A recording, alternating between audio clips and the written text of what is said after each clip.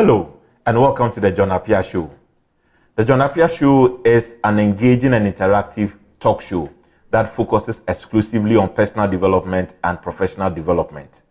The essence of the John Appiah Show is to create that platform from which our audience can pick up valuable information, knowledge, insights, practical tips, and strategies as to how they can better build their careers and become more efficient and productive at whatever it is that they are doing. The John Appiah Show can be watched live on YouTube by going to YouTube and searching for the John Appiah page. Once you find the John Appiah Show page, make sure you subscribe so that you can follow all our episodes on YouTube. You can also follow us on our Facebook page and Instagram page by searching for the John Appiah Show. Remember that the John Appiah Show is aimed at helping you to become a better person. So I encourage you to tell your friends about it, tell your colleagues about it, so that they can also subscribe to the John Appiah Show on YouTube and get to learn and become better people.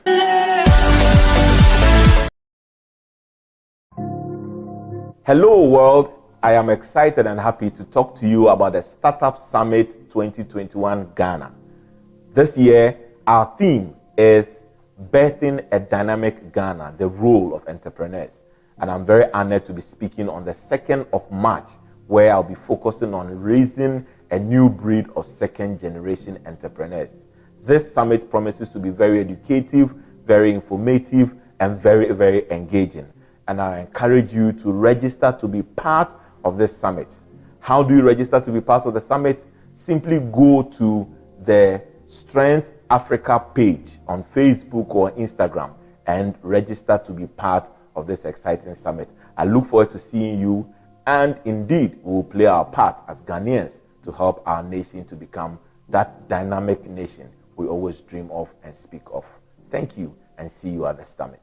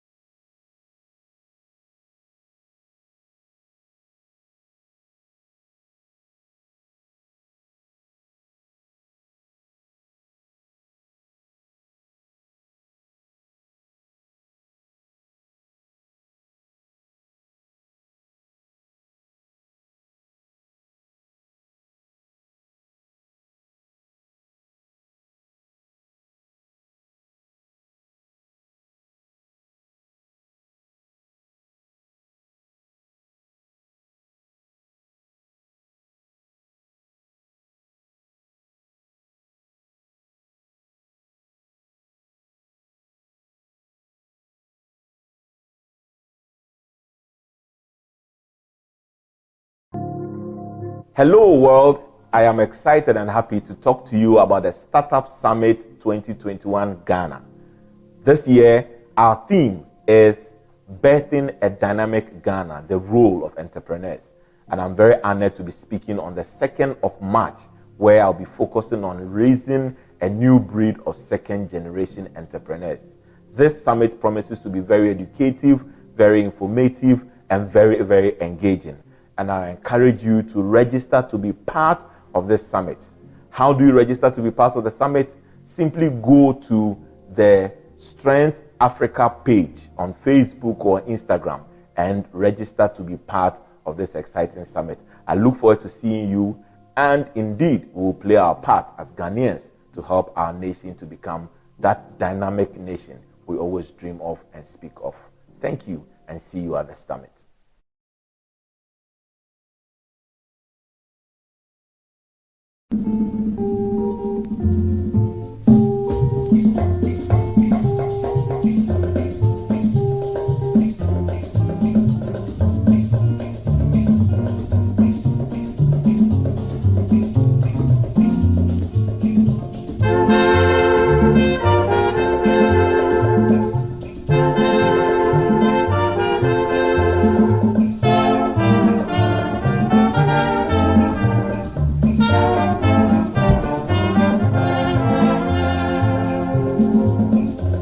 Ghana, we now have freedom.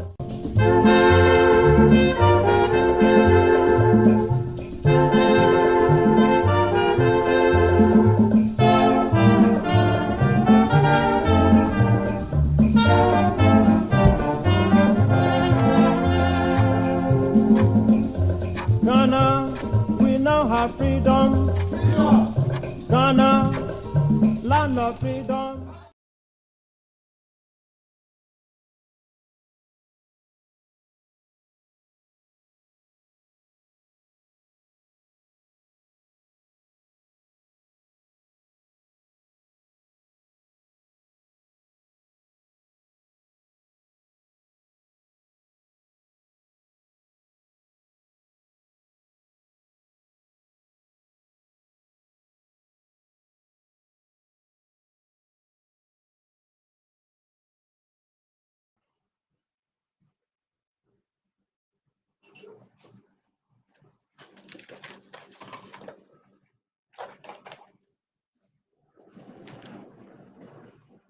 Hello, hello, hello, everyone. Welcome, welcome, welcome to day one of the All African Startup Summit. And this is the Ghana edition. Hi, my name is Madame Merola, and I am the anchor for the summit. It's a pleasure to have all of you here. So I want to say Akwaba to you, even though I'm streaming live from Abuja, Nigeria. We are One Africa, and it is a pleasure to be here. I hope you guys are excited. I hope you guys are ready. I hope you guys are also anticipating how you can become part of this movement where we're birthing a dynamic Africa, and it must also include Ghana. So hello, all the Ghanaian people in the house. I want to hear you. I want to see some emojis on the screen, because I want to know that you guys are excited and ready for your startup summit. This summit is for you guys. So hello, hello, hello, and Akwaba to the summit. This is day one. It's going to run for 2 days. So this is day one. And I can guarantee you that day one is power packed. It's going to be absolutely amazing. It's going to be enlightening. And day two will be even more enlightening. So if you miss day one, you're going to miss a lot. So as you're logging on right now, I want you to start to use the share button to share this video with other people. Let them know something great is about to be birthed, because we need all of you to be here. It is a time that is going to be well spent. I can guarantee you that not a single minute of your time will be wasted, because we are ready, ready, ready, ready for you. We've been planning, we've been praying, we've been anticipating, and the day has finally come, and we're grateful to God. And we're thankful also to the organizers, as well as the team that has been working tirelessly to get this summit up started today. Startup Summit Ghana edition, 2nd and 3rd of March 2021. Woohoo! Is now a reality. Finally, finally, finally, we are here. So come on, guys, let me see some more emojis. Let me see you. Let me know that you're here. Hi, Aneka Uzoro Akwaba. Thank you, thank you, thank you for coming. Nana Abena Botama, welcome. Sono Akwaba to you. If I just saw there with me, welcome, welcome, welcome. Thank you. All of you are absolutely amazing. Please keep the love coming, and also do us a courtesy of sharing this video. Let other people know that a powerful summit is about to take place, and they don't want to miss it. If you are a budding entrepreneur, if you're a seasoned entrepreneur, if you're an aspiring entrepreneur, this summit is for you. It doesn't matter where you're from. It doesn't matter even if you live in the diaspora. Once you have the mindset and the heart of Africa that is churning heart in your heart, this summit is for you. Why? Because it's about birthing a dynamic environment and economy in Africa. And this country, Ghana, is one of the key stepping stones to make it a possibility. Thank you, Kemi Ogunkoya. Welcome, welcome, welcome. Lots of love for my fellow Nigerians. You guys are awesome. Thank you. Because we are one Nigeria, we are one Africa. We support each other. One African country being lifted up means other African countries get the opportunity to also be lifted and lighted up. Nafisa to Yoda, welcome. Thank you guys. Thank you guys. Loving it, loving it, loving it. Thank you, thank you, thank you, thank you. So I think we can kickstart in a minute. Well, I'm just waiting for more of you to log on so that we can have the national anthem of Ghana played, and then we will be able to start with the opening address by the convener of this amazing, amazing idea. You know, many times in life, too many of us have ideas that we actually do not take any action on. Not this great man, not this wonderful friend of mine that had this brilliant idea last year. And not only did he have the idea, he also had the tenacity and the gumption to be able to follow through. So I am really, really excited to be here and to be a part of this journey. We started off last year, 1st and 2nd of December, with the Nigerian edition. And oh my God, was it powerful. If you've not seen it, if you've not watched any bit of it, I encourage you to write to Strength Africa and ask them to give you a synopsis or maybe some of the videos of what happened and transpired on the 1st and 2nd of December. And now we are in the beautiful, beautiful country of Ghana. I love Ghana so much, especially Accra. I am a big fan of Ghanaian food, Ghanaian culture, Ghanaian people. And I want to say thank you, Ghana, for welcoming us with open arms to your beautiful country. And we are ready for you. So come on, people, make some noise. Woohoo! Let's get the summit started. So, to my wonderful people working behind the scenes, let's kick off with the national anthem of Ghana Federation, and then we'll be able to start the welcome once again, Akwaba, to all my fellow Africans, and it's going to be a beautiful summit indeed. Let's get ready.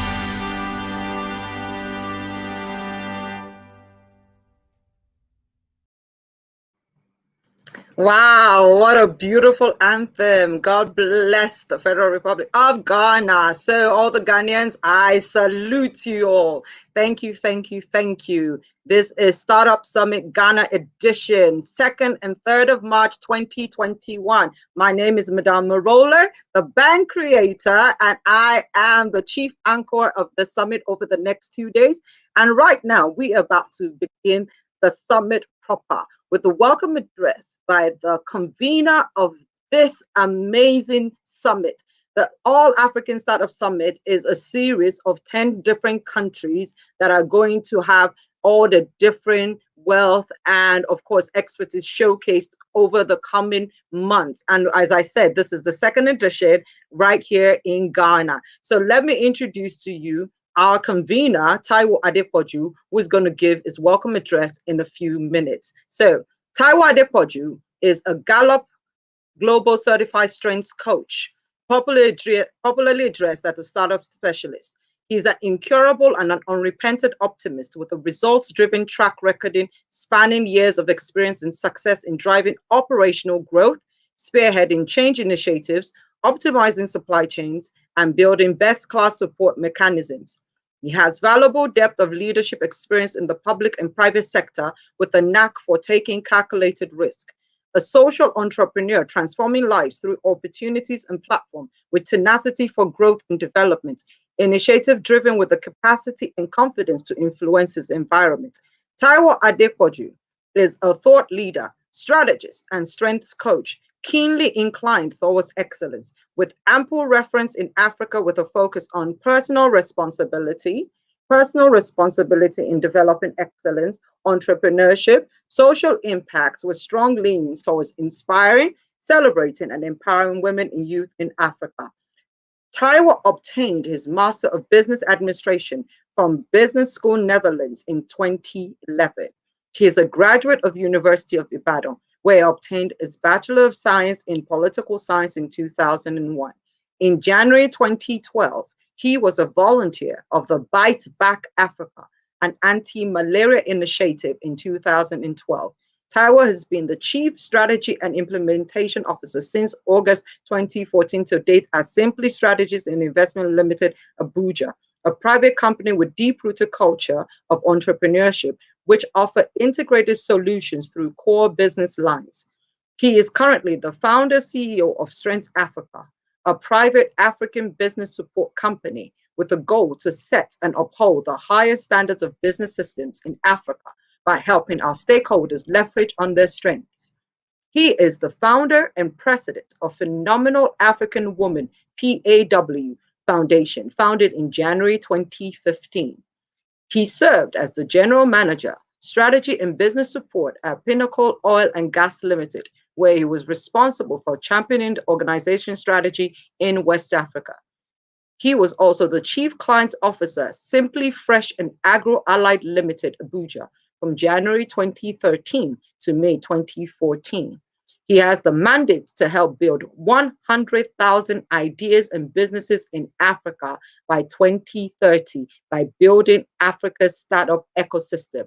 All the viewers, all the team members, every single person online right now, it is with my pleasure that I would love to introduce right now, as it comes up on the screen, our convener and founder of the All Africa Startup Summit, Mr. Taiwo Adepoju, the startup specialist. Woohoo! Welcome, welcome, welcome.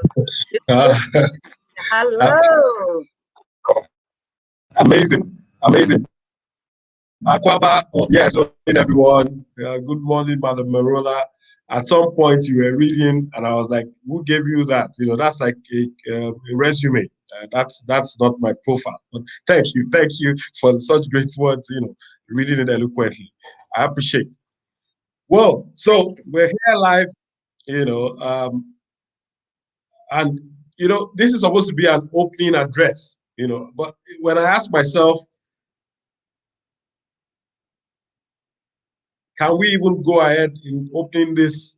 You know, I give thanks and praise to God, but I'd like us to take a minute silence for some of our brothers and sisters that we lost to the pandemic.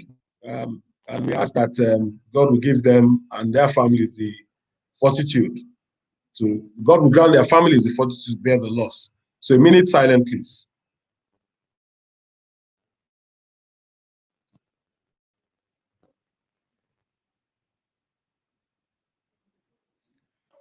May their souls rest in peace. Amen. Amen. Amen. Okay, so this is Taiwo Adepoju. Welcome to the Startup Summit Ghana. Amazing that we are here because we're on a journey across Africa, and this is going to terminate into the All African Startup Summit. Now, why entrepreneurship? Entrepreneurship is the pillar for Africa's growth and development. And we believe that Africans, and indeed Africa, is about right to start to build an enabling ecosystem that will foster goodwill and better friendship.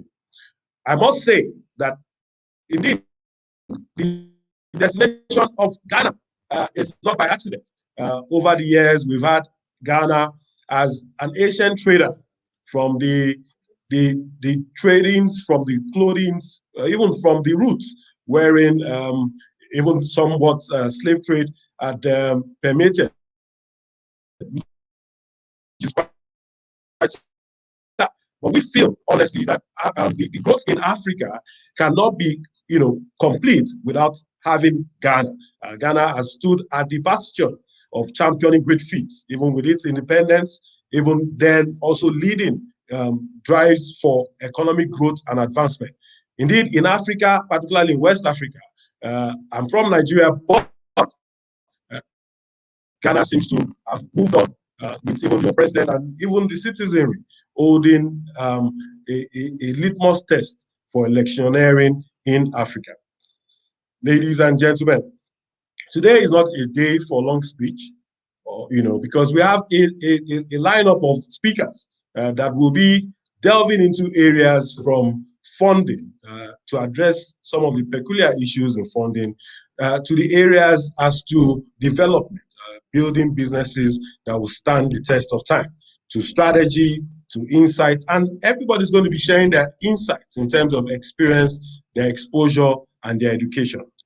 I can't but just say thank you to all those that made this successful, to the organizing team led by Rene Q, to this team at Strength Africa, powered by our CEO, because this was largely on our beat, and the entire team. I just want to say thank you for taking this, and all the viewers and audience as we speak right now. I say thank you for taking our time to come on board. It promises to be an interesting ride, and I'll be joining you shortly, just as the deliberations go on. I wish you all a successful summit, and I say thank you. Akwaba.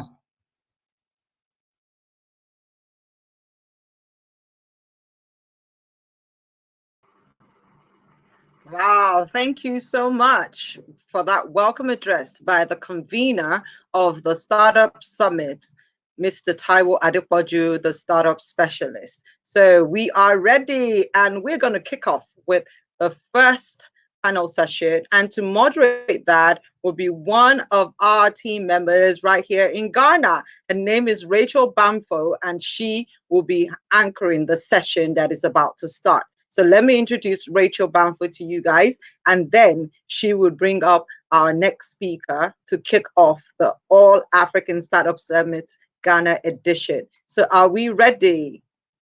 Okay, Rachel Bamford is the founder of Global Young Leaders in Career Development, an organization created to empower young Africans to cause change and development in Africa. She works remotely with Aspire Business Network, a consulting firm based in Michigan, USA. She's also an investor, trader, and a digital entrepreneur, teaching people how to invest, get quality. Rachel is a youth activist and believes in the future of Africa, thus coaching and helping young Africans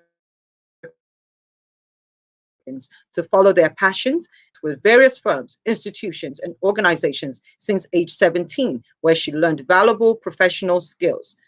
Rachel is an alumna of Ghana Institute of Management and Public Administration, where she studied BSc Business Administration, won an award for the best innovative student from a department in the school.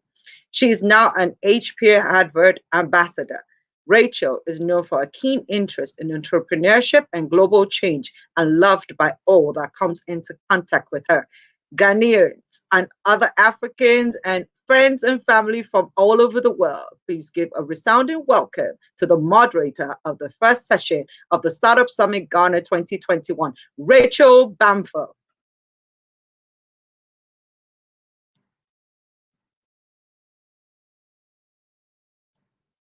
Hello, Rachel, where are you?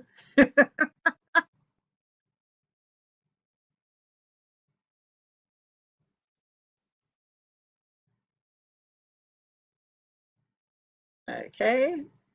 I think she's got a little bit of connection issues, so we'll be patient.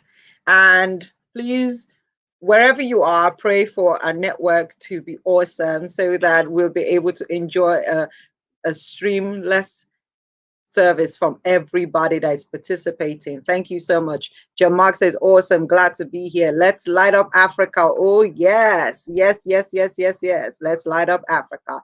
Thank you. Keep the emojis coming. Celestine Chime, thank you so much. Keep them coming as we wait for Rachel to be able to log in and join us. Thank you, Kende Obe from Lagos. Thank you, thank you, thank you. Awesome, awesome, awesome to have all of you here. Thank you for Jason Adewumi. I see you all. Please keep your comments flowing in. Wash hands. Nafisa to Yoda as you keep as you keep your comments coming in, I promise to read them until our Rachel is up on the screen, and then she will be able to take over and introduce the next speaker, as well as those that are going to be on the moderating panel as well. So I hope you guys are excited. I also want you guys to put in the chat box, what is your expectation? Your expectation from to provide for you. What do you expect to go home with afterwards? Can you put that in the chat box so that we'll be mindful of it and ensure that we deliver as much as we can, all your expectations. So please type your expectations of this summit that is taking place today and tomorrow.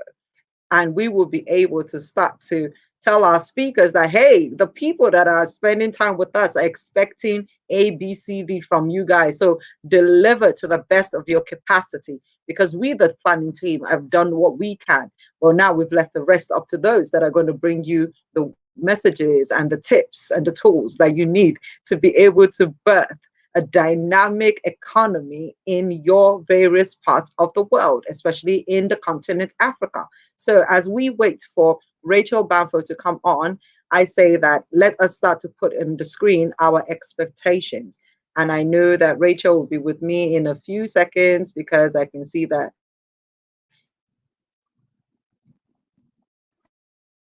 she's logging on. I'm just waiting this. Hello, Rachel.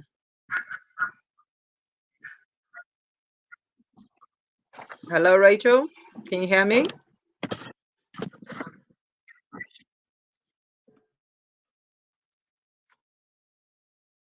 Hello, hello, hello. Yeah, I can hear Hi, you clearly. I just fantastic. okay. I think I need to change my. You're echoing.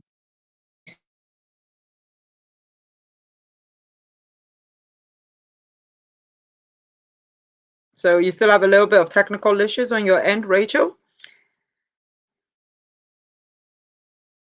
Okay, so I already got some messages from some of the viewers. Please be patient with us. Rachel will sort out what her technical issue is and we'll get started. So Gordon Defoe came on saying that he's looking forward to be inspired to get his startup going. Awesome, awesome, awesome. Okay, John Mark is giving some lightning tips to Rachel, that the lights behind Rachel Bamford won't let us see her face. Yes, thank you very much, sir. We will let her know so that she can rotate round to back the light so that we can see her properly. Thank you, thank you, thank you. Yes, many times actually, you know. So that's tip 101 already for those of us that are operating in the new normal, where most of what we do now is to be seen online on virtual screens, that you actually cannot back the light when you are, if you do, the light will make it difficult and make it too illuminating and we can't see you clearly. So you actually face the light, not back the light. So if you want us to see you clearly on the screen, make sure you are not sitting right behind the window where the light will be streaming through. You need to face the window, and then that way the light will stream into your light and make you be visible to the viewers on the screen, right? So thank you so much, John Mark. I love the fact that you're helping out as well. You see, that's why African people are a rare breed. So can I get more of your expectations on the screen, please, so that way we can showcase it to everybody else? Because if you have no expectations, then what are we here for? So we need to know that you have expectations and that we are ready to meet them as well.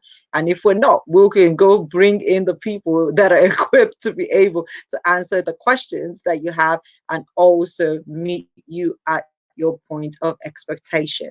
So yes, that is why we're here. So come on, guys. I'm waiting for more of your expectations to be put up on the screen for me. So my team at the back, please make sure you showcase them for me so that I'm able to put them up on the screen. Thank you, thank you, thank you. I've got another one from Her Royal Highness Princess Shepi. She says, looking forward to learn recovery ways post-COVID-19. Absolutely. Good to be here from Johannesburg, South Africa. Thank you, thank you, thank you. That is such a key key point, because many people are still finding it difficult to readjust and pivot from all the adversities that the COVID-19 has brought for many entrepreneurs. So I am very sure that many of the speakers today are going to give you many tips and many useful and practical strategies for you to be able to recalibrate and get your businesses back on a profitable way in this new normal that we're living in. Thank you so much, HAR Princess Sheppy, for this wonderful insight. Oh, okay.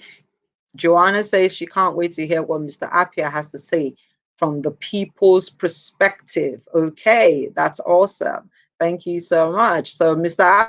Appiah, I hope you're listening.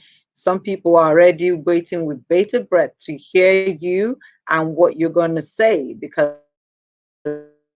they are thinking of and what people see and what people expect, especially from entrepreneurs. Okay, so I've got Ofolayan Oluwole Gabriel as well, saying it is good to be here.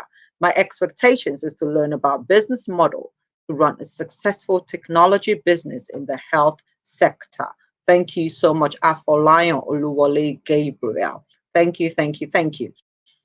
I've also got Sonor that says that is looking forward to network and learn from others. That's such an important thing as well. Networking, you get to meet so many people online. Make sure you take full advantage of it and also get to connect with others, especially those in different countries in African parts of the world. Okay, so we've got Celestine Chime, who says, looking forward to learn more about navigating around the barriers that stifle the efforts of startup, specifically in this part of the world. Celestine Chime, spot on. You know, I always tell people that the conditions that many businesses face in Africa is so different to what you will learn if you go to a business school in Europe or in North America. So when you now bring all those ideas and then you try and implement them here in African countries, you find yourself struggling and wondering what's going on. Why? Because I believe that the African continent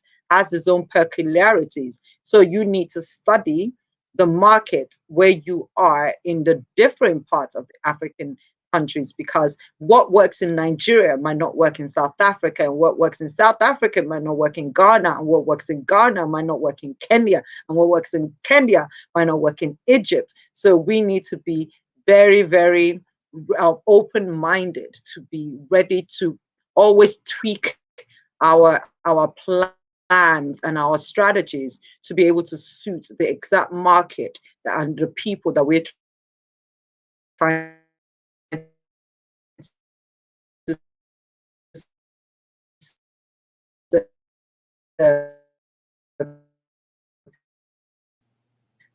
Good morning.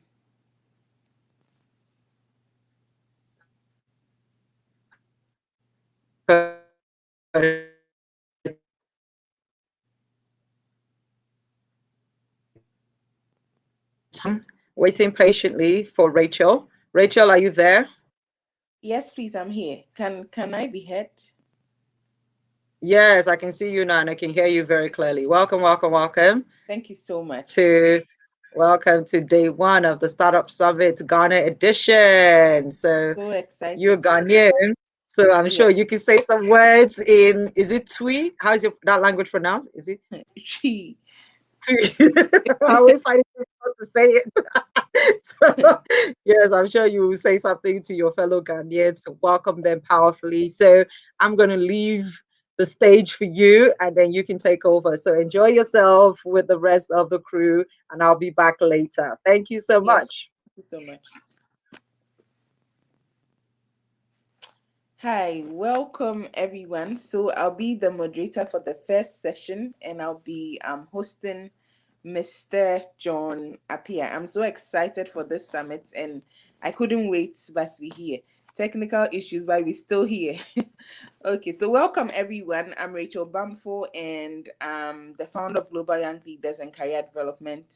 I'm also a digital entrepreneur. I basically teach people how to leverage in the online space. And so without wasting much time, I think we will invite Mr. Appiah to join us, then we can kick start.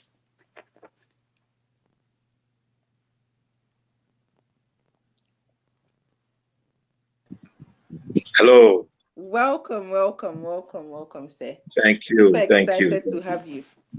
And I'm happy to be here. Thank you so much for connecting me to this great platform. You know, I owe it all to you, so I'm very grateful. Thank you. Thank you as well. Before we dig in, I want people to get to know about you.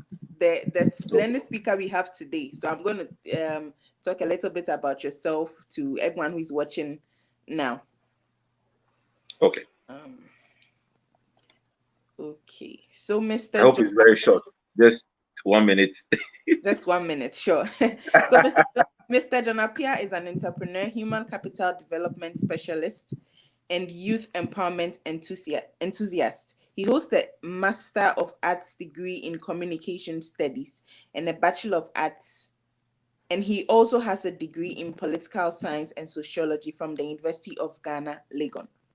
He's the CEO of A-League Consults, which is an independent human capital development training provider. He's also the founder and president of the Africa Chamber for Youth Development. Please help me welcome Mr. John Appiah. Thank you. And I'm very, very happy to be here. And I look forward to having a very great time of interaction and engagement, not only with people in Ghana, but people in Nigeria, Sierra Leone, all over the world who are tuned in thanks to the power of technology. So the topic I've been given to speak on is something which really excites me, and it's for a number of reasons. The first reason is the fact that personally, I happen to be someone who has benefited from what we call second generation entrepreneurship. And I'll use my life as a case study as we go along the discussion to really draw the attention of people to the fact that there's a lot we can do as second generation entrepreneurs to help our nations to become better, to build very strong, vibrant, and buoyant economies. And most importantly, we are able to make impact and contribute to the development of the world as a large scale. So I think this is a very great platform. Thank you, Strength Africa, for organizing and putting this together. And then for me, the main theme for the conference, which is helping to build a dynamic Ghana and the role of entrepreneurs, really makes us know that we are coming to the point where we understand that indeed we will need entrepreneurs to also play a very critical part in the development of every nation. So what I'll do is that I would like to go step by step, and then there'll be a lot of time for us to interact. Where there are questions and there are other issues, I'll be more than happy to address these issues. So first of all, I need to draw the attention of all of us to the fact that entrepreneurs play a very important role in nation development. In fact, the whole model of nation development is not only something that the government can do. No matter how powerful a government is, there's no way a government on its own can build a strong nation or a vibrant nation. So there are a number of players that are important in helping to be able to build a nation. The governments, of course, play a very important part. Civil service also plays a very important part. So for the lack of a better expression, I would say that the government may be the political arm or wing of any nation or any state. All right. So in Ghana, for example, we've had a number of political parties come into government. So political parties come and go. All right. But so long as they are in power, they play a critical part in the development of that particular nation. And then I'm talking about the civil service. So you may not necessarily be politically affiliated, but you work within the government machinery. You work within the civil service. There's a role that the civil service will have to play in order to help every nation or any nation to develop. And of course, the private sector. The private sector also plays a very important part in helping any nation at all to grow and to develop and to become better. So in my opinion, there are three main key players in the development of every nation. The governments that may represent the political power, and then the civil service, or those who work within a civil service. They are also a very important player in the equation of developing any nation. And then, of course, the private sector. Now, when we talk of the private sector, we can actually zoom into entrepreneurs or people that set up their own businesses. They are the golden stakes or the golden they are the hen or the chicks that lay the golden eggs, in the sense that it is entrepreneurs that start businesses and run businesses and employ people, and on and on and on you can go. So the private sector is also a very important part of building a very dynamic nation. And in this context, I would like to zoom in and talk about entrepreneurs.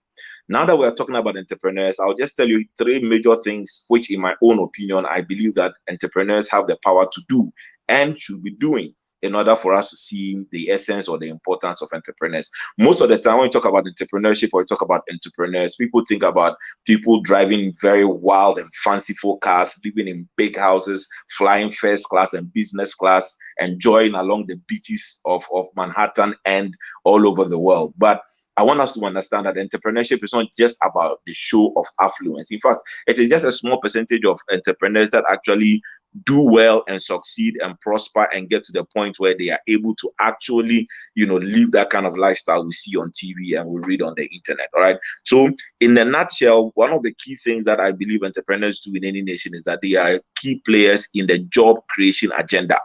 They are the key players in the job creation agenda. So every entrepreneur plays a very important part in the job creation agenda. For us as young people, we may not have yet gotten to the stage where we can employ 3, 4, 5, 6, 7, or 10 or more people. But even with the startups that we're working on, we have the opportunity as we grow to be able to employ other people to get something to do for themselves. So the first thing I'll talk about is that job creation is a very important part that entrepreneurs can play a part in helping any nation to grow. Another thing entrepreneurs do for every nation is that they contribute significantly to human capital development. I am saying this because everybody knows that when you compare the civil service to the private sector, it is within the private sector that there's a lot of discipline, there's a lot of stress on productivity, because what it is that for the private sector person, if you don't come to work, I won't pay you. As compared to most of our civil service organizations, especially in this part of our world, you can actually decide not to go to work over a period of time, but at the end of the month, you are short of your salary and all that. But what I'm driving at is that for the private sector, there's a lot of discipline, there's a lot of stress and emphasis on productivity and on people really putting their very best foot forward. So the second thing I would say is that entrepreneurs contribute significantly to human capital development, in the sense that once you work within the private sector, you work for an entrepreneur, it is in the interest of the entrepreneur to ensure that you are able to meet the needs, you're able to achieve your goals. And to be able to do that, they provide for you sometimes training and exposure to help you to be able to bring out the very best that is in you. So entrepreneurs, in another way, contribute significantly to human capital development, because, as I said, the private sector demands a lot from employees.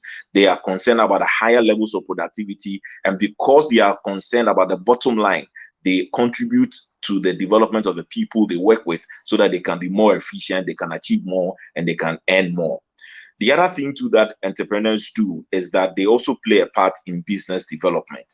And I will very likely draw your attention to some of the things that happen, for example, in our nation, Ghana. So in my earlier introduction, I made it clear that it is not just entrepreneurs that build a nation, but also the government and the civil service all play a part.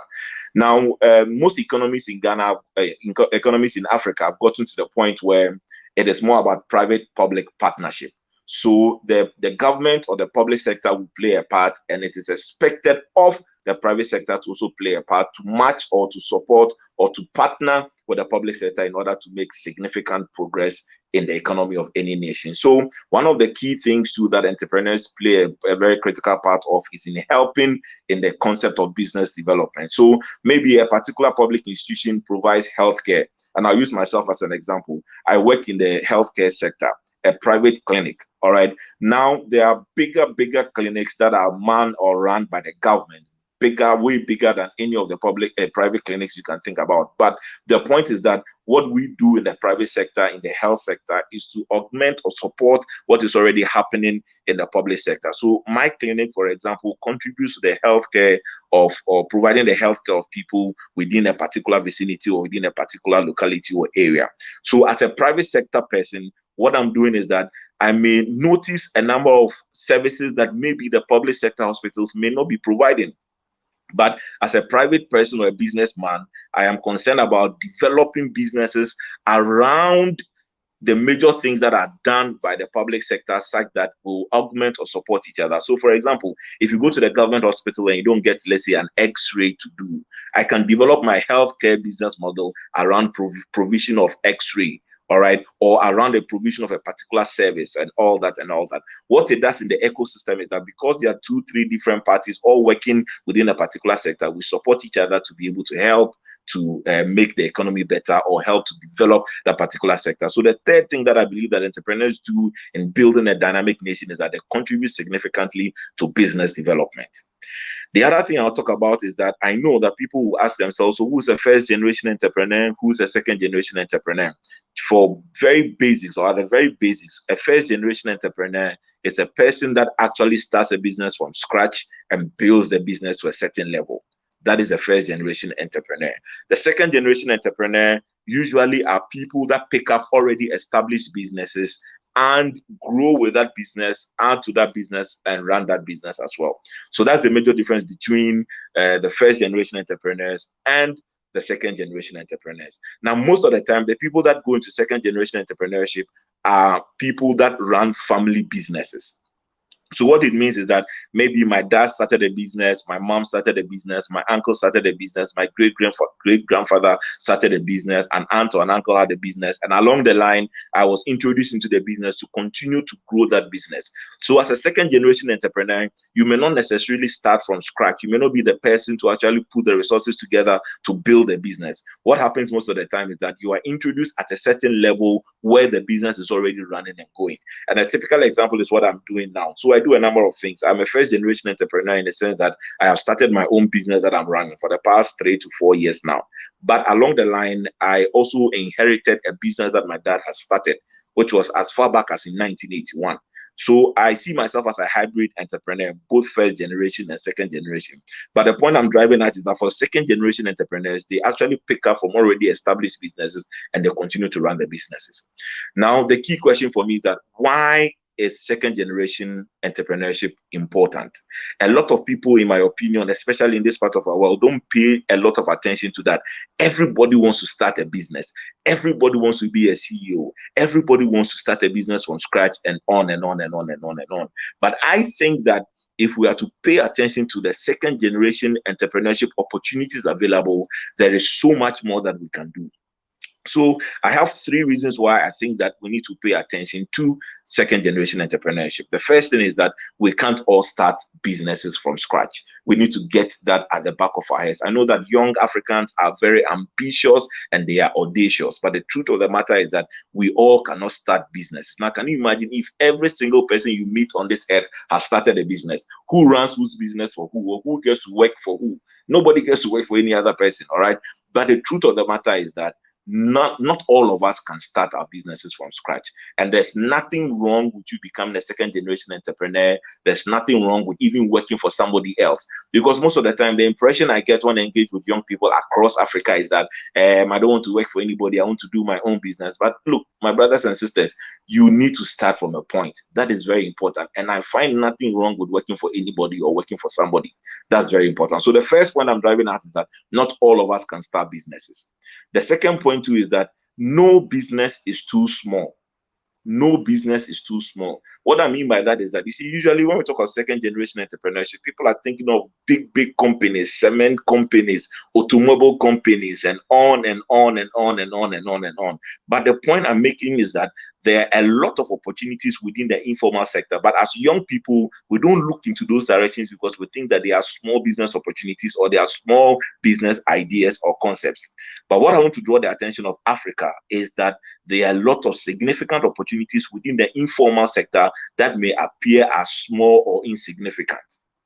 We need to keep an eye on that. So what do I mean? So for example, most family businesses are either petty trading, buying and selling. Maybe they buy a tin of milk and they sell. They buy maybe pieces of chalk or books or something like that, and they sell. And most of Africans or most people within the African economy do a lot of the petty trading. All right.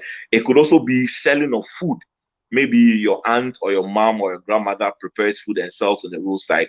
But we don't see those as significant opportunities. We all want to wear ties and wear shoes and go and sit in an office to work. But the point I'm driving at is the fact that, look, all these opportunities are great opportunities for second generation entrepreneurs to actually take advantage of and do a lot out of that. So things like selling food, something like labor work. So maybe your dad was a laborer. What he did was to weed in people's homes, or he was a gardener, so he could help people set up gardens in their homes and all that. But we think that those things are not important. What is a laborer job? How can me, a school educated person, go and become a laborer to someone? But all I'm driving at is the fact that all these little opportunities, there are a lot of opportunities that we can harness from it and make a lot out of it. Look, repair work. Maybe your dad or your mom is a repair person, so when somebody's television gets spoiled, they bring it to him or her. Or when somebody's blender gets spoiled, the person calls you to help. Or when the car breaks down, you're a mechanic, so you go and work on the car and all that. All these things, we see these things as insignificant. But the point I'm driving at is that I know people whose parents or whose families have been into this small trade or businesses and have been able to cater for their education. They have been able to pay for their education out of those little things they're selling on the street, or the food vending that they are doing and all that. And they have been able to even build mansions and build edifices out of that thing. So it draws your attention to the fact that there's a lot of opportunity and there's a lot of money that can be made within the informal sector that we close our eyes to, all because we think that we have gone to school and therefore we should necessarily go and work in an office 8 o'clock to 4 p.m. or 8 o'clock to 5 p.m. But most second generation entrepreneurs should have that mindset of picking up from where their parents have ended and build empires and business conglomerates from what it is that their parents or their family members have already started. All right. So the second thing is that for the generation of young people, we shouldn't look down on these small opportunities and think that, oh, it is insignificant. I rather want to be paid $4,000 at the end of every month for going to work and coming back and all that. But meanwhile, those opportunities we are looking down on, the ones our parents used to take care of us and to help us go to school and pay for our tuition and buy food for us and put clothes on our back and put a roof over our heads, we need to go back and look into those opportunities and see how we can make the best out of it. I'm saying this because, again, I know there are a lot of young people that have been looking for jobs over the past 2 years, 3 years, and they have not found those jobs. Meanwhile, they are staying with their families or staying with their parents who wake up every morning to prepare food and sell on the roadside. But they have never looked into that opportunity. They want an opportunity in Silicon Valley or in a corporate office or somewhere like that. But second generation entrepreneurs are people that see the opportunities in already existing businesses, most especially family businesses, and look at how they can bring their education and their training and their networking and all that they have gained from school into helping those businesses to grow. So that is very important. The key thing, the next thing I'll talk about is what are the characteristics of the new breed of second generation entrepreneurs. All right. The first thing is that most second generation entrepreneurs are well schooled. They are well educated. No two ways about that. You've gone to junior secondary school, gone to secondary school, gone to the university. Some have even done their masters. Some have even done their PhDs. But the interesting thing is that if you follow through on how they funded their education and training, it will surprise you to know that some of them got the funding from what their parents were doing. Those menial things that we look down on. Maybe they had a small shop in the house where they were selling and buying, or maybe their dad was a repair person and had to go to do repairs for people over and over again, and they have been able to save enough money to be able to afford to pay for the school fees of their children. But these are the children that go to school and come back educated and decide that, well, I don't think that it's important to do what my dad is doing. I have gone to school, I can speak big English, and therefore I need to work in a company. And as a result of that, a lot of teaming, powerful, potential young people are unemployed because they have closed their eyes to the opportunities around them. All right. So we are well educated. We have gone to school. We can speak good English and all that. But it doesn't necessarily mean that we should work in a big company or in a blue chip organization, or we should work in the formal sector or in a white collar job. Not all of us will get those opportunities, but I want to draw your attention to the fact that there are some opportunities around you that you can develop as a second generation entrepreneur and do good for yourself and for your children to come. Because the thing is that, assuming your mother or your father who's already running a business, maybe sells cars or does this or that, if they decided not to continue in that line of job, how would you have funded your own education? How would you have been able to take care of yourself and all that and all that? So it means that there's a lot of potential in that business, and if you should pay attention to it, you can do that business and also get to take care even of your children and your children's children, all as a result of the business that your mom or your dad may have already started. So I think that that's very, very important.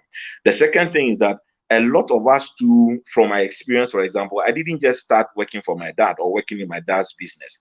I actually went around doing other things for other people. So I've worked in several places. I have gathered experience and all that.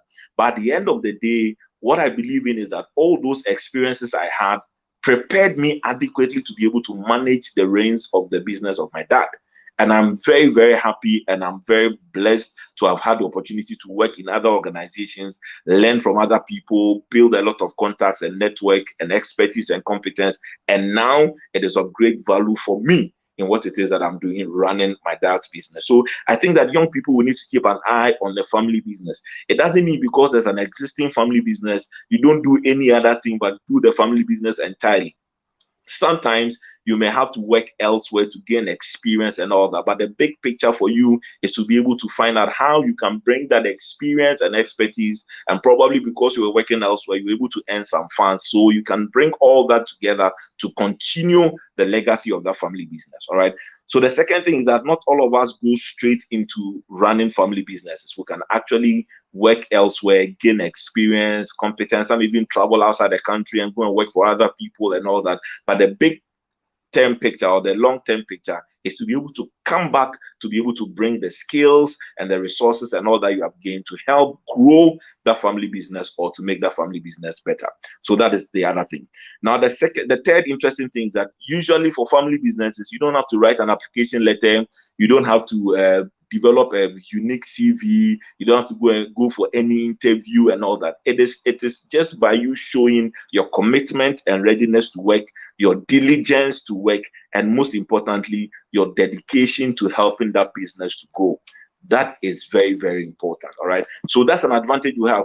Maybe as a young person listening to me, you have sent your CV to almost every company in the world, but no response has come. You have been to interviews, you've written aptitude tests, you've done all that, but still you don't have a job.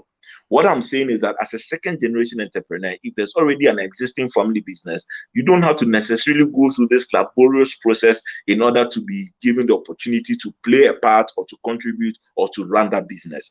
All you need to show to the family or to your dad or to your mom is the fact that you are interested in helping the business to grow. You are ready and committed to bringing to bear the skills and the experience and the expertise you have gained and the knowledge you have gained in school to help the business to work. And most importantly, you are ready to sacrifice to help the business to become better. All right. So that is the kind of mindset we need to be able to raise a new breed of second generation entrepreneurs that can make a lot out of what has already been done by their parents or their grandparents or their relatives and build those businesses into bigger empires.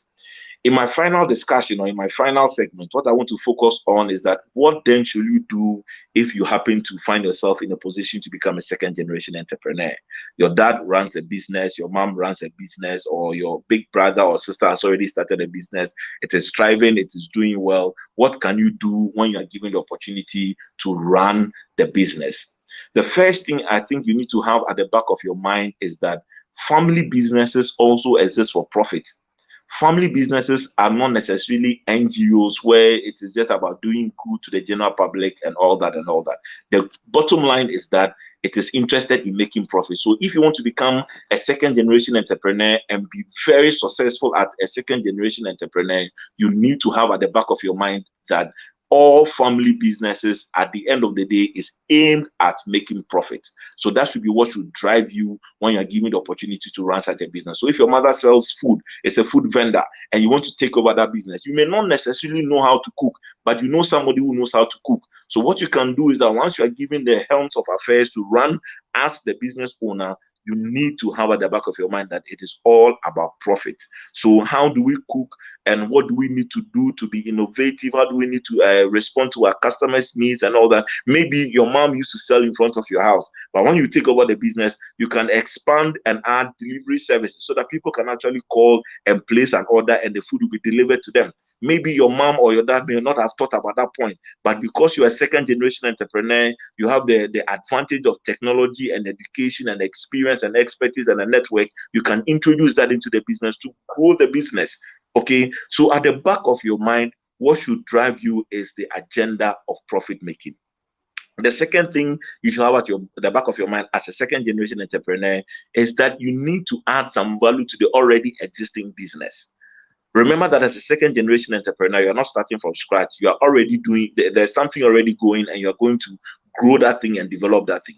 So you should be business development oriented. Ask yourself, what else can I do? So for example, if your mom just used to sell food, but it has been a very profitable venture that has paid for your school fees and even paid for you to travel abroad for holidays and all that, and you take over running such a business, you should think of what else you can do to add to the business. So if your mom just focused on selling food, you can introduce a drink part of it or a dessert part of it that you can augment or support or help to grow the business.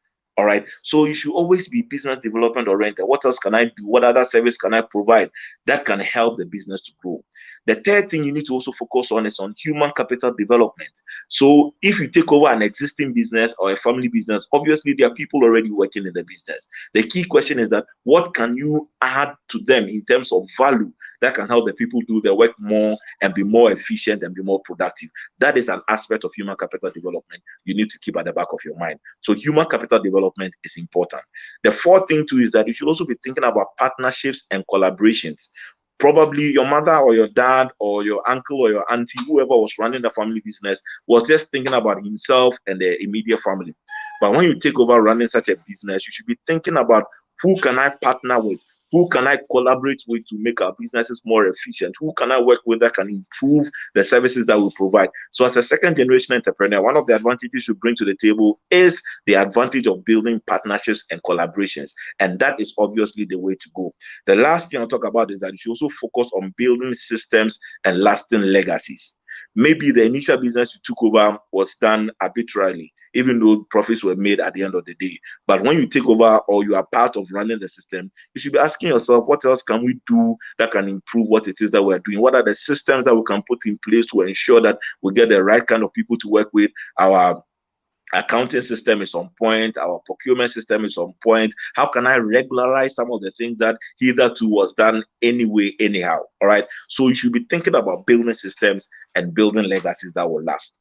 So in rounding up, I want us to have a lot of time to interact and respond to your questions. So I want to end on this point. You need, as a second generation entrepreneur, to be thinking about profit making, to be thinking about business development, to be thinking about human capital development, to be thinking about how to build partnerships, and to also look at building systems and legacies. I will end the discussion here, hand over to Rahel, and I'm sure as we have the Q&A, there may be other things that I would add to it. Thank you very much for the time.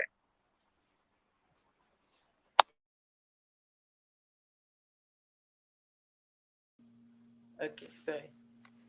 Thank you so much. Thank you so much. This was an awesome one. I was just here jotting some points down. This was so insightful, and I believe that everyone on here has learned something. So please, if you have any question, we'll take some questions from the viewers. So if you have any question, drop them. I also have my questions. I was writing, Mr. John, I was jotting some few questions down to to ask you. So please, if you have any questions, kindly feel free. Okay, so there's a question from Ora Ben. How different can we transform these businesses to earn more? All right. I think that's a very good question. And I think that even from the onset, once you are interested in doing more, adding to what it is that is already existing, it is a step in the right direction. What we can do, every business and the dynamics in the business, but there are some general principles that holds for every business. So something like building partnerships, building collaborations. That's one of the key ways we can help to grow the businesses that we eventually get involved in.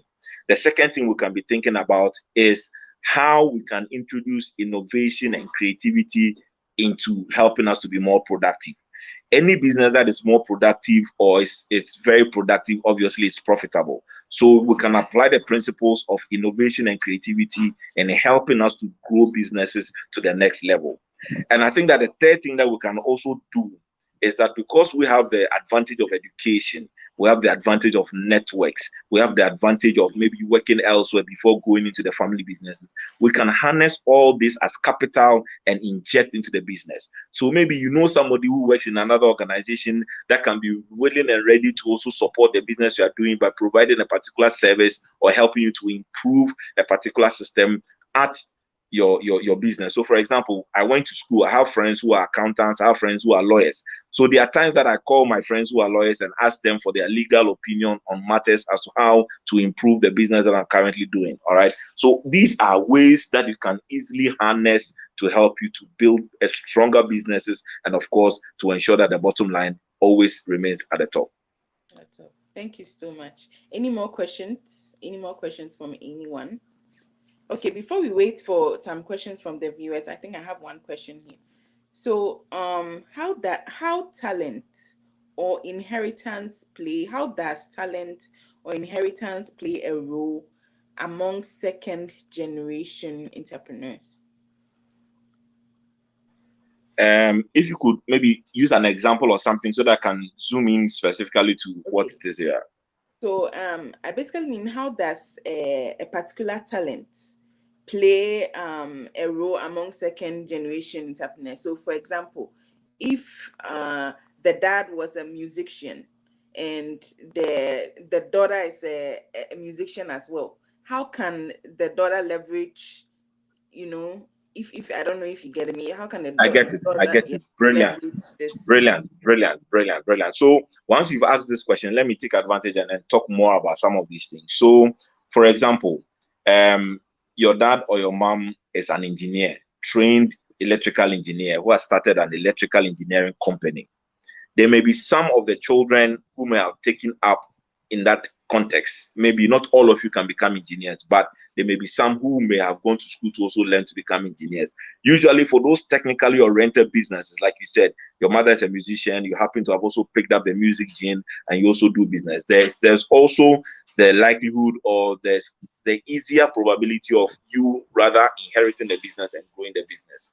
But there's another category where you don't have that technical expertise, you don't have that gene, you don't have that talent, but yet still, because running a business is not just about talent, but it's more about management and business development and improving the things that you're already doing. You may not necessarily have to get those talents or get those same skill sets to be able to continue those businesses. So for example, I am not a medical doctor, but my dad started a business that is predicated on medicine, purely medicine, but I'm not a medical doctor. But yet still, because I have learned over the years from where I've worked and the other experiences I've gathered, I've learned about management, business development, human resource management, administration, strategy, and all that. I am able to work in the capacity of running that business, because now I can get to hire doctors to work. I'm not a doctor, but I can yet still hire doctors to work. You get what I'm driving at? So I may not be a musician. My mom or dad would have been a very successful musician who may have had a studio or a number of studios. But as a manager, I can take over the business and ensure that that business grows and that business doesn't collapse. So sometimes people place limitations on themselves based on issues of talent. That, well, I don't have the same talent like my mom. My mom is a poultry farmer. I've not done agric, and therefore I can't run that business. As second generation entrepreneurs, we need to shift from that kind of thinking. All right, because the most important thing is that you are interested in running the business. The second thing is that you are willing and committed to help the business to grow. And the third thing you need to keep at the back of your mind is that you can always get to hire the right people to help you to do the work. The most important thing is that you should be willing to pay people their due, and not think that because it's a family business, somebody comes to work and the person goes at the end of the day, you don't compensate the person. How do you expect the person to eat or the person to take care of the family? So that should be another thing that should be at the back of the minds of people that aspire to become second generation entrepreneurs. Don't limit yourself because you don't have the talent, you don't even have the qualifications your parents had or your mother had and all that. And if we are very frank with ourselves, most of the first generation businesses in Africa were started even by people who didn't even go to school, but they are big business tycoons, people that can speak one sentence in English correctly. But they are paying people that are lawyers and who have PhDs, and you're working for them. All right. So we should shift our thinking from the fact that, well, you need to get a particular certificate or a degree or go to Harvard or Lagos Business School before you can be a CEO and run your father's business or your mother's business. It doesn't happen like that in a real practical sense of the word. I hope you get it. Yes. And I hope I've been able to provide some context for you. Yes, please. Thank you so much. Okay, You great. over answered it. Perfect. Okay, so because of time, we will cut the question short. So we are going to post Mr. John Appiah's contact information if you want to reach out to him. His emails and social media handles are available. You can go ahead and reach out to Mr. John Appiah, and he'll be willing and happy to answer all your questions. Thank you so much once again. This was an awesome session, and all who joined and to all who viewed, thank you so much for joining us. Thank you very much for the opportunity, and I wish the rest of the other speakers well as they build on what has already been established. So, in fact, the other speakers are second-generation speakers. They will build on what it is that has been said here today. But I wish them all very well, and thank you, Strength Africa, for this opportunity. Keep up the good job. Yes, thank you so much, Strength for Africa, for this amazing summit. We are waiting for the rest of the speakers to shake everywhere. Thank you so much. Have a blessed day.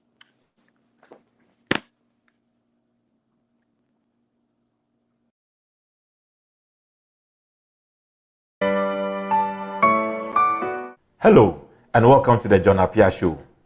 The John Appiah Show is an engaging and interactive talk show that focuses exclusively on personal development and professional development. The essence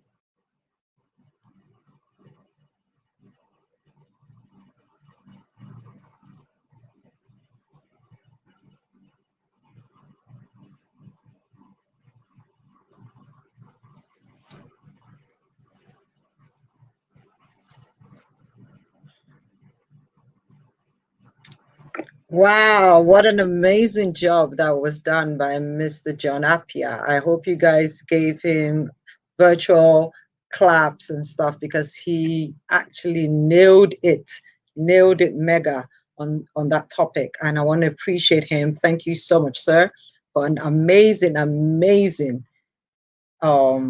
intro into that topic, and I absolutely learned a lot as well. And so we want to say a big thank you to him. Please reach out to him and work with him, collaborate with him, because that's what we're trying to encourage here on Startup Summit, that we believe that collaboration is the gold and it's the way to operate now. So we're going to have our next session immediately, and to moderate that session is she's actually the chairperson of the committee for the Startup Summit Ghana planning. So I want to introduce to you Renee Boateng.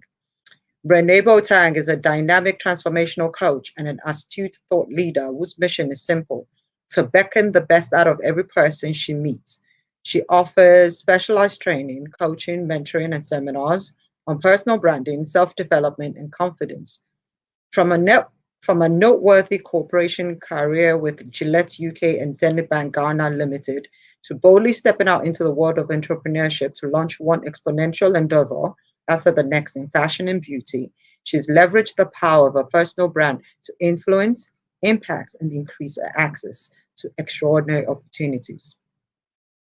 Having worked intimately with professionals for over a decade, Renee realizes that success is far too often hindered not by a lack of potential, but a lack of presence. Ladies and gentlemen, for the Startup Summit Ghana 2021, Renee Q. Boateng. Hello. Hi, Renee. Welcome, welcome, welcome. Okay, so we're just waiting for her to be on screen, but she's here and we're ready to go with the next speaker as well that Renee will be introducing to us. So looking forward to that as well. So, hey, so we're just waiting.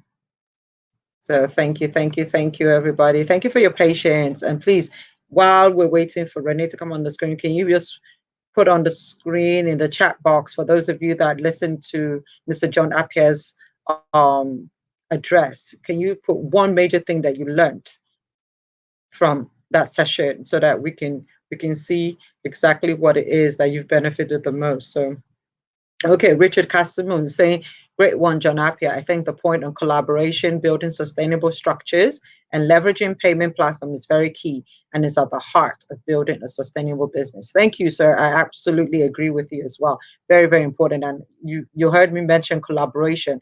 It's so important. You know, many times as African businesses, we suffer by trying to go the journey alone when we can actually partner with others that have the same interests with us, have similar ideas to us, and we can build stronger and much more sustainable businesses that way instead of trying to be solo entrepreneurs all the time. So Owura Ben says there are some parents who do not want the wards to engage in the businesses because they don't want the wards to suffer the way they did. How do you convince your parents in this situation? Oh, okay. Interesting question, Owura Ben. And I'm sure Mr. Appiah will definitely have some ideas about it. But for me personally, if parents don't want their children to go into the same kind of business, then you need to be able to prove to them that you probably found a better way to run the business that would take some of the stress off you. So let's just look at it that if that business existed in the 50s and in the 60s, of course, there's technological advances right now that has made some things easy to automate. So you don't necessarily have to do so much work like you had to in the past. There are also ways that you can also contract out some of the stuff that you would do in your business normally, which was not an option in the past. So now you have a lot of businesses that operate in a small manner, but they actually have a lot of people working with them to ensure that the businesses are running well. So you could have like contractors, other people that are doing like certain elements of your business. Like you don't need to hire a full-time accountant to be able to get your books in order. You can get a firm that does businesses with small and micro companies, and they can come in and check your books once a month. So having to convince your parents to run the business that they're already running is not as difficult as you think. You can actually find a way to be able to convince them that they don't need to labor as hard as they did in the past, and that you probably will be able to implement and innovate on their business idea. Celestine Chime says, I really love the point he mentioned about using the skill sets you have to contribute and grow that first generation. Exactly. So Celestine has just given a summary of what I've just said, that there are ways that you can implement and also innovate on whatever your parents did in the past. So it's supposed to be from one level to the next. You're supposed to be more dynamic, more progressive. So you find better ways of running that business. You come up with new ideas to be able to keep your business even much more profitable and visible as well. So there's no way that you say that to anybody that they will not be convinced, right? So don't worry about if your parents are trying to make your life easier. Your job is also to show them that you have a way, a plan, because they want to see the plan, right? So show them the plan, and I'm sure that eventually they will agree with you. And if not, you know what? you can just do something else. So thank you for those questions. And thank you, Celestine, for your comment. Waiting for Renee Boateng to come on, and then we are good to go. Okay, so,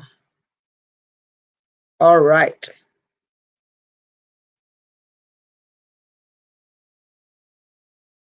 Okay, so 1 second, just give me a minute, and I would introduce our next speaker so that that person can come on.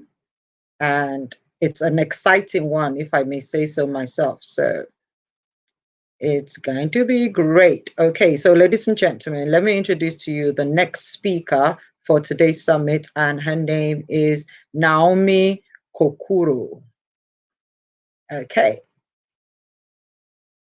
Naomi Kokuro is the founder of EMB Ahenife, a social enterprise into Kayaye headquarters development program like skill training and empowerment activities and a digital grocery shopping services called Kaya app. The aim of the enterprise is to rebrand the Kayaye job and has a vision to create decent jobs which will economically empower women to help reduce inequalities. It employs Kayaye to be grocery shoppers for individuals and organizations who have busy schedules, however, need quality, affordable stuff. Her philosophy is to be the force behind girls and women to believe that they can turn impossible things to possibilities. So she is popularly known as Mame Kaya, and she's a mother, Rotarian Chief Business Development Officer for INCAS Diagnostics, a global goodwill ambassador, country head for DigiPlan Africa, Yali RLC West African Fellow, and listed among the 100 meaningful SDGs startups in the world. She has over 10 years experience in marketing, which focus in social media marketing, and she holds an HND and a degree in marketing and currently doing an MBA in marketing. Ladies and gentlemen, viewers virtually, why don't you put those hands together virtually and welcome our next speaker, Naomi Kokuro, aka Mama Kaye. Hi, Akwaba, welcome, welcome, welcome.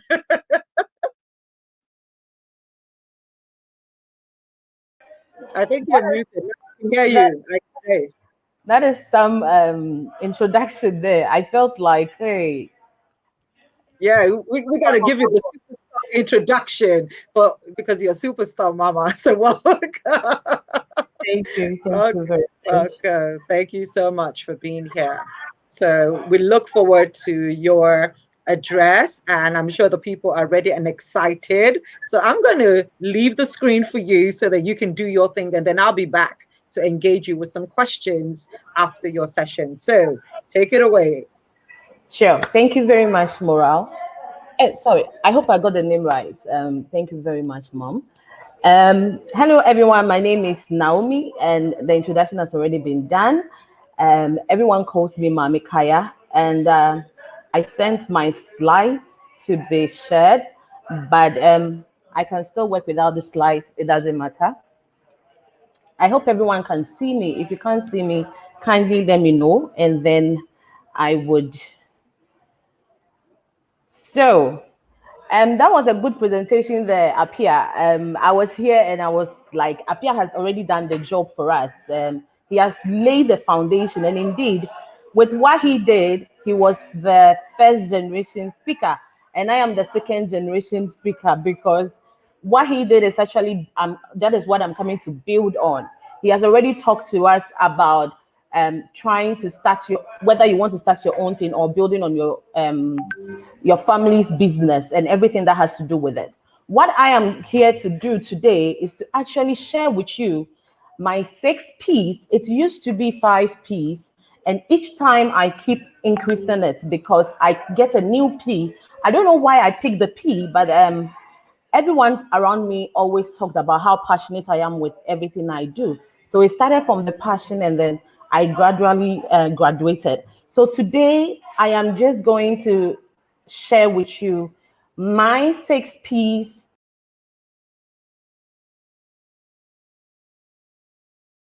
And I believe that it will also help you to build a sustainable business. Because just like Apia was saying, for your whether you are a first generation business owner or you are a second generation business owner, whatever that you are doing, you should be focused on building a sustainable business, right? So that is what I am going to do. Now, Madam already explained what I do in Ghana. I am into helping Kayayes and doing grocery shopping services. So let's just delve into why we are here. That is why I am here today. When we talk about sustainable business, what is sustainable business? To me, I take it into three forms to be able to be sustainable. There is the environment aspect, that is the environmental impact. There is the societal impact, and there is the economic impact. That all has to come in order to build a sustainable business. That is taking into account your consumer well-being, the environment, and the economic enablement, taking into account your profitability and concern for harmony. So if you want to build a sustainable business, if you want to really go into starting your own business or even building on what your mother or your family already laid on the ground, what you have to do, is to actually take these three things into consideration. Be sure that whatever that you are doing is environmentally impacting the environment positively. Be sure about the if you are into grocery shopping services, for instance, be sure about the packaging that you are using. Are you just using plastics, or you are reusing what you already have? When you come to my organization, for instance, Kaya App Groceries, what we do is that we use baskets, which we know that we can reuse. We don't use non-reusable plastics. Those are some of the things that we are using in order to protect the environment.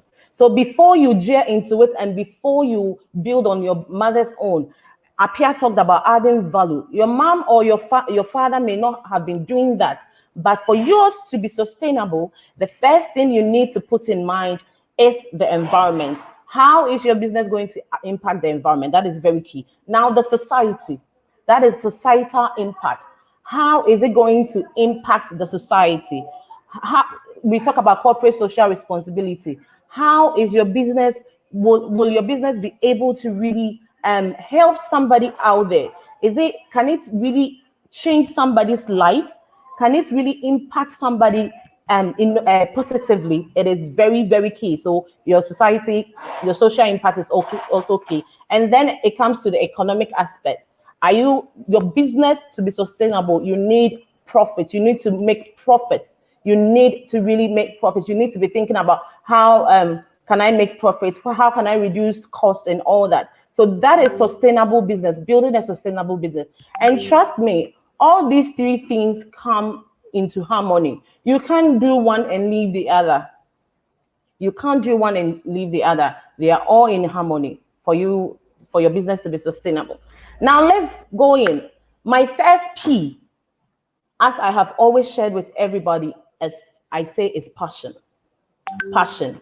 And when Mr. Apia was finishing his presentation, the moderator asked the question, she asked the question in that line, how can your passion be able to help you build on a second generation?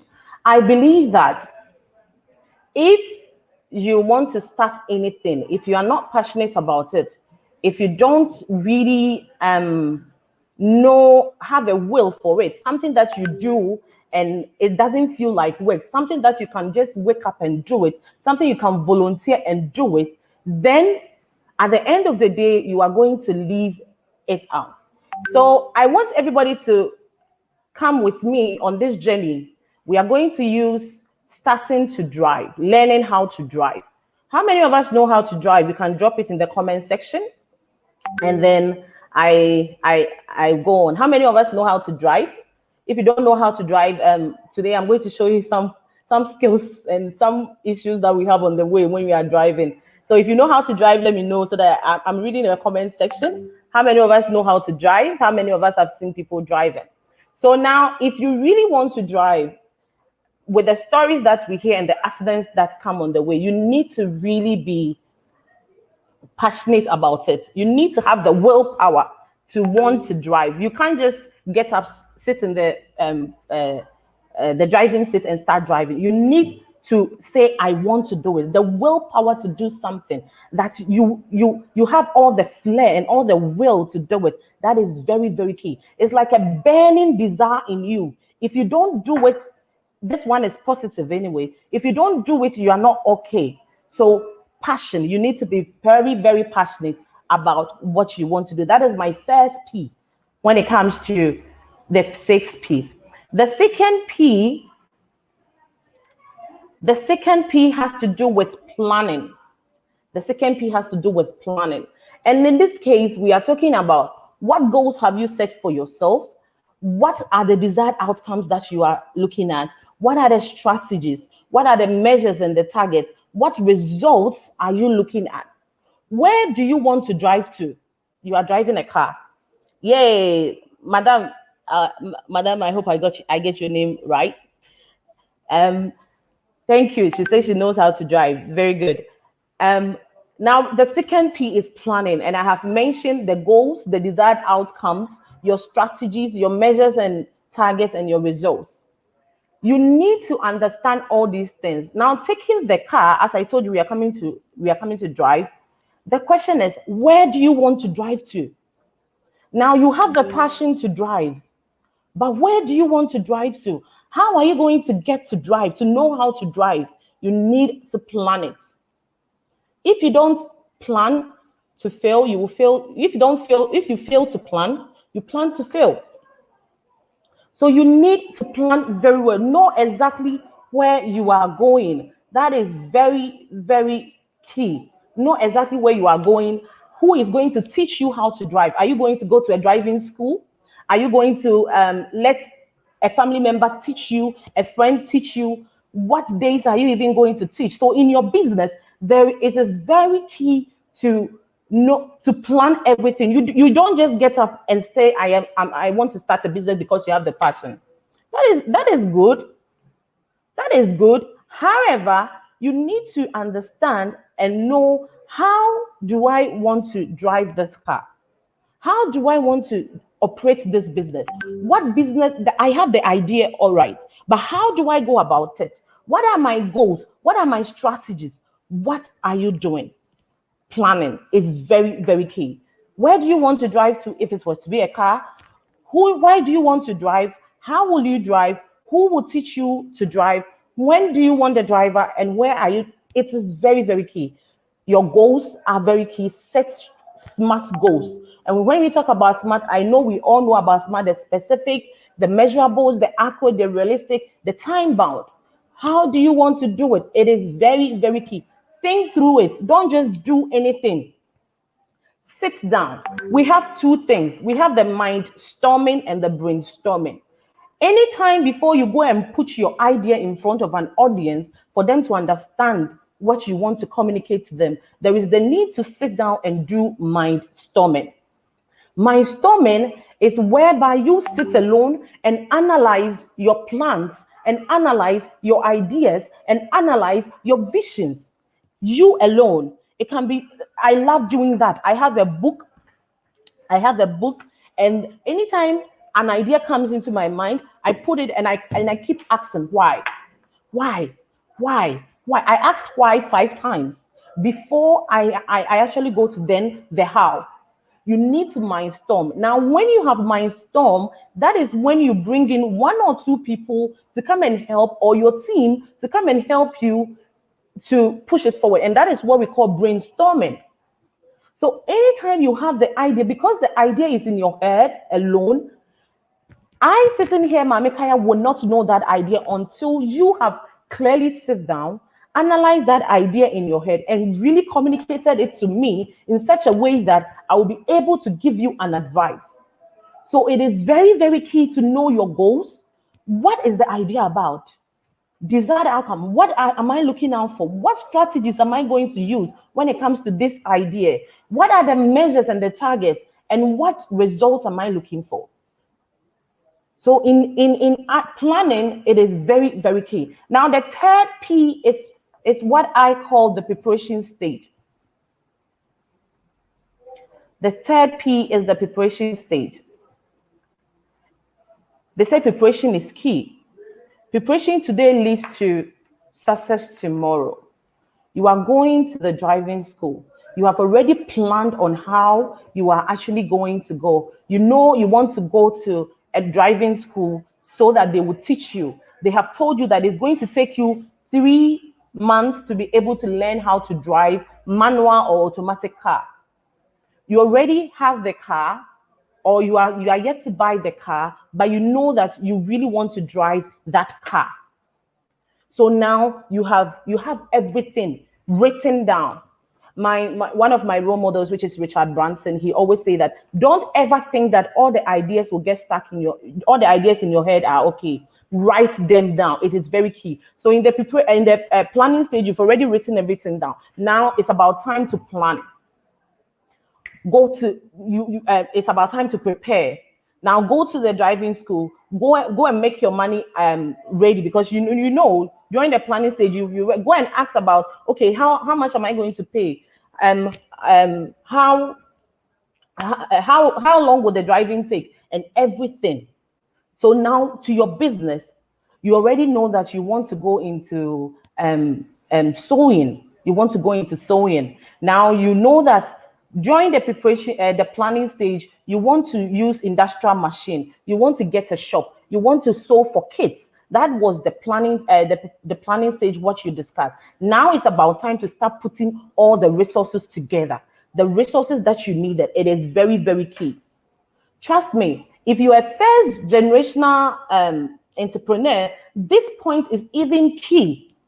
The second generation entrepreneurs, the good thing is that probably your family member or the person that you are going to improve on what they are doing have already put some things in place. So you already have a foundation. But if you are going to start like how I started, trust me, it is very, very key for you to get all the resources together, because you've planned it and you know what you are doing. So it is key to prepare. Now put everything together, all the resources, all the money that you need. Now is about time to put everything. So the steps are there and you just follow through. The fourth point, after you have the passion for it, that is cool. You have planned for it, it is okay, you have prepared, my dear. What are you waiting for? Practice, pursue, proceed. Pursue and overtake. You know, sometimes it is okay to be afraid. It is okay to have doubt and say, oh, is this really going to work? Is this business idea going to work? Trust me, I know a lot of us are watching all over the world, and I won't say I am a very successful entrepreneur. I have been through there before. I remember 2017, I had to resign from my job to come and start this business. I have a son whom I was taking care of alone, and I have my degree in marketing. I had my certificates and everything, and I said I wanted to venture into social entrepreneurship. It was very, very difficult. I was afraid to do it. I was afraid to take on anything. I started crying, but I had mentors around me. I had a support system. I had a challenge system, support system who gave me ideas. So you know what? It's okay. You've planned. No one gets it perfect. You've prepared. No one gets it perfect. Now just do it. How many of us are going to do it? Because, like, I know there are people watching me right now who have this idea in their head. They've planned it. They actually have a book they want to do, but something is pulling them down that they don't want to do it. If you are there and you are watching me right now, just write that you are going to pursue and overtake. Pursue and overtake. You pursue to overtake. Just write it. Let me see that you are going to pursue and overtake.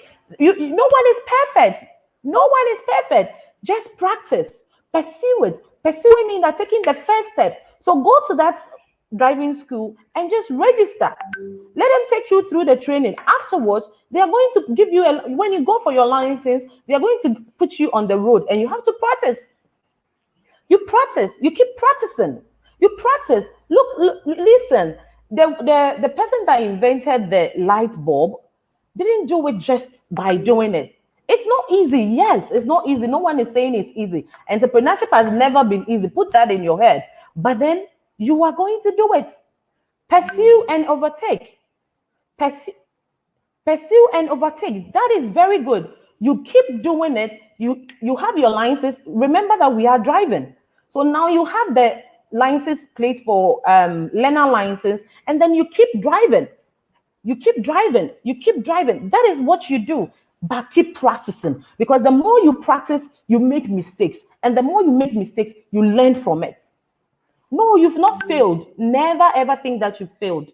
It is just mistakes. The moment you put in your head that it's a mistake, you can cancel it and then you can just go ahead. So the fourth P is for you to practice, for you to pursue, and for you to proceed. And then you pursue and overtake. The fifth one is what I love so much, the perseverance. The perseverance, because it's not easy. It's really not easy, the perseverance. Now, when you are driving, that's why I asked the question, those who know how to drive, take your mind back to the road, especially in African countries. On the road, you will see there are ramps. That is what slows the pace. You see there are potholes. There are traffic jams. Sometimes there is even overheating. Drivers shouting at you and everything. But what do? Do we leave the cars there and just move on? No, we persevere. We keep driving. The potholes, the ramps, the traffic jams, the overheating are supposed to make us stop. Yes, they can keep you for a minute, but then you're going to move on.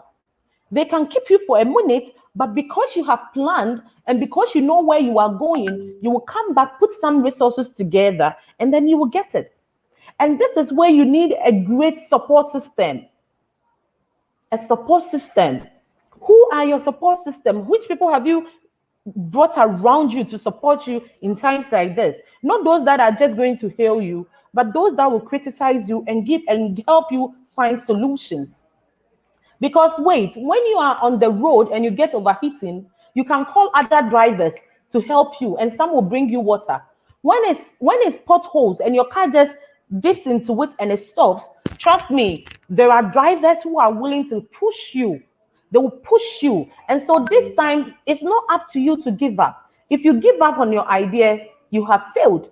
But then if you realize that this was just a setback, probably you didn't check the engine well. Probably when you were starting the business, you didn't know you had to go for tax clearance, you had to go for this certificate and everything. So you put your product out there in the field, and then FDA comes around and they are asking questions. They say they want to close you down. It's all right.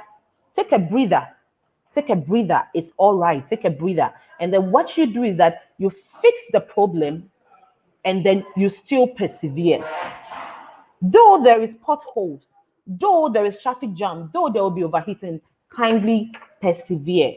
Keep persevering. Keep moving on. Keep pushing.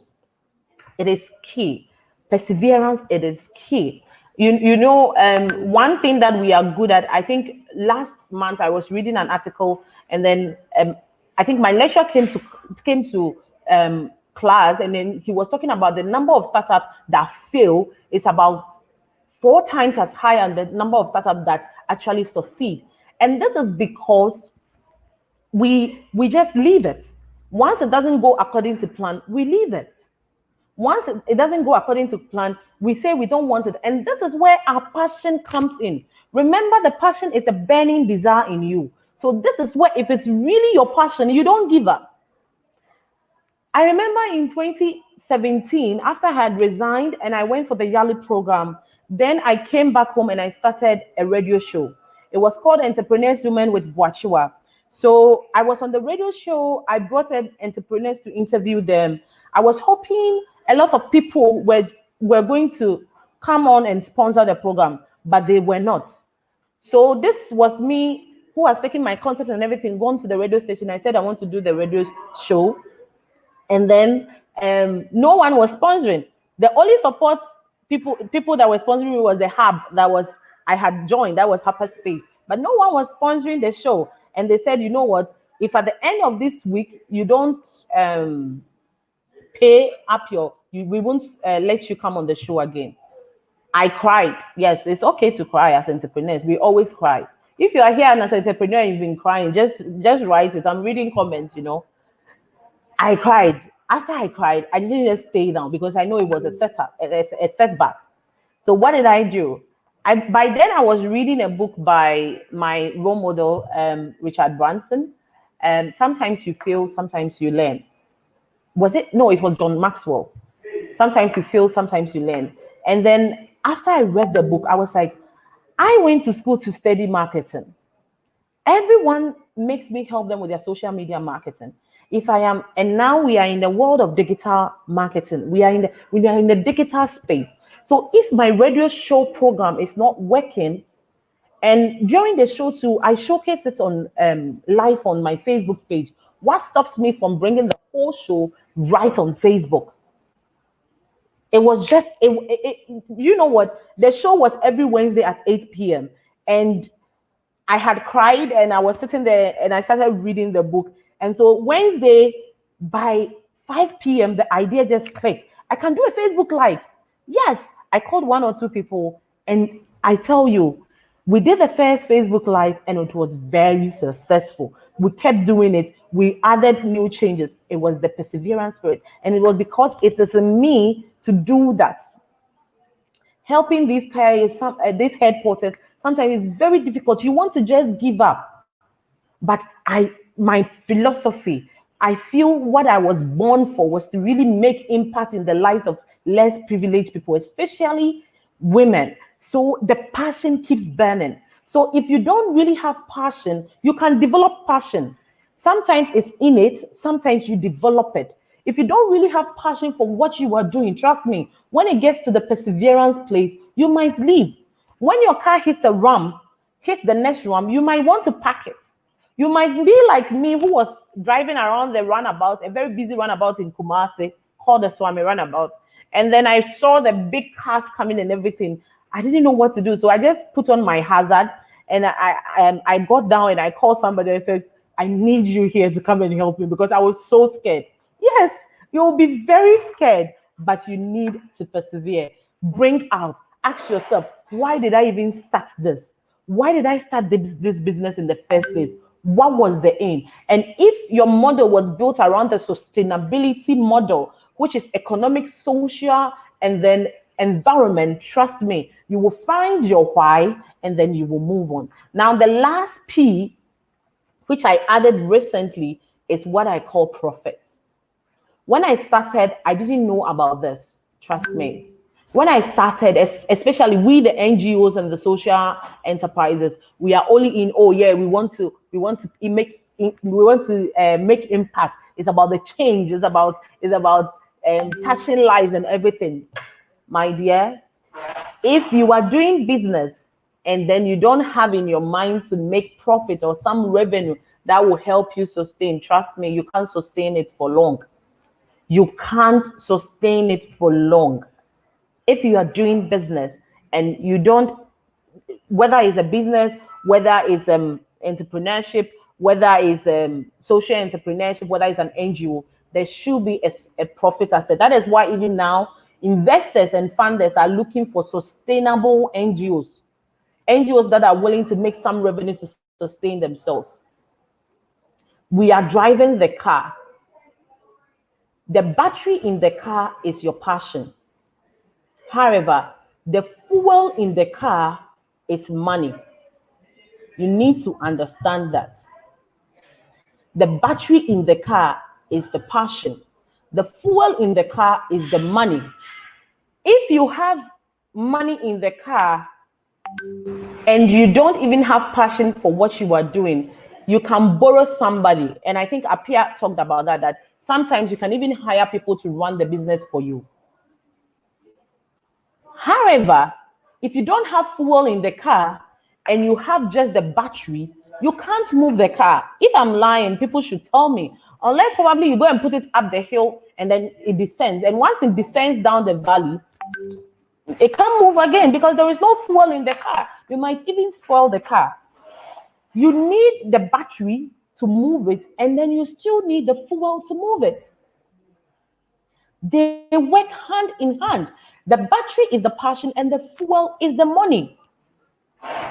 So yes, on the highway, when you are persevering, when the potholes are there and when the ramps and everything, if it's about the battery, somebody on the highway, another driver might be willing to help you kickstart. If your battery is dead, might be willing to help you kickstart. They will connect their battery to yours and kickstart your battery for you. But trust me, they can't give you fuel if you don't build your business to extend that it will start making profit. How long will you continue for you to get the grants, for you to get the funding? It can be for a short period of time, but at the end of the day, trust me, you won't get it. So you need to build your business in such a way that you would be profitable. There are three models when it comes to the car, which you should use when it comes to your business.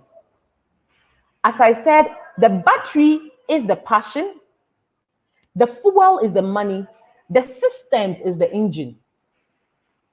So you have, for your business to be sustainable, your passion, your business, your battery, the fuel, the money, the systems. You need to put in place good systems, good strategies, like your systems are supposed to be intact. Because your passion can be there, your money can be there, but if the systems are bad, you can't do anything. You will still continue to make mistakes.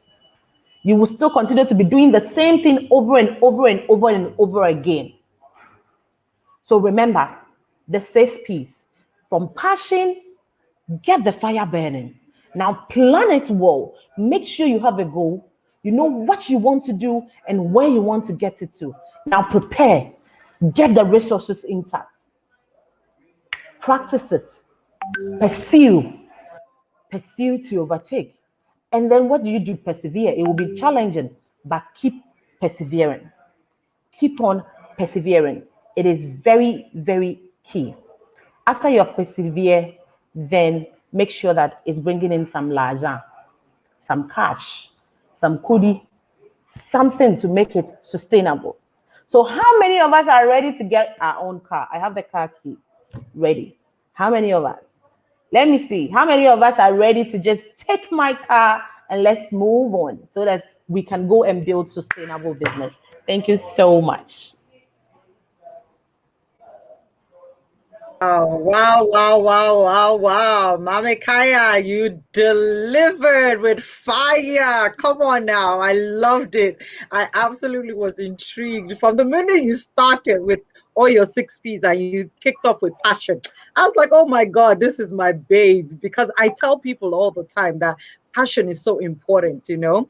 I was like just waiting. So when you were reeling off the list, you started with passion, and you said, oh, that we need to also have a plan, and then we prepare, then we pursue, we keep on persisting, and then we need to make profit. I was like, bless you, mama. Bless you for saying the honest to God truth. Because sometimes, right, some people are so absorbed with the money part, but then they don't have the sustainability part. Then some, they're so involved in the passion part, and then there's no money to fuel the passion. So I want to ask you that most necessary driver out of all the 6 P's. I know you say that they all work in tandem together, and it's so true. But which one will you say that if you don't have it, all the rest will just find themselves collapsing? Which one will you say is the foundational one that the rest are built upon? I used to say it's passion based on where I'm coming from as a social enterprise. And I think I would still go with passion, because passion can actually push you to find the money when there is none. Passion can push you to bring in the systems when there is none. So of all the 6 passion, the 6 P's, which I keep adding on, maybe by the time I die, I'll be having like 100 P's. I feel passion. Exactly. For now, I have not changed it. Passion is very, very key. It's not just about saying, mostly when people talk about passion, they think that it's just about saying you are interested, it's something that you want to do. But passion, Mm-hmm. if I'm take just passion and we discuss it, it goes deeper. Passion means you, yes, you are taking the risks, but you are taking it being smart about it, being smart Absolutely. about what you are doing, knowing that it would yield whatever that they want to yield. So when you even take the passion, all the other pieces come underneath. It's not just about having the burning desire, because the burning desire is that yes, you want to drive and everything. But if you're really passionate about it, then you'll be willing to go and make inquiries about what you say you're passionate about. Then you'll be willing to put system in place to keep sustain whatever that you have. So yes, passion is key for all, because all the others build take their um, um, energy from the passion that you put into the business. Yeah. I have to agree with you because I've actually been an entrepreneur for 16 years. And what has been able to keep me going is the fact that I found passion in my purpose. So maybe that's another P that you add to your list eventually, because my purpose allowed me to stay passionate and persevere even when things were really tough. So Mm-hmm. many people have been asking the question now as to how do they pivot in this COVID era. See, that's another P again. How to pivot. So we're going to keep on mentioning so many P's. Pivot in the COVID era. So how do you still keep your dream alive? How do you still keep your business profitable when things suddenly change? Like the economy situation has changed all over the world right now. What would you say that people can do to keep their businesses profitable? If you are watching me or you're listening to me in this COVID time, we've all been affected. The first thing I will tell you to do is to relax, calm yourself down. It's not only you. Mm-hmm. Calm yourself down. It is very, very important. Take a break if you have to and think about what you want to do. Now, look at, we are, as I said, we are in a digital world now. Look around you. How can you capitalize on some of the things already happening? How can you take out what is not really necessary for your business? There are some things that you can really do which will help you. Yes, it will affect you, but it will reduce the impact that it will have on your business. Take advantage of the digital world, take advantage of social media. But Mm-hmm. hey, don't forget that when it comes to social media, it comes in a lot. There is vanity versus value. The fact that you have a lot of followers and everything doesn't mean that they are your customers or they will buy. I see people follow for follow, follow for follow. What shows those people? Have you done your customer avatar? So in this COVID era, if you've already started your business, sit down and check your system. Check your system, check your processes, understand, is this processes, is this system really going to work in this era? Take out those that is not necessary, bring in what is necessary that you have to do, and then make sure you take advantage of the digital systems, the digital environment, but make sure to keep in mind that there is vanity versus value. You need to be pushing for the value, not vanity. I beg. Thank you. Naomi, you have dropped a truth bomb there. Golden nuggets. Go for value and not vanity. And you have absolutely coined it perfectly. The vanity matrix. Oh, I have 15,000 followers. Blah, blah, Mhm. blah, blah, blah. How many of that 15,000 followers are actually buying from you or being profitable Exactly. to all the work that you're doing at the end of the day? So what is the big deal? I always tell people, many people used to have all this emotional, nobody's following me, nobody's liking my post. I said, I beg, focus on what matters. If Mhm. only 10 people are following you and 8 are buying from you, you are doing 10 times, 1 million times better than most of these other people. Very true. Very true. I have all these thousands of followers, but at the end of the day, they're not buying nothing from them, nada. So we need to be able to focus on the right things. And I love the fact that you also mentioned the system. At the end of it all, the system will keep you going. Go back, check your system. Check your value added system. Check your customer points. That are we still meeting their needs? What are the extra needs they have now that we're not focusing on? Maybe that's Exactly. where the profitability is. So we can start to look at new areas that we didn't venture into before that we can focus on so that we can still stand out and be profitable. Mama, you have dropped so many and two and bombs. You've been and absolutely I think amazing. I want to add this thing as well. Now, Go ahead, just please. in this era too, one thing that if you're an entrepreneur, if you're a business or you want to start something, you need to understand is to also take into account your customers. Yes, we've always said the customer is king, but this is the era that you need to understand your customers. There are times I just call my customers and ask them how they Mm-hmm. are. There are times I have a broadcast of my customers and I just share something funny, a funny video. This is the time I even Fridays I promote my customers as well because a sale for my customers Mm, is a sale for me. So don't just be that's right. thinking about you. This is the time if you really want to be profitable, if you really want to remain in the minds of the customer because a lot of brands are there now. Because of the COVID, now people are entering into our territories like that. In Kumasi, there Mm, were only 2 grocery shoppers. Now we have over 10. So people are entering. So if you want to stay relevant and profitable, you need to go the extra mile. And the way to go the extra mile is to make sure your customer is indeed the king in your business. I promote yeah. my customers. I promote their businesses on my WhatsApp statuses. I promote it on my business page. I share with them tips. I share with them, these are some of the things. Let them understand that you care about them.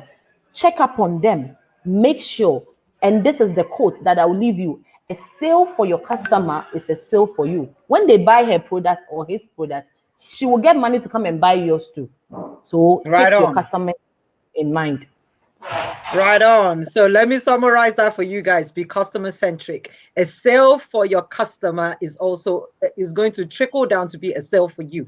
If you focus on your customers' needs, if you check up on them, if you pour out a lot of love for them and serve them, not just from your mind, but from your heart as well, eventually that customer will not forget you and come back and buy from you because people always buy from the people that remember them and they're affiliated with. So the know, like, and trust factor comes into play when you're customer centric business run. So don't just run your business for profit only. Think about your customer. The customer is your bloodline for your business. Don't forget that. If you satisfy your customer, the money will follow. Okay. Many people think that the money is the bloodline. No, your customer is the bloodline. Yes. Satisfy the customer and the money will follow. Naomi, you've been awesome. Thank you so much, Mama Kaya, for your time with us on the Startup Summit Ghana edition. We've loved every moment of it. We love your 6 Ps. We love all the extra insights you've shared with us. And we want to pray for you that your business will continue to exceed expectations beyond what the economy is doing right now. And we look forward to having you again to join us on another edition because you have been absolutely amazing. Please, people, can we just send some love to her virtually right now? Thank her for her time. Thank you so much, Mama Kai. You've been amazing, amazing, amazing. Thank you, thank you, thank you. God bless you. God bless you. God bless you. So let the emojis keep coming. Thank you, thank you, thank you, thank you, people. We are ready. We are ready. We are ready. Thank you, thank you, thank you. So now we are going to be moving on to the next speaker. God bless Mama K. Yes, you see, people are also thanking you. Great session. God bless you. Awesome, awesome, awesome. Thank you, Mama. Thank you. You are really, really a pool of resources. I don't believe that anybody that listens to what you just delivered now will not be able to have some hope and also some excitement to keep pushing because you have really delivered a masterclass on how to keep going. Thank you so much. And we're going to be moving on to the next session, which is about career development, entrepreneurship, and leadership in the new era. Career development, entrepreneurship, and leadership in the new era. And we have a very, very great speaker in line to be able to take us up on that. His name is Kwame Beko, and I will be reading his bio before Rachel comes on to take over that session to moderate once he gets speaking. So can I get the picture of Kwame Beko on the screen for people? Thank you very much. Awesome team. Kwame Beko is a passionate aviator at heart with a demonstrated track record in aviation and aerospace. Over his career in Airbus and General Electric, Kwame has received recognition by clenching the touted MyPad 100 Awards 40 Under 40 Leader Award for Aviation in Ghana, citation for delivering talks across universities, and recognition from the Royal Aeronautical Engineering Society for his contribution. An inspirational leader, Kwame is determined to make an impact and contribute to the evolution of the sector, promote transformative and social economic development. Ladies and gentlemen, that is the next speaker we have on, but let me get Rachel on screen to be able to welcome him and also take over so that we can begin the next session. So can I have Rachel come back on and join me? Hi, Rachel. Hi. Okay, so I'm going to zoom off so that you can take over. So enjoy. Yes, thank you.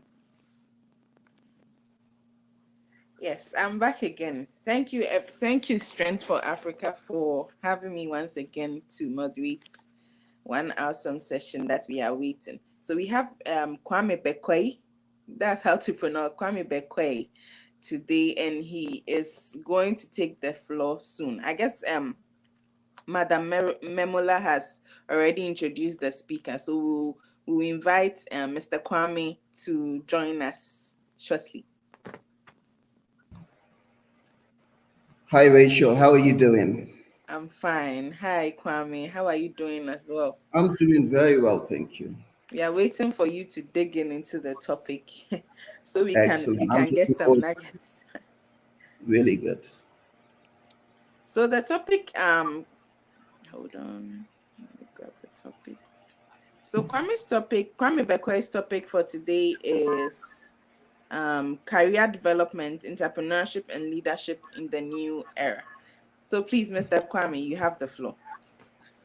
Excellent. Thank you very much, Rachel, and really appreciate the opportunity again to have this chance to speak to my fellow brothers and sisters to discuss this very crucial topic on career development, on entrepreneurship and leadership, but not just as it is, but also in the new age, looking forward. So, I sat down and really just asked myself, why do we need to study this topic in the new age?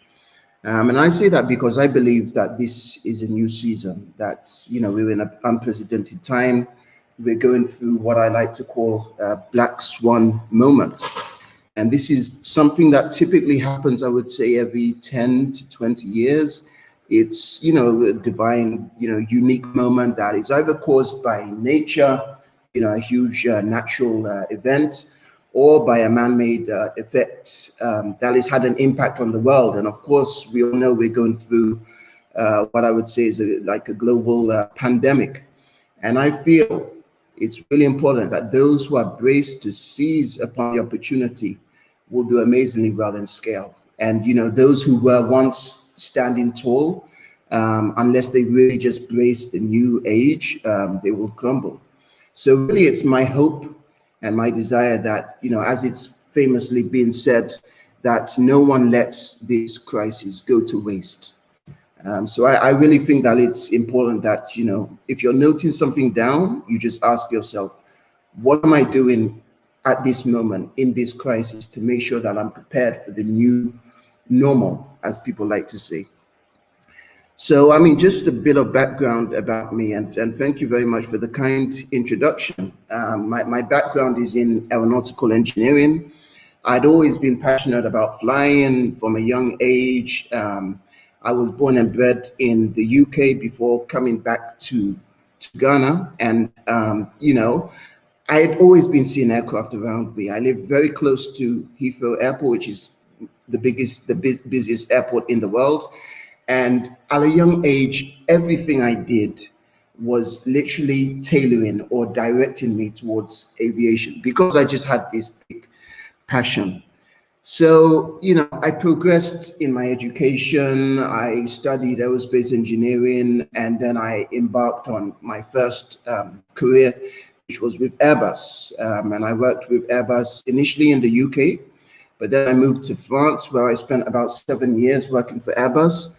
In between my time in Airbus, I spent some time in France and then in Dubai. I then moved on to work with General Electric, the aircraft leasing division.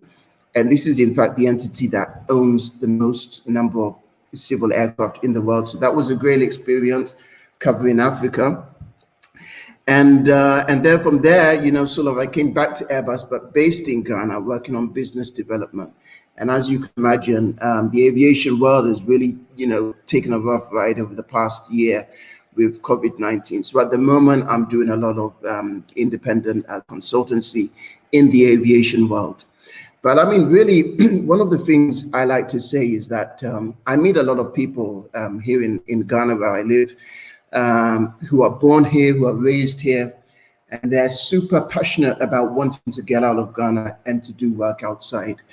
I was actually the opposite. I was someone who was born outside in the UK. I lived most of my life in Europe, and I was eager to get back to Africa because I was seeing what was going on the continent.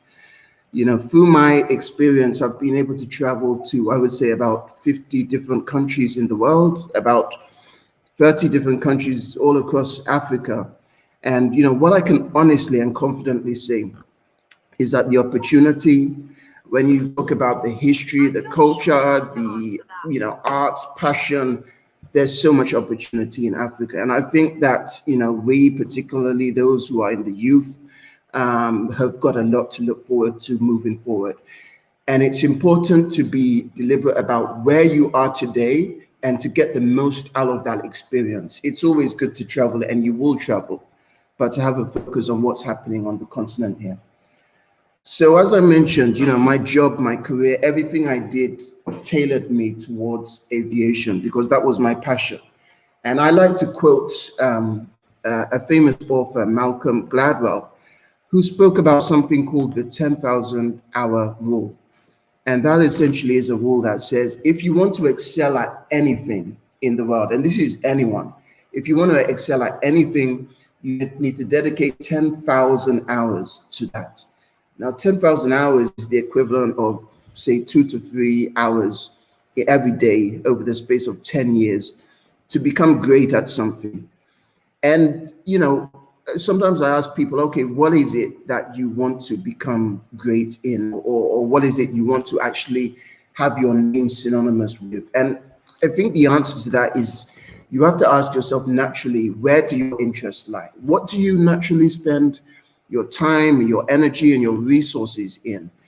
And me, myself personally, I know that when I was a child, I used to study aircraft.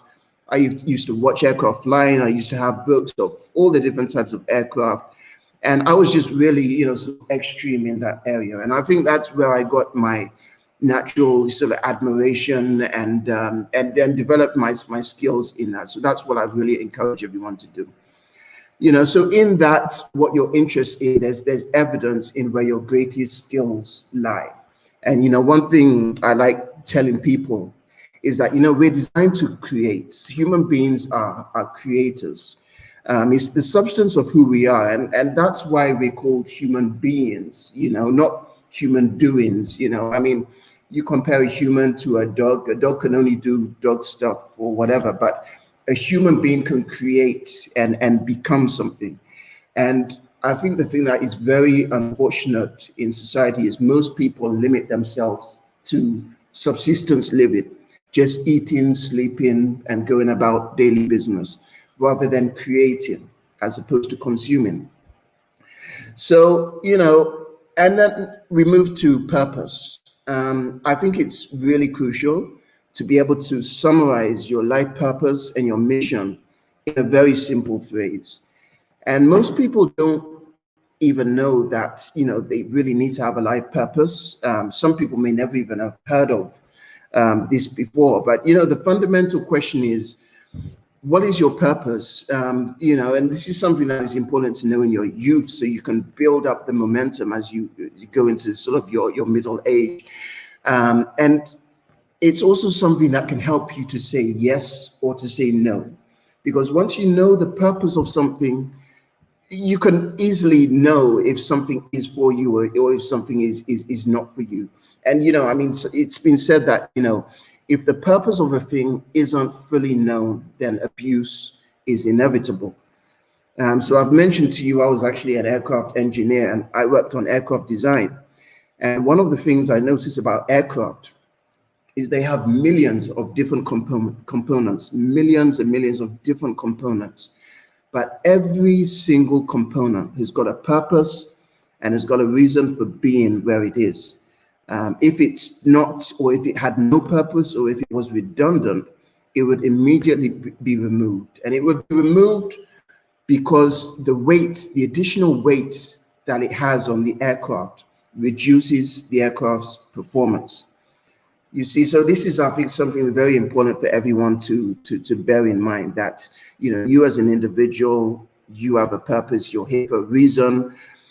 Don't look at what someone else is doing. And it's very easy to do in this society that we're in, where we have social media and we have followers and we aspire, you know, to be like certain people. But understand who you are and what your purpose is. You know, so, I mean, just moving forward, you know, I'll just give you an example of myself when it comes to really just summarizing clearly what I'm about and what I'm doing. And I like to put it this way. I like to say that, you know, I want to be a man of influence and inspiration. Influence by, you know, leading change in Africa and driving socioeconomic development through the area of aviation and agriculture, which is another big interest I have.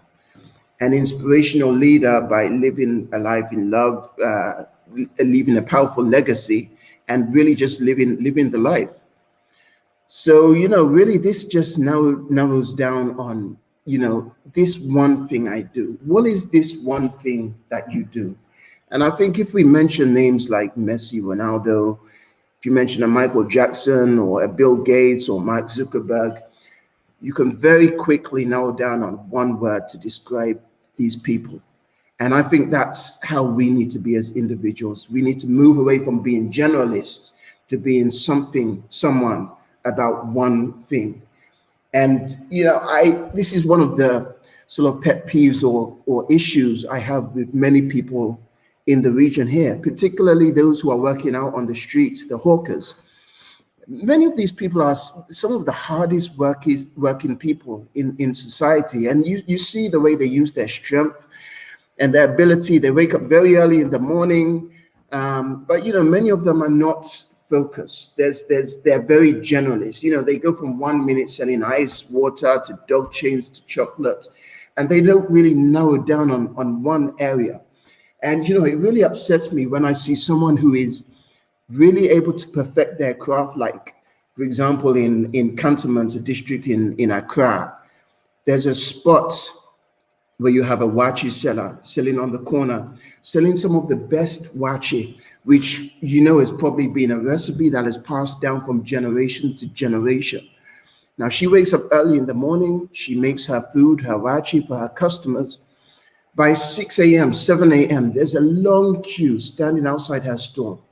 After 2 hours, she runs out of food. She has nothing else to sell, and her day ends there. So you see, my issue is she hasn't mastered her value chain. She hasn't mastered growth, franchising, ability to scale, unlike companies or restaurants like Burger King or KFC have done. You see, this is someone who has excellence in what they do, but they don't understand the business principles they need to scale their business and to reach international climate. And I think that's one of the areas that we as entrepreneurs need to understand how to do. Develop a product, make it fruitful, but also understand how to scale and how to be productive. I think one of the things I really like people to understand is that it's possible to be entrepreneurial. It's possible to find great strength and ability, you know, in what you do. That we have amazing amount of human resource and people out there. There is so much capital out there that is looking for ideas to invest into, that it's all about structuring yourself and positioning yourself. As an individual, it's important to be balanced. You need to have your cash cow, you know, your avenue or your sort of vessel that is providing you income to live on a day-to-day basis. But then you also need to have a strategy for saving, for investing, long and short, a side hustle, but then you also need to have a dream. And that's really what I'm talking about here, having a dream and finding that opportunity where you can develop something and be creative in what it is that you're doing. And I'm 100% convinced that everyone on this platform has the means to accomplish something great and become a great influence in the world. One of the things I also want to say is that I understand that background can have a huge impediment to your ability to scale, to go far. But I really like people to look beyond this. I mean, I came back to Ghana to do my JSS here. And, I look at some of my classmates, some have done extremely well. Some are in, corporate, in business, in politics, but some are also on the road selling, menial things. So I think background plays a huge role, and not everyone was born with a silver spoon, but it's not necessarily how you start, it's how you end. And there are people out there who may have been born with a silver spoon, but are not able to do anything. So what I would say is try not to let your background hold you back, stop you from moving forward. I realize that, some people are going to walk away from this session and it's going to be information in one ear, it's going to be information out of the other. They're not really going to do anything about the information that they've learned from this fantastic session that has been put together. And, what I really want people to do is sit down and really ask themselves, what is it I want to do? How can I be impactful and meaningful in this world, particularly in the season that we're going through? And I want to give an example of a guy that I read about just recently, a 17-year-old boy who equipped with a computer and internet access. By the way, something that we all have a computer or even a mobile phone and internet access. Now, what this 17-year-old boy did is he created a dashboard that tracks the COVID cases. He did this as soon as the lockdown was announced. He tracks the COVID cases worldwide. And through that, he was able to gather significant data points, intelligence, and information on the spread and the migration of the virus. And since then, he launched his website, and then he's been offered millions of dollars for his work, his research, and his background. This is a 17-year-old boy who, equipped with a mobile phone, ability to code software, and a computer, has been able to do something to help the global fight for this pandemic that we're going through now. Now, it doesn't have to be about COVID-19. There's so many challenges that we're facing in this world today. I mean, climate change, water sustainability. Here in Ghana, in Africa, we have issues with rural urban migration, food security, deforestation. I mean, there's so many problems that need to be addressed. And entrepreneurship is about finding solutions to some of these problems. And I believe that we all have the seeds to be able to make that happen. I believe we can do that because we know what the future has in store. 50 years ago, I was watching a YouTube clip. 50 years ago, they were asking school kids, what do they think life is going to look like in 2020? And these kids were spot on. They were talking about connectivity. They were talking about aviation, the ability to move from one part of the world to another within a single day. They were speaking about communication, the ability to pick up a device and to speak to someone or see someone in a completely different part of the world. They spoke about so many things which today are in existence. Now, you don't need to do too much research to know what the next 50 years is going to look like. I can give you a few examples. Today, we talk about AI, artificial intelligence. This is going to be big in the future. We speak about machine learning, about blockchain, quantum computing. Another thing that is big is big data. Drone technology is going to be huge. 3D printing. When it comes to mobile telephone, 5G, but which is moving on very rapidly to 6G. There's a quote that says the best way to predict the future is to create it. So that's really what I would encourage you all to do, to think big and to create the future. So, in summary, I just want to highlight 3 points. And those points are, it's important to know who you are. It's important to develop an expertise, a wisdom, and a knowledge to your craft. And then execute. Know your value, speak your mind in confidence, and, just really uphold your worth. So, I mean, when I say know who you are, understand what your tools are, what your strengths are. I was reading a book, another book by Malcolm Gladwell, and the book was titled David and Goliath. And it spoke about the story of David and Goliath in the Bible, and the fact that David knew what his strength was, and that was in his slingshot. And it's important that we, moving forward, we understand what are the strengths that we have. Yes, we may be in a third world country, we may be in a developing country, but we have strengths which other people in other parts of the world do not have.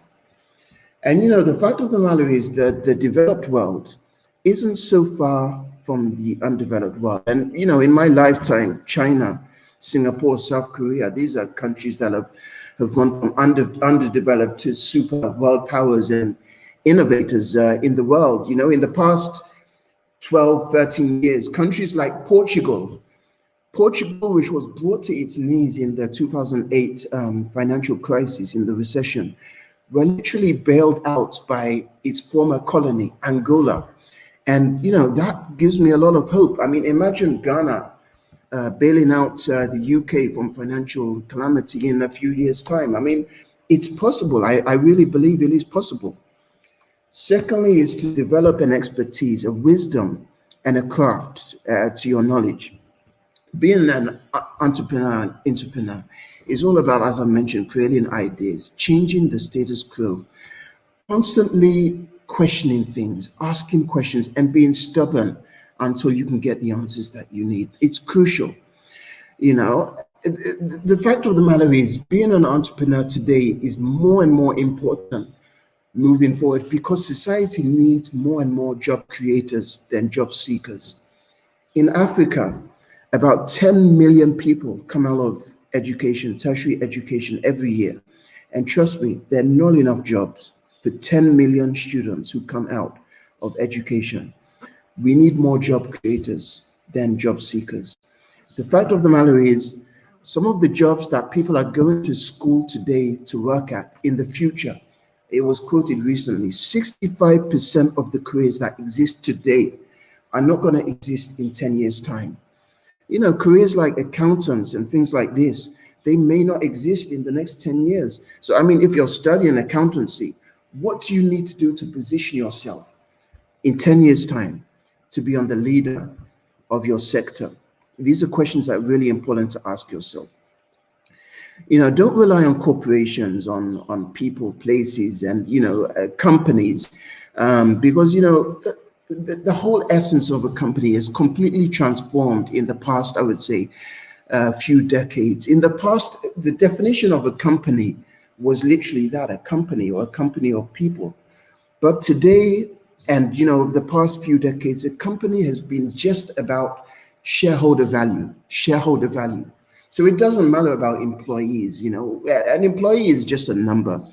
If needs be, and we've seen this in this pandemic, if you need to cut numbers, you'll just cut employees. But you see, moving forward, businesses need to be more than that. And I love the quote that Naomi just mentioned. And she's spot on by saying that in the 21st century leader needs to be about three things when creating a company. Profits is always going to be key. Society benefits, or having some kind of socio-economic benefit to your society, and environmental impact. I believe that any company that is in creation today needs to focus on these three areas, or they're going to be of no relevance moving forward. So, I mean, really, just summarizing things, I like to see myself as someone who has this skill, who has this capability in the area of aviation and agriculture.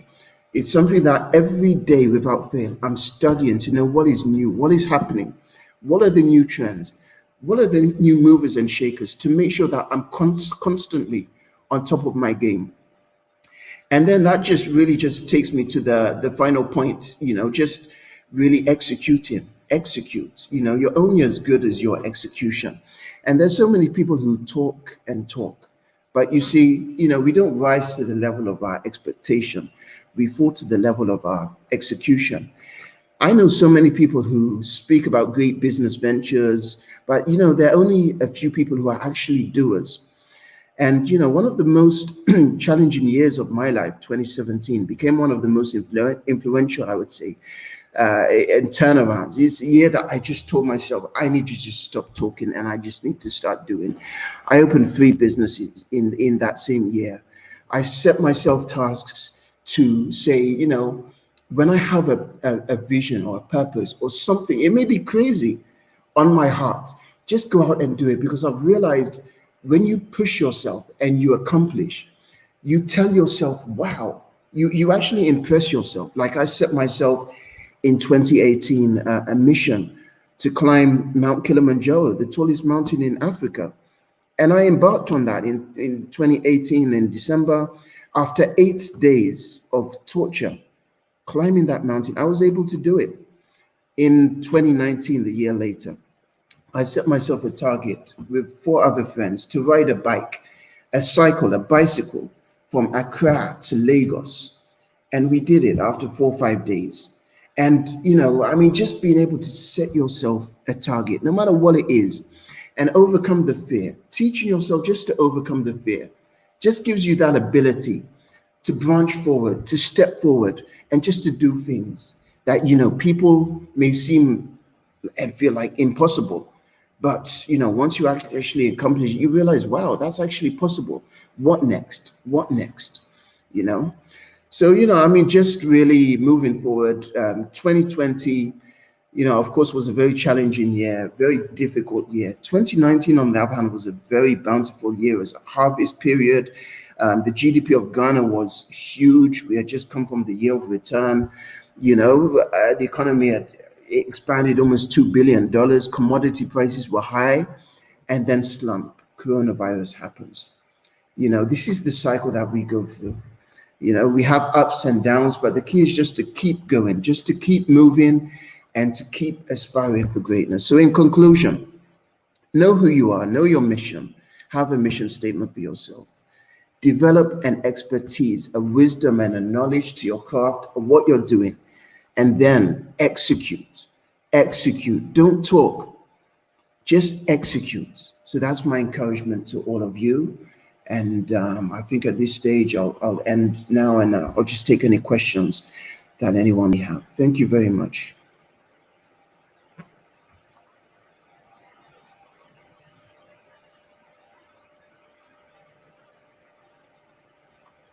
Thank you so much. Thank you so much for an awesome session. It was short but very insightful. And some few things I jotted down was we should keep pushing, we should keep moving, we should overcome our fears, you know, and you are only good as your execution. So this was an awesome session. Thank you so much for giving great insights into the topic. So any questions from anyone? Any questions?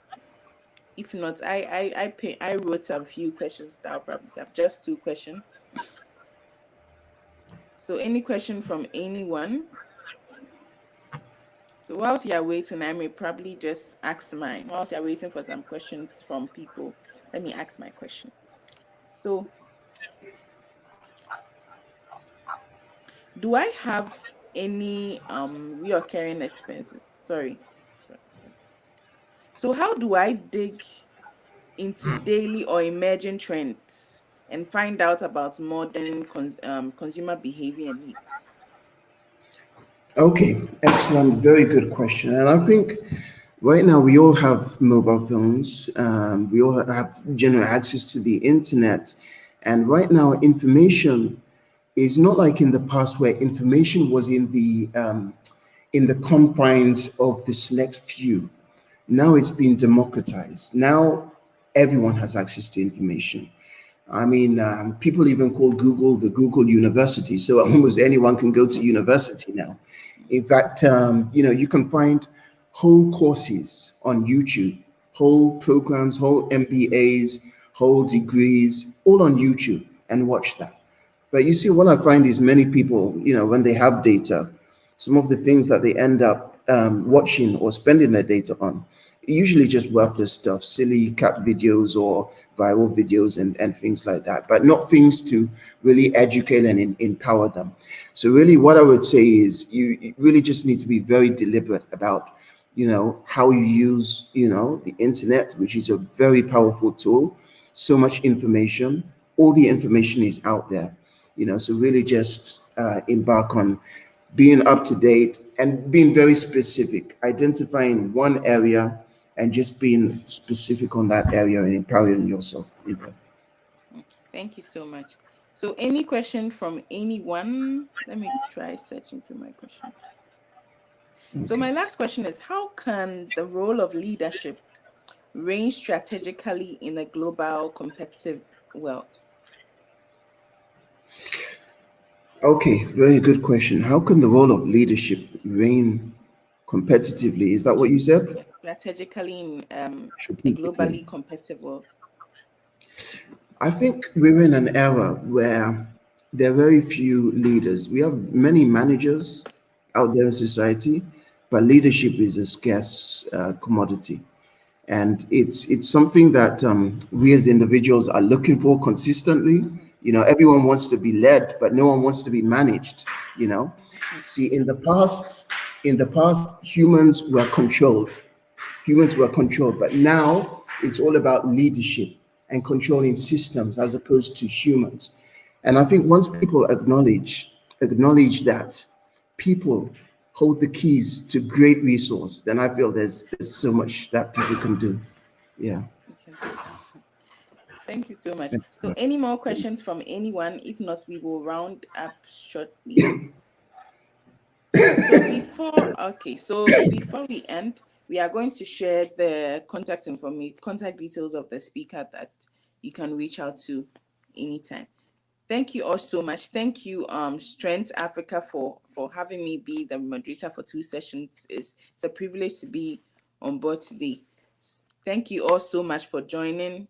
And this session has been insightful. We're looking for the next session. The next sessions are also going to be great as well. So do stay and do not leave. Stay till the end. Thank you all so much. And we shall meet again.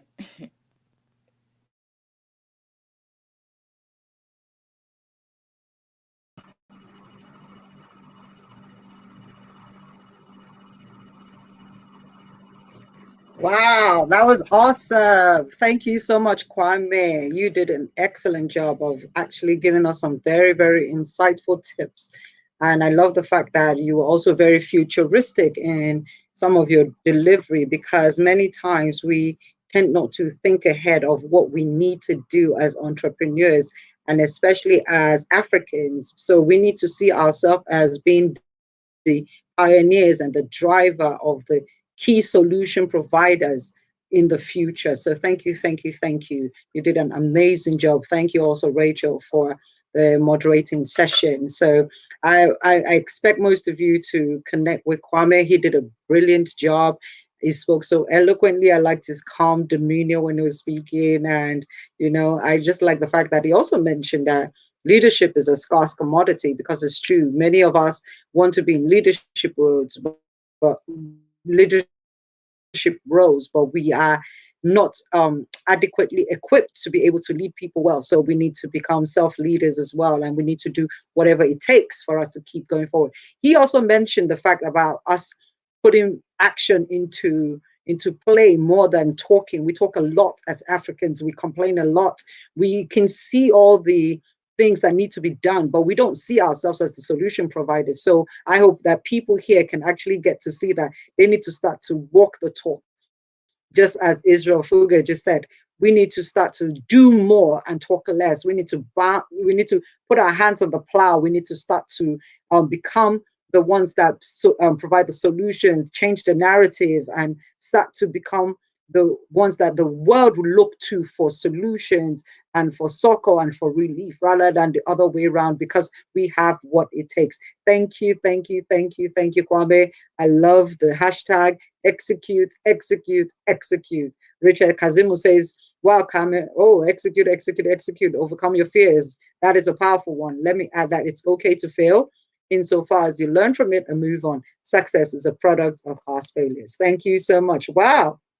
It's amazing. I hope you guys are enjoying the summit so far. Please type in your comments as to how you're enjoying the summit. And then if you haven't yet, please share the video link with your other friends. Let them know something powerful is happening right now on air, and it's the Startup Summit Ghana Day 1. So meaning we still got tomorrow as well. So don't miss it. Make sure you schedule time to be here with us live. And we are moving on to the next session. And the next session is going to be moderated by Afua. So let me read Afua's bio for you guys, and then she will come on and take over.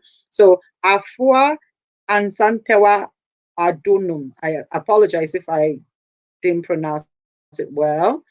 She is currently the general manager for Kepong Travel and Tours, but was the most influential student entrepreneur in 2014 Ghana Tertiary Awards, Miss Tourism Ghana 2014, second runner-up, host of the Queen's Arena TV talk show, and also she owns an ushering agency called Asa Ushers, as well as organize events for ambassadors, corporate Ghana, etc.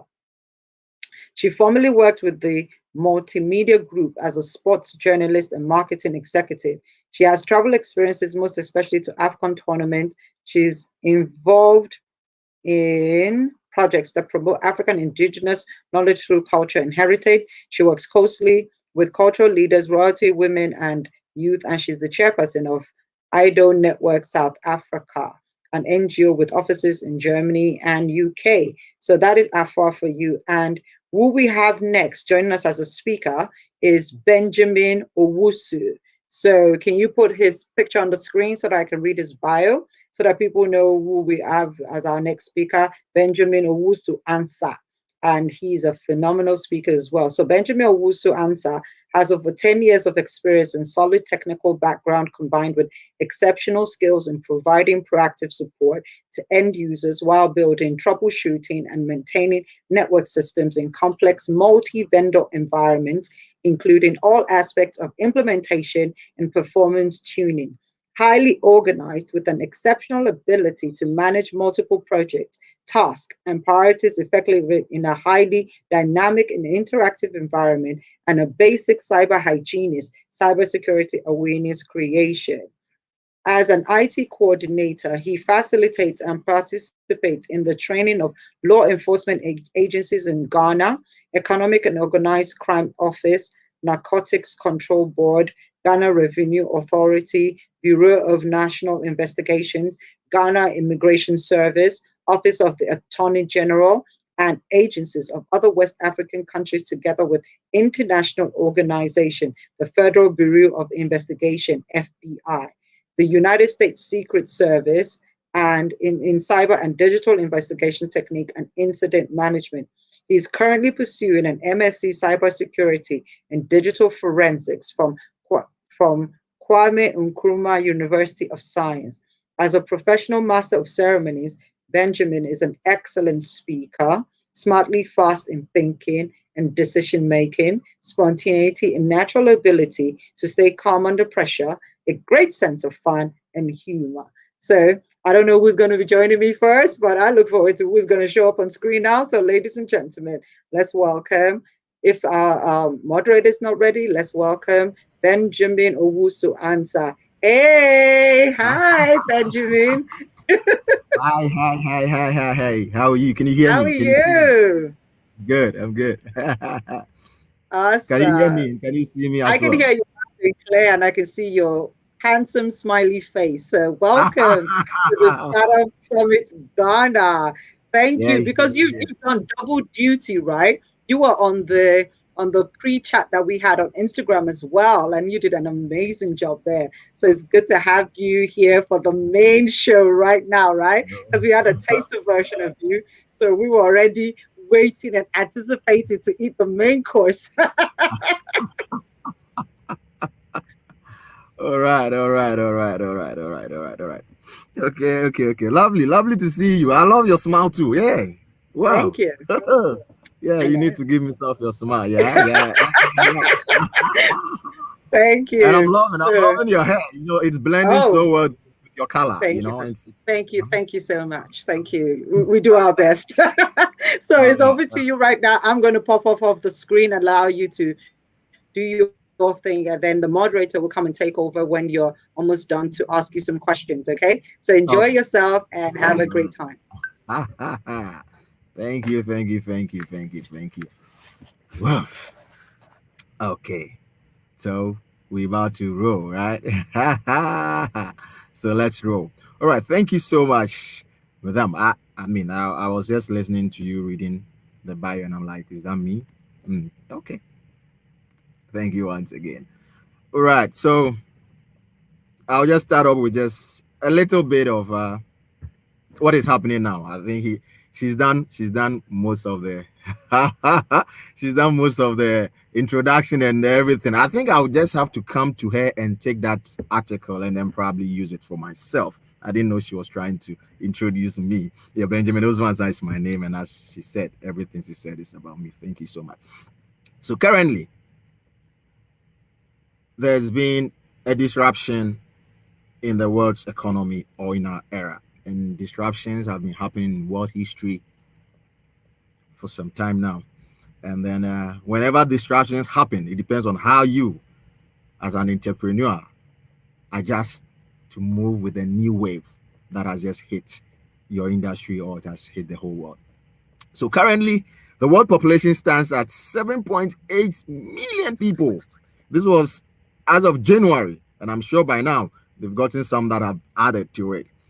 And then out of this 7.8 billion people, we have 5.22 billion people using smartphones or mobile phones. Now, out of this 5.22 billion people, we have 4.66 billion people using the internet.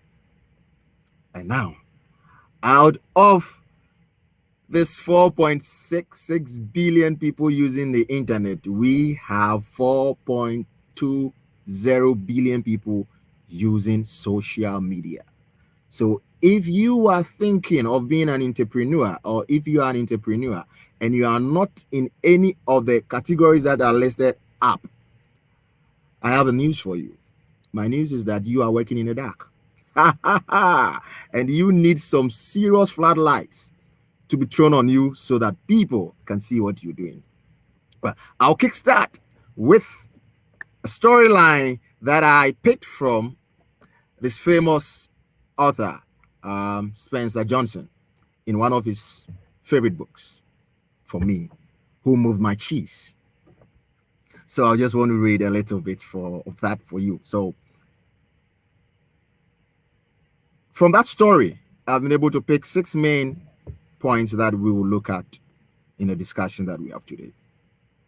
So, who moved my cheese? The cheese can be anything that you so much cherish. It can be your job, it can be your work, it can be your dream mansion, it can be your dream enterprise that you want to set up.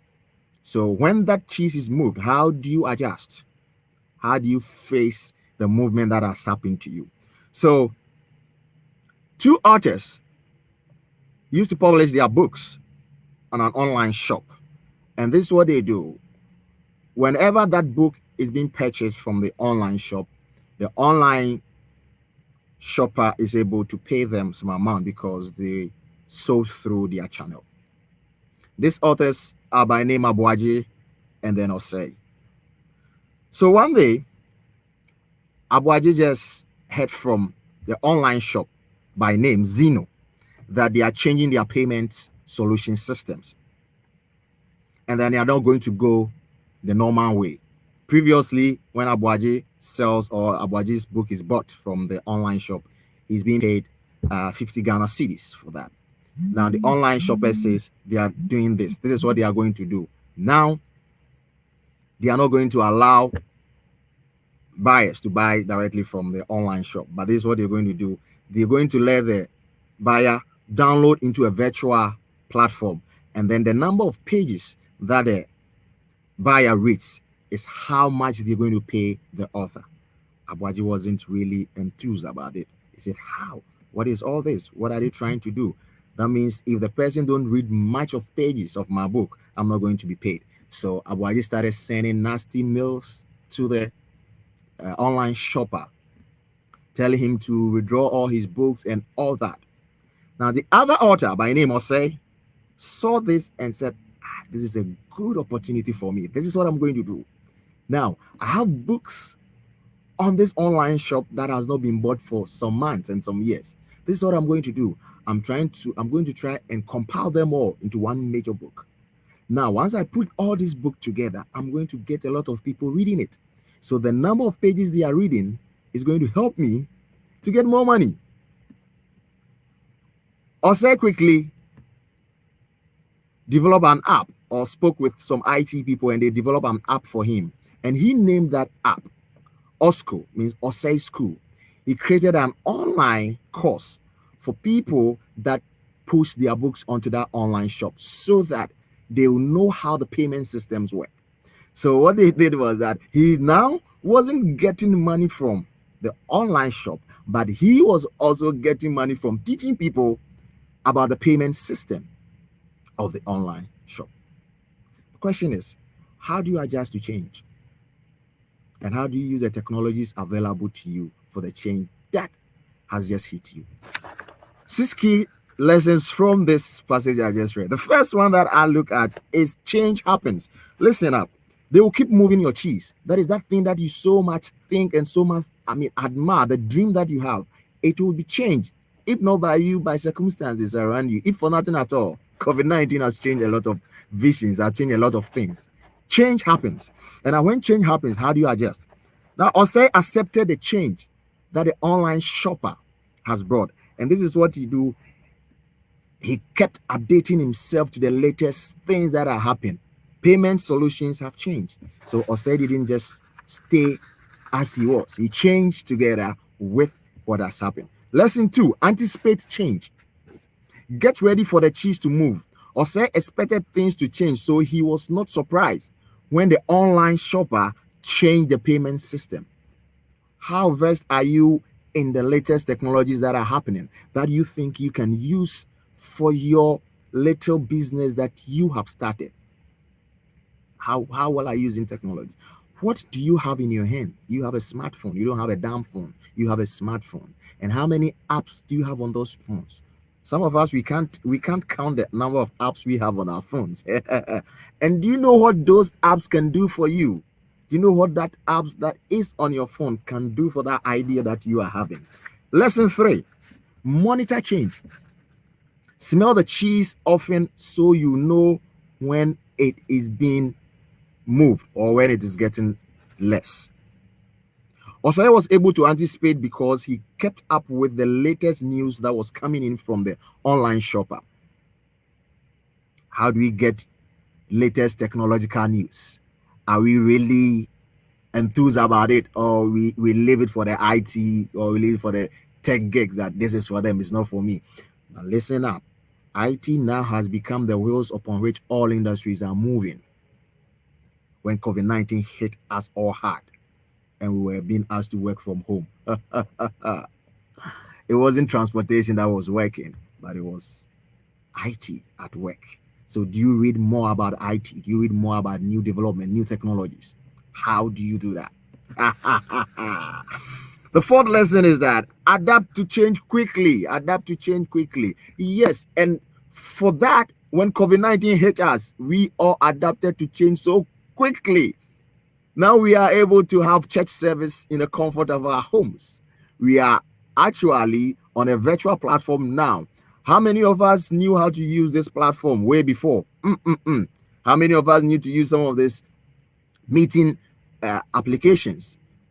We didn't know how to use most of them. Some of us, it is some kind of new thing to us, but what we did was we quickly adjust to it. So as an entrepreneur, how do you quickly adjust to the new trends that are happening that will quickly or eventually help your business idea.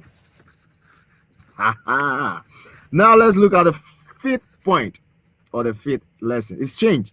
Move with the change. Adapt to the change. Osai thought of ways to boost his sales. That is, he didn't just combine the books that were not being bought together, but he was also able to learn the rudiments of the platform and was able to teach it to other people, and it became hot cake. So he wasn't just getting money from his pages that are being read, he was able to also get money from how the people he was teaching. So he was getting double streams of income. The last one is enjoy change. Yeah, I'm enjoying this platform because I'm not seeing a lot of people in front of me, but I'm seeing myself, and I know other eyeballs are also watching me. I'm enjoying this change because change is definitely going to happen. Change is going to take place. If you don't want to enjoy change, that means that idea that you have, you just want it to stay in your head. Some years ago, I could come through the streets of Accra, specifically Dansoman, Bawe, Cantonment, and then Pig Farm. What was I doing? I was moving around by the request of friends and family members to do what? To go and install an encyclopedia on their desktops or on their laptops. Because those days, when you request or when you purchase an encyclopedia, it was going to take close to 6 months before it can be shipped to you, and you need to go to the post office and go and take it or retrieve it. If you're not fortunate to have your post office box right in front of your house, you need to pick up the key and walk straight to the post office, and then you go and check if the encyclopedia is in. But something happened. A disruption happened in the era, and that kicked out waiting for 6 months to get an encyclopedia. And this is what happened. The new thing that came in, or the new wave that came in, was the introduction of Wikipedia. Now we don't wait 6 months before we get that, but we can just move on to the web with the help of an internet supply, and you are able to check whatever you are looking for without it necessarily sitting in your home or sitting on your desk. Wikipedia kicked out that kind of encyclopedia that we used to have.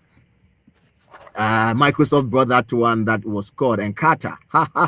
Encarta was huge. A lot of things were in it. So things that we are using Wikipedia to search for now, we had most of them in that Encarta. So what they were doing was we upgrade it almost every 6 months or every year. So every year you see me moving around going to buy the latest Encarta that I will want to install on devices or machines of people that need them.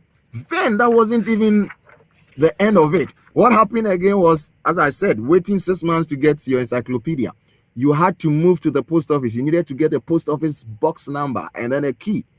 Will ties you if you misplace that key. Yeah, so you need to walk or go through a thick traffic. Those of us that know Accra very well, you know the main post office at Accra. And when you are moving all the way from Kaswa to Accra post office, you know the time you're going to spend, the traffic you're going to encounter. And if you're not going with your own ride, you know the number of stops that public trotro or taxi is going to encounter before you get to the post office. And you go through all this stress just because you want to go and post a letter, or just because you want to go and check to see if you have received a letter from your pen pals. Those days we used to have a lot of pen pals. We write pen pals, we write letters to our pen pals.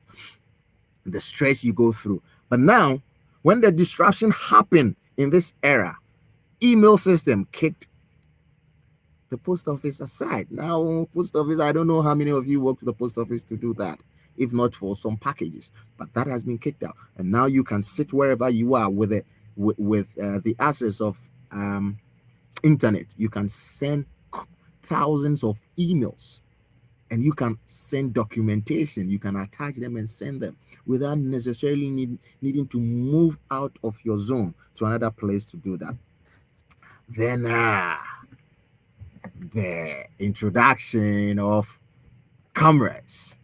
Gone were the days when you're going for an event, you tell the photographer, you know what, How much are you charging me? Then the photographer gives you the amount and he says, okay, so that amount means you are going to use 4 films. Those times, 4 films. So one film had 36 slots. So if the photographer is taking the pictures and the 36 slots is used up, it tells you in our local dialect that the photographer will go this way. Film NASA.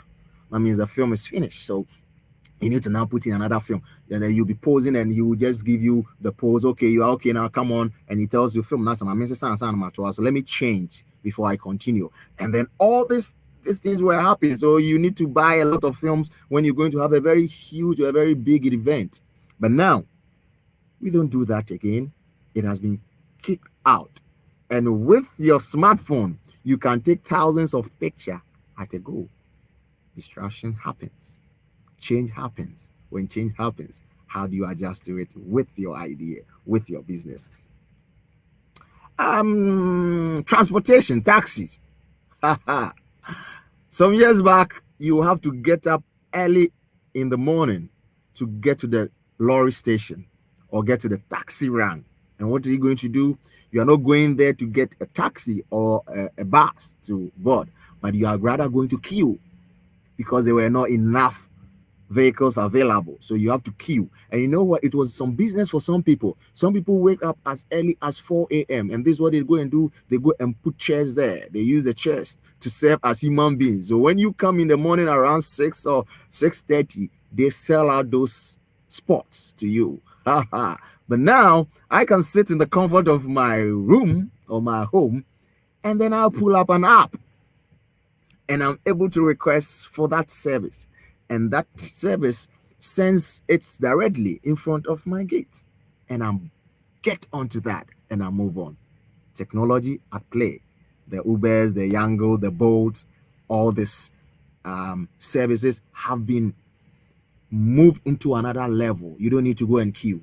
They come to you by the help of technology.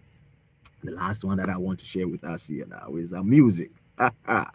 Those days when you're going for an event as an MC, I go with my DJ, and then we need to get a huge bag filled with cassettes of latest tracks. And so what we do is that we keep close contact with our relations outside of Ghana and telling them, you need to get us the latest track because we need to use it for the next event. So you go, and then when he's not seeing any track among his cassette players, that is a lot of problem for him. But now, iTunes, Google Play Music, Spotify, YouTube, you don't need to carry that huge bag with you. Indeed, just by the help of technology, you are able to use that to the benefit of yourself and the people that are helping you. Disruption sources that can sway an entrepreneur or help benefit an entrepreneur. Category of competitors. Look at Apple, look at Samsung, look at Huawei. They are different brands, and they are making use of technologies available to them to sell out their product and their services. You might be an MC, you might be a photographer, you might be an event organizer, you might be a plantain roaster, you roast plantain on the roadside. For all these years, you've not thought of digitizing whatever you are having. Listen up. By the privileges that people have, access to the internet, they are able to learn on their own. So maybe you are a photographer, someone goes onto the internet and learns that art, and quickly that person is able to create some digital channels and start posting the works that he or she is doing. You that you've been in it for years with all this experience is going to be outwitted by this person because he's using the digital channels, which are going to make good use of the billions of eyeballs, as I read, that are going to see his product. And within the shortest possible time, you are going to be kicked out of business. Not because you are not doing something right, not because you are not, you don't have that experience. You might have the best experience that anybody could wish for. But the thing is, you are still using brick and mortar kind of model to run your business. And hey, that is fading. We're moving on to a different level.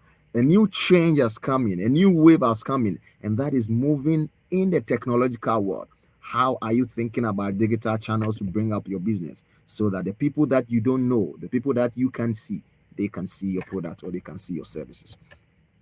We look at your industry competitors. Yeah.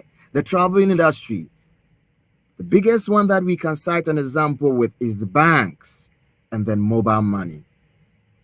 Some time ago, you needed to have some kind of amount before you can open a bank account and the kind of documentation that you need to add to it. Now that has given way to mobile money. And you know what? When I'm owing anyone or when someone is owing me, midnight, I can call the person to give me my money because there are some channels through which that person can send my money to me. So I don't wait for him to tell me, we need to go to the bank in the morning at 8:30 before we can go and withdraw. My brother, you can't withdraw that morning. I need my money this midnight. Send it through that mobile channel for me. And technology has made it possible. So we can make use of it as an entrepreneur as well.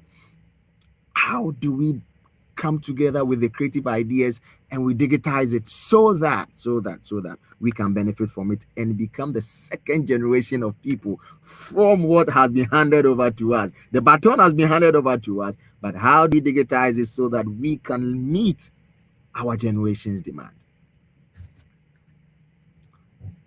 Disasters do happen. In IT, we have that disaster recovery plan. You need to have a disaster recovery plan. So let's say you are a delivery company, you are delivering some items from point A to point B. In the course of your journey, your motorcycle breaks down. What is your next plan? What is your continuity plan? Do you have a standby motor that will come in quickly and pick up the packages and send it to the person that has requested for it? Or what do you have? What is the plan for you now that you are not having people coming to you because of COVID-19 protocols? How are you getting to them? So you are a plantain roaster, you roast plantain, and because of where you are, you sell it under a big, and that's a wonderful thing we normally see in Accra here. Those of us who sell, who buy coffee brokeman, that's how we call it here, coffee brokeman, the plantain, roasted plantain and granules. They normally sell it under big trees. I don't know if it's a secret or if it's a phenomenon behind it.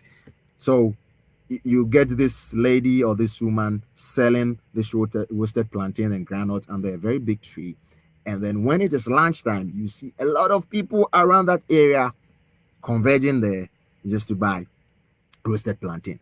Now that because of COVID-19 protocols, most of us are working from home, we are not able to walk to you to buy your plantain. So as the plantain seller, what have you thought of doing so that the plantain can get to us? We love the plantain. And you know what? Most of the time when we gather around the plantain seller, that is when we do our chit-chatting. We catch up with friends from the other companies, from the other organization, and we find out what is going on, how things are being done there. So listen up. As a plantain seller, have you thought of building an app where on that app you're going to have a session that you are going to create for chit-chatting?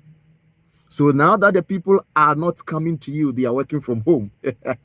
Are you going to have a place that they can still have that leverage to chat and know who is wedding who in that company and know why this person is no longer chatting with this person? We create a chat room for that, and you are able to sell that plantain to us.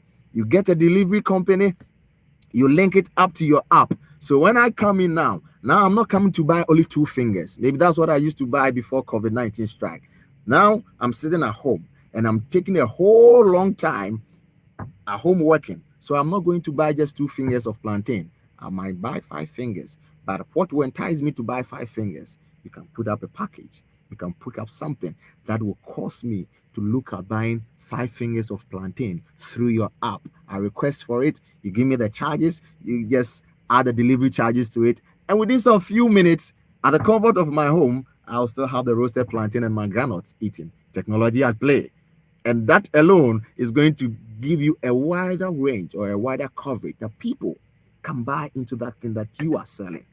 And it's not only going to be limited to that spot. So even after COVID-19, when tensions have been eased, you still have your app. You are still going to have your in-person people working to you to buy your plantain, and still going to have a virtual company where people can request and you send them those plantains. So disruptions happen most often, and when they do happen, some known brands die because they are not quickly adapting to change. When COVID-19 hit, a lot of companies have folded up. And as some companies are rather moving higher and making stakes. Why? Because they've been able to repackage their brand. They've been able to repackage their product. They've been able to redesign. Creativity has moved in swiftly and quickly, and they are making use of that. Not because they are so special, but they saw some technologies available to them. And they said, this technology can be the wheels on which my company can run smoothly and reach out to billions of people. So why don't I take advantage of that? How many of the youth are online now? And what are the channels that they are using? What can I do to get to them? Technology at play here. Ha, ha, ha, ha, ha. Now, moving on to one lovely part that I love most, digital marketing. We are in a digital world. So digital marketing, you are not staying as an analog entrepreneur in a digital world. No, we are moving to the digital channels that you can use. You see, with your digital channels, you are able to connect remotely with your customers, just like the example I gave about the woman who roasts plantains. With a digital platform, you are not just going to be seated under a big tree, but you are going to be there physically, but virtually you'll be connecting with thousands of people, and you can easily feel their sentiments. There are some people that want to come to you quietly and give some complaint, but when you move digitally, you have room, you create room for that, and people can send you messages privately about something they don't like about the products you are offering or services you are offering. As an entrepreneur that you coming up, I always advise that you also come up to publicize yourself on the cyberspace. Get a website. You see, websites normally functions as your authoritative stamp online, because with a website, your authenticity can be proven. Not like most of the social media channels, some face off, some really gets the real owner of this page. But with a website, if I want to check who the owner is, I can have a website. I can have that website that I can easily know who is the owner of this site, when this website was created, and when is this website expiring, so that when there are certain things on it that are being sold, or there's something that is going on, a business proposal that is going on, I know when this website is expiring, so that I don't move in with some investment, and then after that time I will come and I will not be hitting that website. That website will taken off. When you create a website, you are able to know the guests that visit. You can even accumulate the number of people that visit your site. You can know the traffic that is being directed there, and it also influences you and know the kind of content you put up there. So mostly I do advise that as entrepreneurs, let's think of coming up with our website. Now you can link your other media platforms onto your website. It becomes that authority that you have. Now, email addresses. When you're creating those channels, especially, I sometimes laugh, and then it tickles me when I see some email addresses. Yes, we all were all in the senior high school those days, secondary school, colleges, and then we're all having nickies. Yes, you've graduated from there. You are a CEO of your own, and you can't use your nickname as your email addresses. When you send in a proposal to a big company, you are not going there to do that, to have Nikki as your email address. How are the people going to look at you? Your email address, how do you put your whole details on your signature? You have your signature details, so that when you send an email, the person don't get back to you and say, hey Benjamin, can you give me your phone number? What are your social media handles, so that I can also be able to publish it all online or whatever. Make sure you create all those details, so that when you're presenting yourself on the digital channels, you are presenting yourself as a fully grown entrepreneur that people will accord that respect to you. Some of us got to know of Strength Africa just because of the way we had positioned ourselves. People might not see you, but when you position yourself well, when you put correct good content, when you package yourself well, anyone that sees you will love to do business with you. In this digital era, you don't let chances pass you by. Create that opportunity, create that branding, make sure you are using the right channels. There are some people who want to market their products, their services on social media channels. That's perfect. But when you're doing that out there, I mean, some people, greater percentage of some people don't really associate on social media. You know, about 99% of people do check their emails once a day. So what if the person that you are targeting is not on social media, but that person checks their email a day? How are you targeting that person? How are you sending messages to that person in a branded and in a professional way? So to end it all here, this is what I want to say. The future for marketing entrepreneurs is digital. And as long as you want to be reached by the billions of people out there that you don't know, is to package yourself well by making use of the available technologies at hand that you can use. To end it all, if we take it from the biblical point, don't just be like the fig tree from afar that people will see and think that you have fruits on you. But when they get closer to you, there will not be any fruits on you. Prepare yourself well, position yourself well, brand yourself well, and use the digital space. And there we move as the great generation of entrepreneurs. Thank you so much. Thank you so much. It's been a lovely time being with you here. Now, I hand over to my mother. Thank you.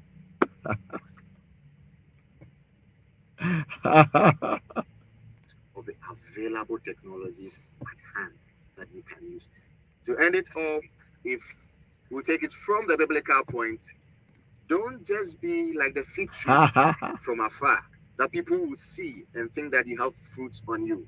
But when they get closer to you, there will not be any fruits on you. Prepare yourself well, position yourself well, brand yourself well, and use the digital space. And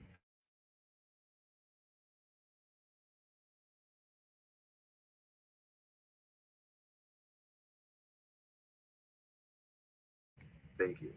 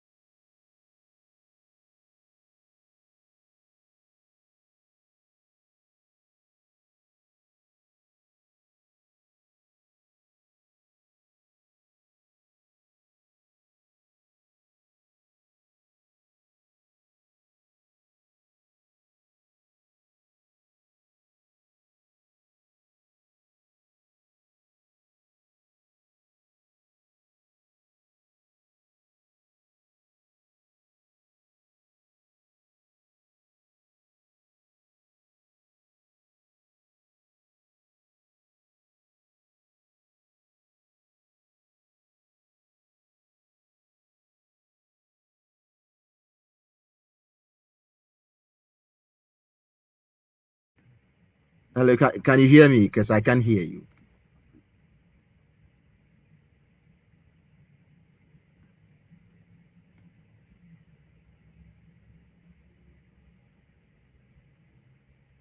Whoops.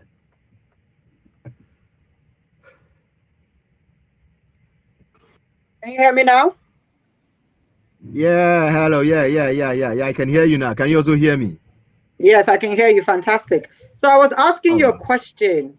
I said, thank you for sharing all the bits about digital being the in thing right now, and we should stop trying to operate like dinosaurs. So I wanted to ask, how important, how important is it to have a website for any person that is running as a business now for it to seem more legit, both locally and globally? How important is it to have a website?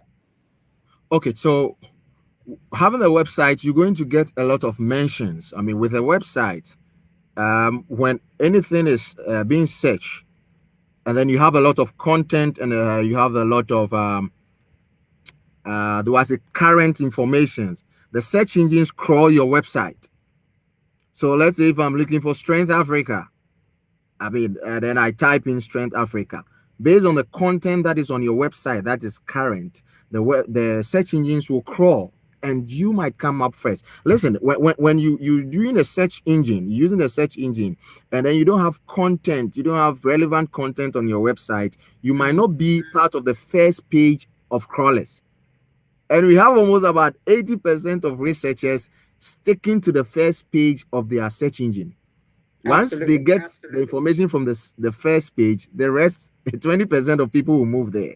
So once you have a website, now other social media channels are kind of linking with Google and stuff. So they are able to, I think Twitter also will be able to crawl and bring some informations about you. But with a website, well, that's what I said. The authenticity is proven by the website. It crawls your information. So what we normally do or advise is that on your social media channels, what you do is when you do publications or articles on your website, you can do a reference on your social media channel so that you can be able to link people to your sites where you have other informations and I mean relevant information about you. Not all information or people want to share more information on social media because of social engineering techniques as well. So people will want to do that mostly on their authentic website pages. Yeah. Wow, thank you. And I have to say that I loved the example you gave about the person selling roasted plantain on the Mhm. road and then realizing that, okay, because of restrictions and the way life has changed, that many people might not come physically to their space anymore, but they still want to give the same experience people get.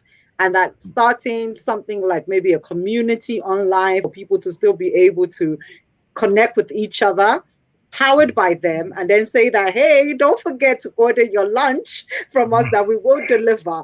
I believe that was so insightful. And I believe that comes from creativity as well. So, how important is creativity linked with being a digital entrepreneur, someone that utilizes digital tools in this new normal that we have? It's the baseline.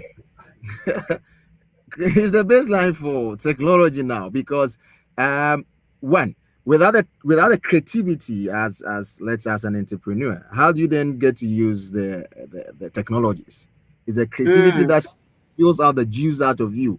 So you're thinking of you being an event organizer. You say, okay, now because of COVID-19 restrictions, we can't have in-person wedding. But someone is requesting for you to organize a wedding for the person, and he's saying, okay, because the bride is in Germany, the groom is in mhm. China, and a family is in Nigeria and Ghana, but we need to have this wedding. How do we do it? Now that's when creativity comes in. You create it. Now, can we have a platform that we can connect all these people so that they all converge on, and then we have this wedding? So that idea comes in, and then you now look for the available technology at your disposal. So what can we do? We are on YouTube now. We are on Zoom now. We are on Instagram chat now. What can I do? What can I do? The other platform. So once the creativity comes out through the adrenaline that you're having, there are always available technologies that can support that creativity. Wow, you answered that perfectly. And already my mind has already started coming up with some ideas because you just gave me, like, some tips as to some things that we could do. So Benjamin, I believe that you are a creative genius and you're not just a handsome face, you're also very intelligent. So thank you so much for your Thank time. you. Get to know you, social media handles, your websites. Can we have all that detail so that we can put it up on the screen for people to be able to reach out to you so that they can not just pick your brain, but pay to have you consult with them as to how they can also move forward. So if you want to reach out to him, that's his details right there for you. Benjamin Owusu Answer on Instagram, Facebook, LinkedIn, and you can send him an email as well. So let us say a big thank you to Benjamin. You've been awesome. Thank you, thank you, thank you. I love your charisma and I love all the bits that you've shared with us. Thank you, thank you, thank you. So, wow, I hope you guys are having a riveting time. Benjamin, I hope send a bye-bye message to everybody before you leave us. All right, all right. Lovely people. I'm not seeing you, but I've imagined all of you already. You know what? As a basic cyber technologist or hygienist too, all I want to say is be vigilant whilst you're online. Make sure that you know the links you are clicking. Now, the cyber criminals are so happy. You know why? Because they've always wanted us all to be on the internet. And now we are all on the internet. Whilst we're doing digital business, they are spewing in a lot of tricks, techniques, phishing effects, social engineering techniques. All they need to do is they want to get hold of your data, want to get hold of your information. Be careful about the information that you are putting on your online pages, and make sure you get used to the technologies that are available. And within some few months, the world is going to hear of you. Thank you. It's been a wonderful time, and I'd love to do this again and again and again. Yeah. Thank you so much. Thank you, thank you, thank you. So, ladies and gentlemen, that was Benjamin. And wow, what a great talk he gave us about, how to utilize technology and also how to stay safe.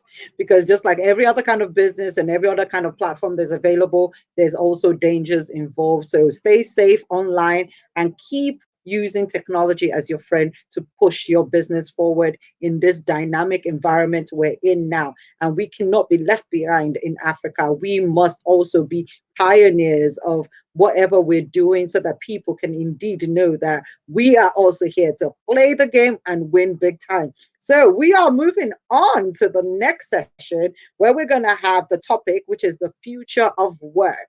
And the speaker that is going to be taking that topic is Kwame Opoku. And Renee is going to actually be the one to read his bio out because I read Renee's bio for you guys earlier and she's here now. So, ladies and gentlemen, please welcome on the virtual platform with me right now, Renee Boateng. So, when she comes on, I'll give her. Where's Renee? Cannot see your face yet. Hey, Hi. finally. Hello, how are you? Welcome. I had a very, very important meeting I had to be on, and I was like watching, with the earphones on, and I was like, yes, yes, yes. But yes, I had to quickly end that so I can come and be a part of this. This is amazing. You've done a great job, Madam Merola, and the speakers have been so, so, so amazing. This is indeed the Startup Summit Ghana, and we are flying. Yeah. Amazing. Awesome. So welcome, sis. So I'm going to exit so that you can take over, introduce our next speaker, Kwame, and then the show runs on from there. So, okay, sure. Great. See you soon. Bye. Bye. Hi, everybody. So it's great to be on finally, and I'm so glad you're all on. I hope you're taking a lot of notes because those have been some huge nuggets of wisdom that have been shared. Like my notebook is full. So now we're going to be speaking now is Kwame A.A. Opoku. Now this guy is amazing. He's the CEO of Reset Global People. He's an award-winning futurist, global business keynote speaker, 2 times TEDx speaker, brand architect, serial entrepreneur, and a social media digital marketer. He was awarded 2017 Africa Youth of the Year at the African Youth Awards and named among the top 100 global leaders of tomorrow by the St. Gallen Symposium and 100 most influential young Africans. On December 31st, 2018, he was announced ECOWAS Youth Ambassador. He was recently named one of the top 100 speakers from Ghana. Indeed, I can testify to that, making him one of the youngest to ever make the list. He's one of the most recognized voices on the continent in the area of exponential technologies and has since founded Future Governance Forum. As an entrepreneur, he's the CEO of the Reset Global People, leading communications, marketing, events, and SDGs aligned agency with a bank of super creative and talented minds connecting, informing, and creating inspiring work focused on youth engagement and policy and helping young people succeed. The agency runs 6 flagship initiatives: the Global SDGs, Youth Summit, Women Entrepreneurship Festival, the African Women CEOs Summit, Top 100 Women CEOs in Africa list, the Reset Festival, and a host of initiatives, including masterclasses, courses, digital university tours, and global goals campaigns. He's also a self-published author. He's also the founding president of the Institute of Future Learning, a collaborative learning platform and educational institute focused on raising the next crop of exponential thinkers and innovators. He's an itinerant speaker on the subject of cybersecurity, AI, robotics, blockchain, and other emerging technologies. He's the founder of the Ghana AI and Blockchain Forum and co-founder of the Digital CEO Summit, which runs in 8 African countries. Kwame is a dynamic millennial who brings international experience to driving transformation and youth empowerment in Africa. He's currently the vice chair, West Africa, for the Young CEOs Business Forum, and one of the world's leading organizations where he heads operations in 16 countries. I'm sure some of you are saying, is she reading about one person? Is she reading about one person? Yes, I'm reading about one person, and this is my brother, Kwame A.A. Opoku. Welcome. Where are you from? I'm here. Thank you. Thank you very much. Hey. Kwame, that was like a whole book I was reading. Like, who are you talking about? I don't even know who you're talking about. You're right there. And I'm so proud of you. And thank you so much that you are so free, and willing to share everything, your experience, your wisdom, your knowledge, everything with anybody at all who reaches out to you. God bless you for that, Kwame. And thank you so much for being a part of Startup Summit Ghana. Thank you so much. Today, you're going to be talking to us on the future of work. Now, this we really need to know about. So over to you. Today, I'm quiet. The mic is in your hands. All right. Thank you very much, Renee. This is absolutely fantastic. Our world has changed so much. I am sitting in the very comforts of my room, and we are having a conversation across the world. And everybody, regardless and irrespective of where they are, can be a part of this conversation. And for me, that's mind-boggling. First off, I want to say thank you so much, Renee. You are the one who spoke to me about this event. You almost are the one who convinced me and said, hey, Kwame, let's go do it for them and let's share some more value. So I'm super excited to be able to be here. I appreciate the work that we're doing. I started touching on startups somewhere about 6-7 years ago and started speaking about it quite extensively in different platforms, especially with my social media. And also the people who know me and who followed me for a while, my tribe, are very conversant with some of my startup conversations. So to be part of the Ghana Startup Summit is absolutely, or Startup Summit Ghana 2021 is absolutely fantastic and well aligned with the work that we do. Now, what I'm going to be doing in the next 20 to 25 minutes is to set your mind on a journey to start thinking about tomorrow. I know that in a very interesting, conversation, and in different parts of the world, the psychological and philosophical approach to tomorrow is that it's non-existent, right? It's time moves in a continuum. So in some regard, people say, oh, tomorrow is a social construct or is a political tool. What it is that as far as you have life, you're going to go to bed today and you're going to wake up in a tomorrow. And I want us to start thinking about that tomorrow and what it would mean for you as somebody who's looking to build something of value.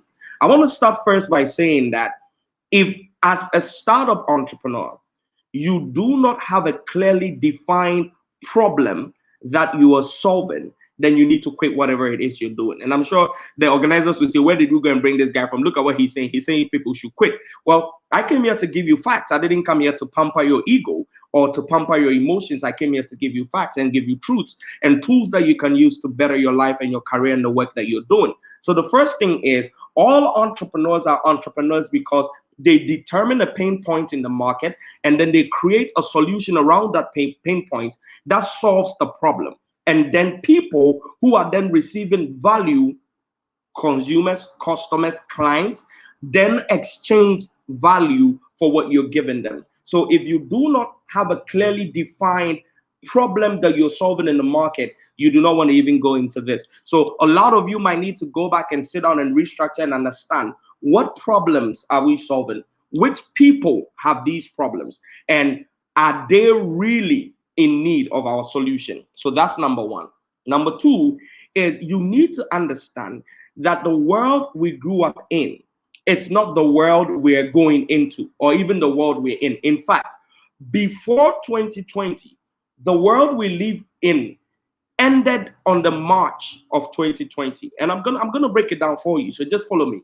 This is gonna be a hot one for about 20 minutes. So I'm gonna lay the blocks. Normally I do this with a presentation, but I wanted us to have a heart-to-heart, and be able to talk. So let me take you back a few steps. In about 2008, 2009, Facebook came. How many of you used to remember when all the people on your Facebook, the 132 of them, were all people you knew in real life? These were friends, family, your uncle, your auntie, your friends, your classmates. There was a time that existed. In fact, in that year, 2008, 2009, when Facebook came, Twitter didn't exist and Instagram didn't exist. Some of you cannot even imagine a world where there was no Instagram. There was a time where there was no Instagram.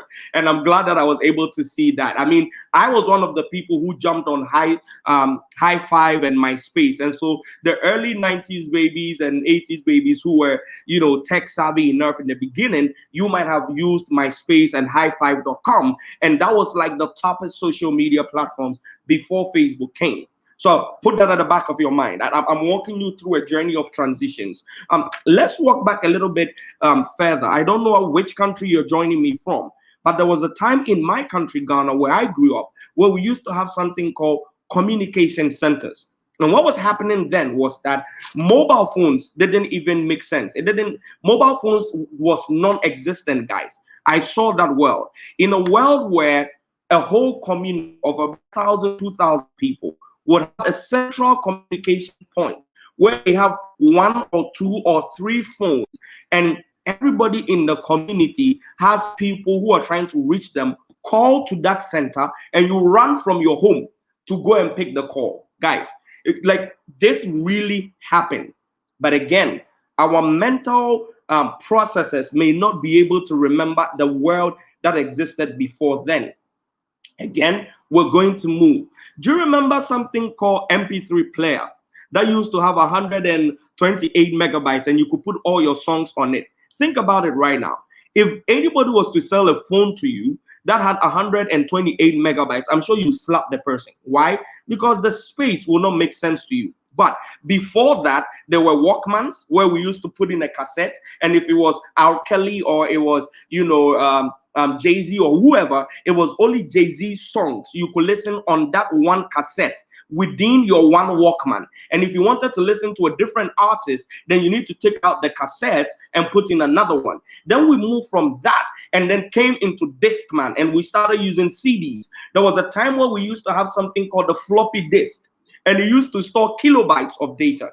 What is the point I'm making? The world you're living in today is dramatically and extremely different from the world we lived in the early 2000s. From the early 2000s, 2005, 2008, a lot of the things we used, a lot of the things that provided value to our world lost its essence because of the revolution of technology. Now, stay with me now, guys. We're going somewhere. So if you think about Discman, if you think about Walkman, Discman, MP3 player, iPods, and now what we have as iTunes, Spotify, AudioMac, and all of that, and you look at the evolution of how we consume music alone, it should now start letting you think, what is the next 5-10 years looking like for music consumption? Are you with me now? Now, what I want you to start thinking about is this. Number one, technology is an enabler. If you're writing, I want you to write these down. Number one, technology in and of itself is an enabler. Number two, in its very nature and in its very core, technology is agnostic. And what I mean by that is it is neither bad nor good. It is the people who are utilizing it as a tool who determine, the benefits of the technology or the disadvantage of the technology. Okay? Number three, technology does not care about your feelings and it doesn't need your permission to progress. Let me repeat that so it sinks in. Remember when Facebook came and pastors were saying it was the 666 and it was the Antichrist? Remember when our older, mothers and grandmothers said that it was a thing for the kids and it was corrupting us? Well, today, all our mothers and grandmothers are on Facebook. Everybody is utilizing it. And so you need to understand that technology does not care about your emotions and it does not need your permission to be able to progress. And so whether you like it or not, we're going to move from one phase to the other. Whoever thought that we're going to have electric cars? Whoever thought that there was a time coming that your car will move without fuel? We are saying that self-driving cars are coming, and people are saying, no, it's not going to happen. Well, if you go back and you ask the people who were riding on horses, and you tell them in that age that you are going to have an automobile that can run at 100 kilometers per hour, they would have laughed at you because they were sitting on horses. So understand this. I'm giving you some principles. Technology is an enabler in and of itself, and at its core, technology is also agnostic, so you can use it for good and you can use it for bad. And I'm glad that the speaker who came before me was absolutely talking to you guys about how you should position yourself to protect yourself for some of the evils that technology enables people to do. Number three, it does not need your permission and it does not care about your emotions. Number four, there are established principles and laws that govern the way technology moves. Now I'm going to go into the more technical and sophisticated details, so stay with me. One of the most recognized laws globally on technology is something called the Moore's Law. Moore's Law is M-O-O-R-E apostrophe S. So if you want to read more about it, it's Moore's Law, M-O-O-R-E apostrophe S, law. Now, what is the Moore's Law? Now, one of the co-founders of Intel, a man named Gordon Moore. Now, Gordon Moore, I think in the year between 19, I'm not sure about the date, but something for a 7-year period, right? He did a research when Intel started building their chips. And he realized that from the production capacity of the microchips that they were building, every 12 to 24 months, their chips that were creating was going up in performance, and the amount of material they were using to go up was costing less. So Gordon Moore studied this for 7 years, and after that established a law through his Intel Corporation and said, by this experiment and by this observation, I believe that every 12 to 24 months, computational power would increase and price points would decrease. What does that mean? Do you guys remember Pentium 1 and Pentium 2 in Windows XP and Windows 98 and Windows 95, when we used to be on those very slow, lethargic machines? And then now, if anybody should tell you they're selling you a Pentium 2, I'm sure you slap them. A Pentium 4 will not make sense to you. A Windows XP will look like kids play. Windows 2000, you will laugh at it. There was a time when we used to have something called, I think it was Bill Gates' company, Microsoft. they used to have the encyclopedia. It was called, they had a name for it. Today, nobody uses that because everybody is using Google and Wikipedia, right? And so what happened was Gordon Moore's law became the guiding principle by which the technological industry was moving. And we've realized that every 12 to 24 months, it increases. So we moved from Pentium 1 to Pentium 2, and Pentium 2 was better than Pentium 1. Pentium 3 was better than Pentium 2. Pentium 4 was better than Pentium 3. And so every 12 to 24 months, it was like our computers, our processors, the CPUs, and all of the things that we were using to build our base technology was increasing in computational power, becoming less and less. If you think about it, if you wanted to buy a Pentium 2 in the year 2000, you are going to spend more money than you will spend now to get a machine that is 100 times better and faster. So what I'm saying is, we have not even started yet. Look, guys, if you think about the internet as we know it, if you think about it as a human being, internet is still a teenager. Let that sink in. It is in the 90s that it started taking off. But the real adoption of technology, of the internet, of the WWW evolution actually started somewhere in the year 2008, maybe 7 all the way. So if you look at it from the year 2005, 8, you realize that technology is still a teenager. It's not advanced. It is still growing, and there is so much more to come. And so you need to completely change your mindset, change the tools with which you are looking at the future of work because of this one enabler called technology.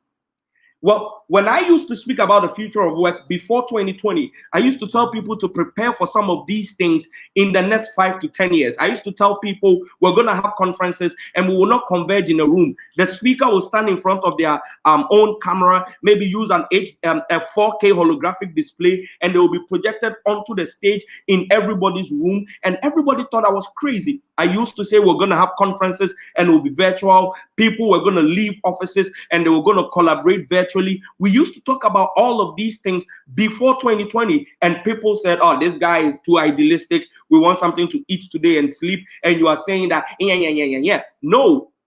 Then Corona happened. When Corona happened, every single system we have built in our society, in our businesses, religion, commerce, every single thing we have built and we needed physicality to be able to operate was questioned at its very core. And at that point, the entire world in one moment recognized that technology was not optional, it was compulsory, and it was a matter of how quick you adapted to it. And what happened was those who were already equipped and positioned online, equipped and positioned with technological tools, immediately took advantage of the entire lockdown in the world, and they made a lot of brand position moves and a lot of money. Those who were not prepared were now scrambling. You saw churches, they were now trying to set up a Facebook page. They were now trying to get on Instagram and do all of that. Do not be rationary when you are thinking of the future of work. Rather, proactively prepare yourself for what is to come. So let's look at the dynamics of what's possible in the next few years and how you should think about it. The first thing I want you to note about the future of work is this. In the future of work, by the way, when I say future, I mean now, not tomorrow, now. In the future of work, we're going to have a lot of collaboration between machines and men or people. We're going to have a lot of human-machine collaboration. Number one, write that down. In the future of work, there's going to be a lot of collaborative work that is established between human beings and machines. Those machines also include robots. But when you think about robots, do not think about robots as the clunky hardware. Some of you have Siri on your phone. Some of you have Cortana on your Windows machine. Some of you have Alexa with your Amazon Prime or your Amazon device. All of those things that speak to you, answer your questions, do work for you, enhance your productivity, every single one of those things are actually robots. They are machines who are aiding your work. Today, when I want to do anything, instead of going to my phone and going to reminders and set reminders, I can just speak to Siri and say, hey Siri, in fact, let's try it out. Let me just call Siri and let's see what's possible. Hi Siri. Now, what I can tell Siri to do, Siri, set a reminder for a meeting tomorrow. Siri, set a reminder for a meeting tomorrow. And my reminder is set. Now, when that happens, do I even look? He just set my meeting for tomorrow. Where is it? Let me show you the reminder, guys. So that is a robot. That's a human collaboration with a machine. And if I can do this, then the work of an assistant, the work of an executive assistant is gradually being taken over by machines and productivity tools. So don't think too much. Don't think about, oh, robots will come and they will sack us from our office. Guys, the robots are already in your life. You're holding them in your palms. They are in your laptops. They are on websites answering FAQ questions. So number one, think about a lot of human and machine collaboration. Number two, there are going to be a lot of the things human beings used to do that will be taken over by the machines. So the second thing you need to understand, a lot of human jobs, the ones that we're doing now, will disappear and go into oblivion because the machines can do it better. So there's going to be a huge unemployment stare that is coming in the next few years. And Corona already triggered it because our economics were weakened by the pandemic. But even when we regain our economies back, in terms of scale and efficient productivity, a lot of companies are going to understand that the machines do a better job than humans in certain things. So there's a huge unemployment wave that is coming. That's the reason why I'm a futurist. I'm literally telling you and prophesying about the future, but I'm not a prophet. Nobody knows the future. None of these things are 100% set in stone. We're using the data that is available to us. And that's the reason why I took my time to walk you back in the 90s, in the 2000s, so you can actually imagine in your brain how much things have changed. And then the things I'm saying now will not be any strange thing to you. Number three, a lot of new jobs are going to be created that human beings need to do. So there's also going to be a lot of new opportunities that are going to come in the future of work. Guys, let's walk back again and let me make this practical. 10 years ago, you were not going to be able to make a living as a social media marketer. You are not going to make a living as a YouTube vlogger. You are not going to make a living as a drone pilot. I mean, think about it. If you think about the aviation industry as a whole, it's an industry that's very complex. For you to be able to move and grow in that industry, there's a lot of studies over 6-7 years of being in school, and then a lot of practicals and all of that. Before you become a pilot, you've almost spent a decade. Well, today, somebody with $100 can order a drone from Amazon, watch 2 hours of YouTube videos, and they're a drone pilot. If they charge $100 per every wedding or event that they cover, and they do 10 events or 5 events or even 3, landscape projects per week or per month, you can imagine the kind of monies they're making. Jobs that didn't exist 10 years ago are the jobs that are making people loads of money. Now we have, virtual assistants, virtual consultants, virtual coaches. Look at all the jobs we've created that didn't exist before. So there's a whole scope of new work that is coming. Now we need data analysts, AI specialists, blockchain analysts, crypto traders, forex traders. There's so many new stuff that's being churned out. So as you think of the future of work, also think about the new opportunities that are coming. Number 4, a lot of the new opportunities that are coming, we are not equipped and trained and educated to be able to pick those opportunities. Why? Because our educational system is not even aware of the changes that are coming. A World Economic Forum report that was released last year said that in the next 25 years, from now to the next 25 years, the kind of jobs that are coming out, the educational system does not even know, and does not in any way have the capacity to prepare our kids for it. So this is the reason why we are going to have to encourage a lot of self-learning. A lot of these things that I'm telling you, a lot of the things that I follow in terms of data analysis, available, scenario planning, foresight analysis, and all of that are all things I learned on this same thing called the internet. So as I'm beginning to wrap up, let me give you some key things you can do to position yourself either as a startup entrepreneur, as somebody who works for somebody, any of those things, wherever you are, whoever you are, whether you're a coach, an influencer, if you are concerned about creating value for our world and you want to be able to progress, number one is self-learning. You're going to have to stop.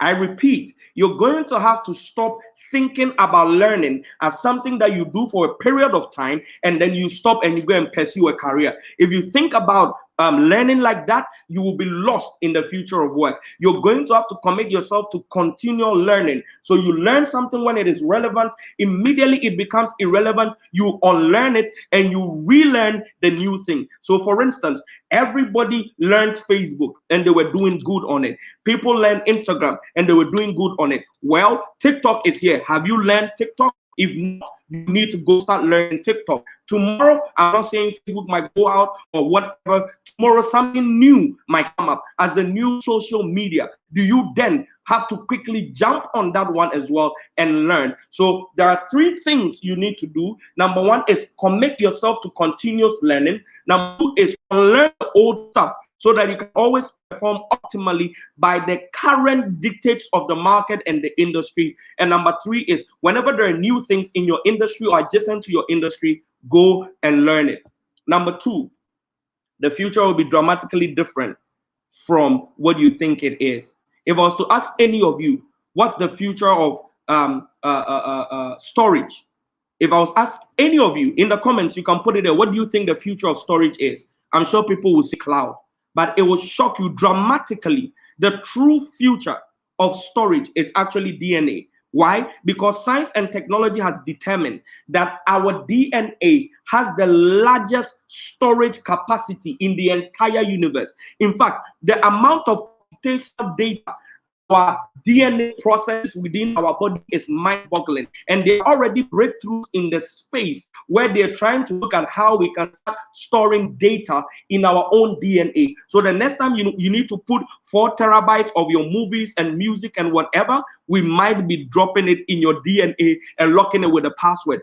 Think about that for a moment. So when you think, oh, the future of storage is cloud, no, that's not dramatic enough. The future of storage might actually be more than DNA. Only God knows what is possible. So think about the future as going to be dramatically different. There are kids who will be born in the year 2025 who by the time they are 5 to 10 years, if you explain to them that you needed to have a phone in order to interface with information, they will laugh at you. Why? Because by the time those kids arrive, we'll live in the world that you used to see in the movies. The one that people are walking, they have a lens on their eye. It's not even glasses. It's literally in their eye, and information is popping up everywhere. You see those movies you watch where they are punching the air and, moving things like this?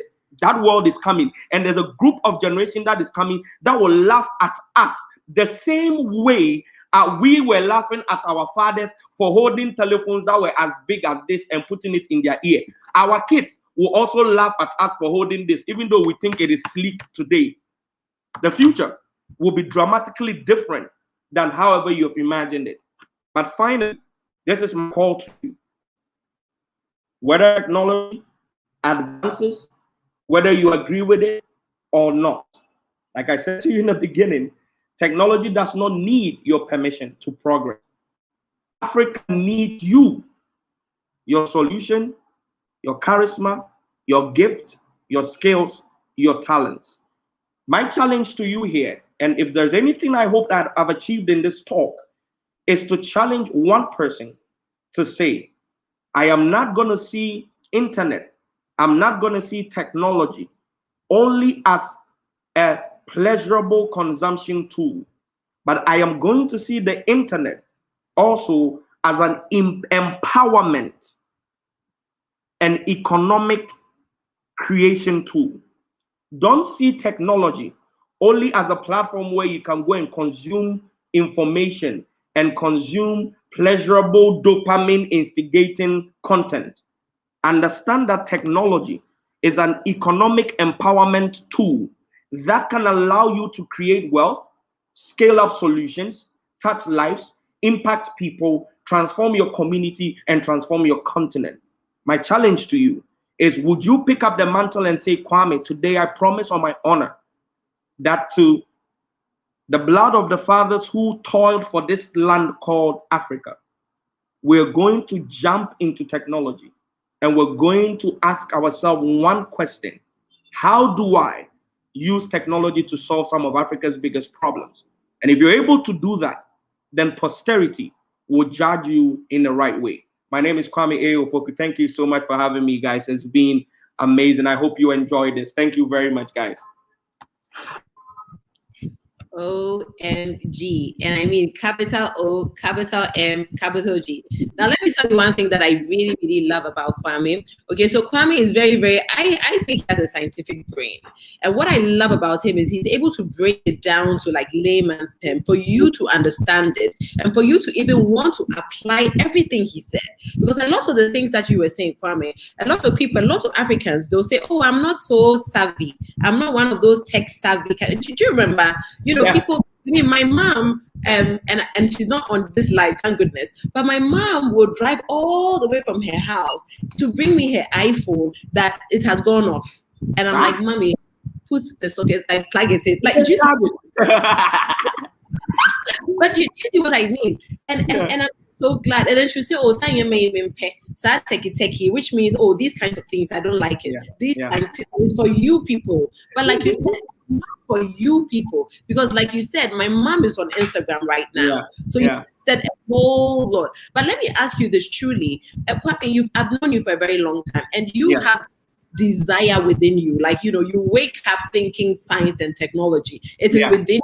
So you always sort of know what to learn, what to go and unlearn, all of that. I mean, I'm number one for self-development as well. So I do agree with you. But for those who really are in that kind of scientific brain, let me call it that, Taiwo said at the point, he said, I'm afraid. And that made me laugh. He said, I'm afraid. For those who aren't as you are, how would they know what to learn? How do they know what's even coming?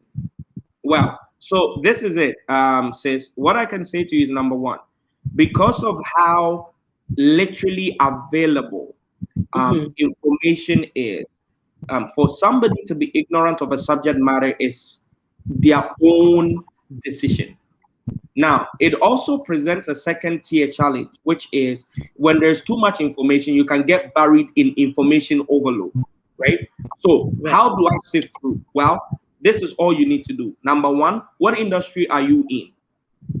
If you are in, say, beauty or fashion, simple thing, go look for the top movers and shakers of that industry. Right. So I'm in tech. I'm following Elon Musk. I'm following Jeff Bezos. I'm following the Microsoft CEO. I'm following all the top guys.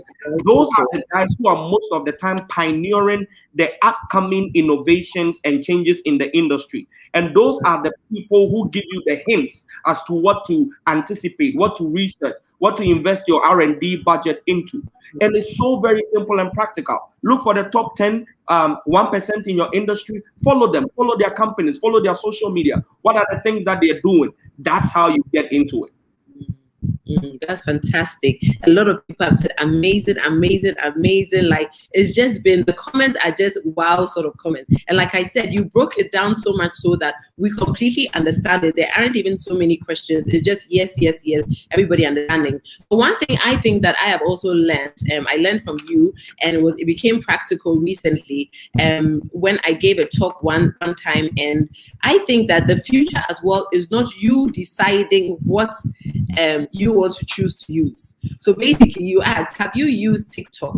Now you cannot say that I'm so comfortable with Instagram that I'm not going to learn TikTok, because the people that you're going to meet next that you might want to strike a deal with, they are probably saying, can I find you on TikTok? And you can't say, come and find me on Instagram. Then it's like, no, you're not on our level, if you see what I mean. So I think this is really, really eye-opening. This is a time where we have to change our mindset to, I'm not that tech kind of person. We need to change our mindset to, oh, I'm used to this. It's not what you are used to, it's what you should know to move on, basically. And I love this so much. Round of applause, everybody. I want to see the round of applause. This has been. Are there any other questions? And Richard, let me read this comment from Richard Casimo. He said, the educated is anyone who can learn, relearn, and learn again. Think about this for a moment. The human body has greater and more powerful functionalities than those in our phones and computers. Absolutely. Wow. Absolutely. I really fantastic. Yeah. I really like that. This has been a great one. And Kwame, like I said, I really like the way you always break it down to like simple terms. I loved when you talked about the communication center. There used to be one in front of my grandmother's house that was so busy. And when you didn't talk about the letters. Do you remember the letters with the stamps? That take about 2-3 weeks. Yes. Now. So yes. So interesting. Thank you so much, Kwame. This has been an awesome session with you. And I wish you all the very, very best. You're doing an amazing job for Ghana, for the whole of Africa, and for the world. Please keep it up. Keep it up. Thank you. Keep it up. Thank God you bless you so much. Thank you so much. Right. Stay blessed. My goodness, that was so, I mean, for me to be excited about something, so, because to be honest, I'll confess, I used to be one of those people who would say, oh, I'm not techie and I'm not interested in techie kind of stuff. But now you'll be surprised the things that I'm learning. My Google, especially when you have Google, I think you don't have any excuse. When I mistakenly, for example, delete something, maybe I delete something on Instagram, for example, I'll just Google, what do I do when I delete something on Instagram? It will tell you, go up, tap here, do this. So we can, there's no excuse, I think, to say you don't know. Basically, each and every one of us, Google is there, Wikipedia is there, we all can make it. And this is the sort of mindset we need to sort of gear ourselves to be able to make it in the future. I really like that. And the one question as well he asked, he said, what are you solving? So if you're an entrepreneur on here watching now, ask yourself this. By the end of all of these talks, I think you can actually sit down, revalue yourself, rebrand yourself. I mean, this is a startup summit. You're going to restart yourself for such a powerful future ahead of you. I really, really like that. It's been amazing. It's been amazing. We're going to have another speaker. Okay, I hope you're ready. Drink some water. Okay, let me just get his details for you. It's just been an awesome time today. And we're going to have Prince Eduapia. Okay, he's the CEO of 1 Billion Africa. Okay, Prince is a thought leader, a development worker, an entrepreneur, and a tech consultant with a passion to raise leaders and help eradicate poverty in Africa. He's the founder and CEO of 1 Billion Africa, a non-profit movement that inspires and empowers Africa's youth to find problems in their communities and turn them into projects. I love that. 1 Billion Africa's projects and activities have impacted over 12,500 Africans, majority being youth, women, and children. Having discovered his passion for Africa, true leadership, and love for humanity at the age of 17, Prince began building capacity by serving the underprivileged through volunteerism in several youth groups and in rural communities in Ghana, while investing time in youth empowerment. In 10 years, he's led over 45 teams and spoken to 35,000 plus people in 10 countries, namely Brazil, Canada, Ghana, Liberia, Nigeria, Russia, Sierra Leone, South Africa, the Gambia, and the USA.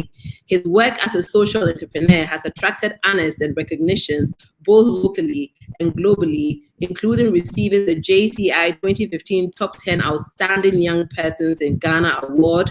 He's been recognized as part of JCI World's 2015 Top 20 Outstanding Young Persons in the World, recognized in 2015 Top 30 Under 30 Future of Ghana Young Talents in Ghana, and recipient of Unsung Hero People of Distinction Humanitarians Award. That was in New York.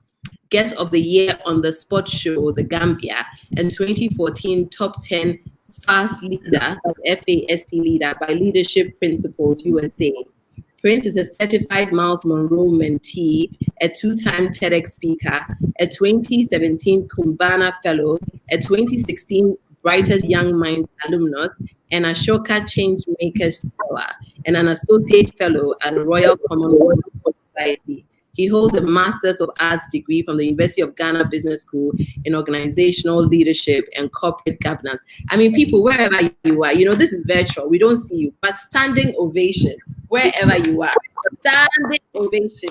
You can't listen to all of this and just sit down. Standing ovation. We need to stand up. I want to see you standing up. Amazing. Awesome. Prince. Hey.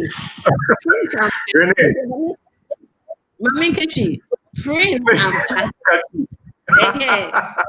Oh, what, congratulations. I've just loved this. I mean, just reading alone has just inspired me, so, congratulations. I really like what I've just read. Today, you're going to be talking to us on leveraging technology and entrepreneurship to drive a dynamic Ghana. Congratulations, and you're very welcome.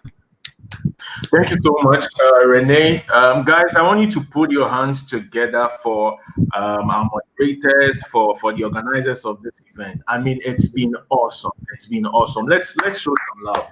Let's appreciate them. Let's appreciate them. I think from Mr. Taiwo's address to John's presentation, Mamikaya, way down to Kwame blew it up. I mean, if you can see my computer, literally, it's like I can feel the smoke. It's like it's on fire, Kwame blew it up. Kwame, big ups. Your passion for the motherland, for the continent is super inspiring. And from the depths of my heart, I say God bless you and God bless all the speakers. So, Renee, thank you. Thank you for having me. You're very welcome. Over to you. Awesome, guys. I'm excited to be here. I know it's been a long day, and I don't intend to take too much of your time, and so I'll just zoom in straight. But again, let me appreciate Strength Africa, Mr. Taiwo. I think this is a brilliant event, and I've been listening from speaker to speaker. And sometimes when you are a speaker, you tend to hold less the value of what others who speak about. You don't pay attention. But guys, I have my notes. I was taking notes, and I truly appreciate all the speakers. Kwame, big ups, and to you all. So today, yes, you heard my topic, and yes, I was just waiting for my slides to be up. I was given the topic leveraging entrepreneurship and technology to drive a dynamic Ghana. But I'll switch it up a bit. I like to switch things up, and so organizers, forgive me. I'll still land on the topic, but I'll switch it up a bit to the dynamic force, a new generation of rising entrepreneurs, a new generation of entrepreneurs rising. Guys, to start with, I want you to follow me on a journey.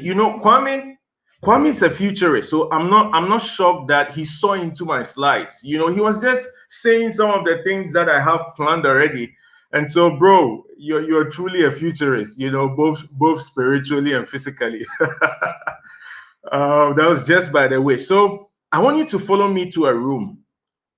And the date, this room is in Addis, Ethiopia. It's a hall, a big hall. And the date is 1963. May 25th. The host of that event is Emperor Haile Selassie. In the room, we have 32 African countries. Dr. Kwame Nkrumah is in there representing Ghana. We have Kenya is in the room. Egypt, NASA is in the room. We have so many African nationalists in that room, and I want you to imagine yourself in that room on the 25th of May 1963. And guys, one thing I want you to see or observe is the passion in the eyes of these people, whilst they pour out their hearts on how to build a better Africa. This was when the Organization of African Unity, OAU, was formed. Eventually, it was turned to African Union that we all know today.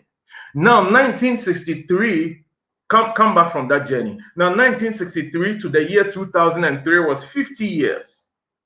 And so our fathers at the African Union decided to now design a new 50-year plan, to guide us, to direct us, and to give us a sense of vision as to where we were going. Mind you, back in the room on the May of 25th, 1963, these were leaders, Haile Selassie, Kwame Nkrumah. They had a vision. They saw the next 50 years. as to whether or not that has been achieved, that's a question that I can't answer. But then now move to the new room on a 2013 25th of May, when they are now designing a new 50-year plan.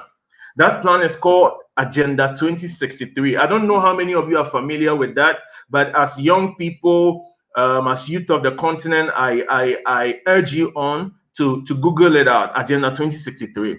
Now, the one controlling my slides, please, let's begin to move now. Let's begin to move now. Let's begin to move now. Great.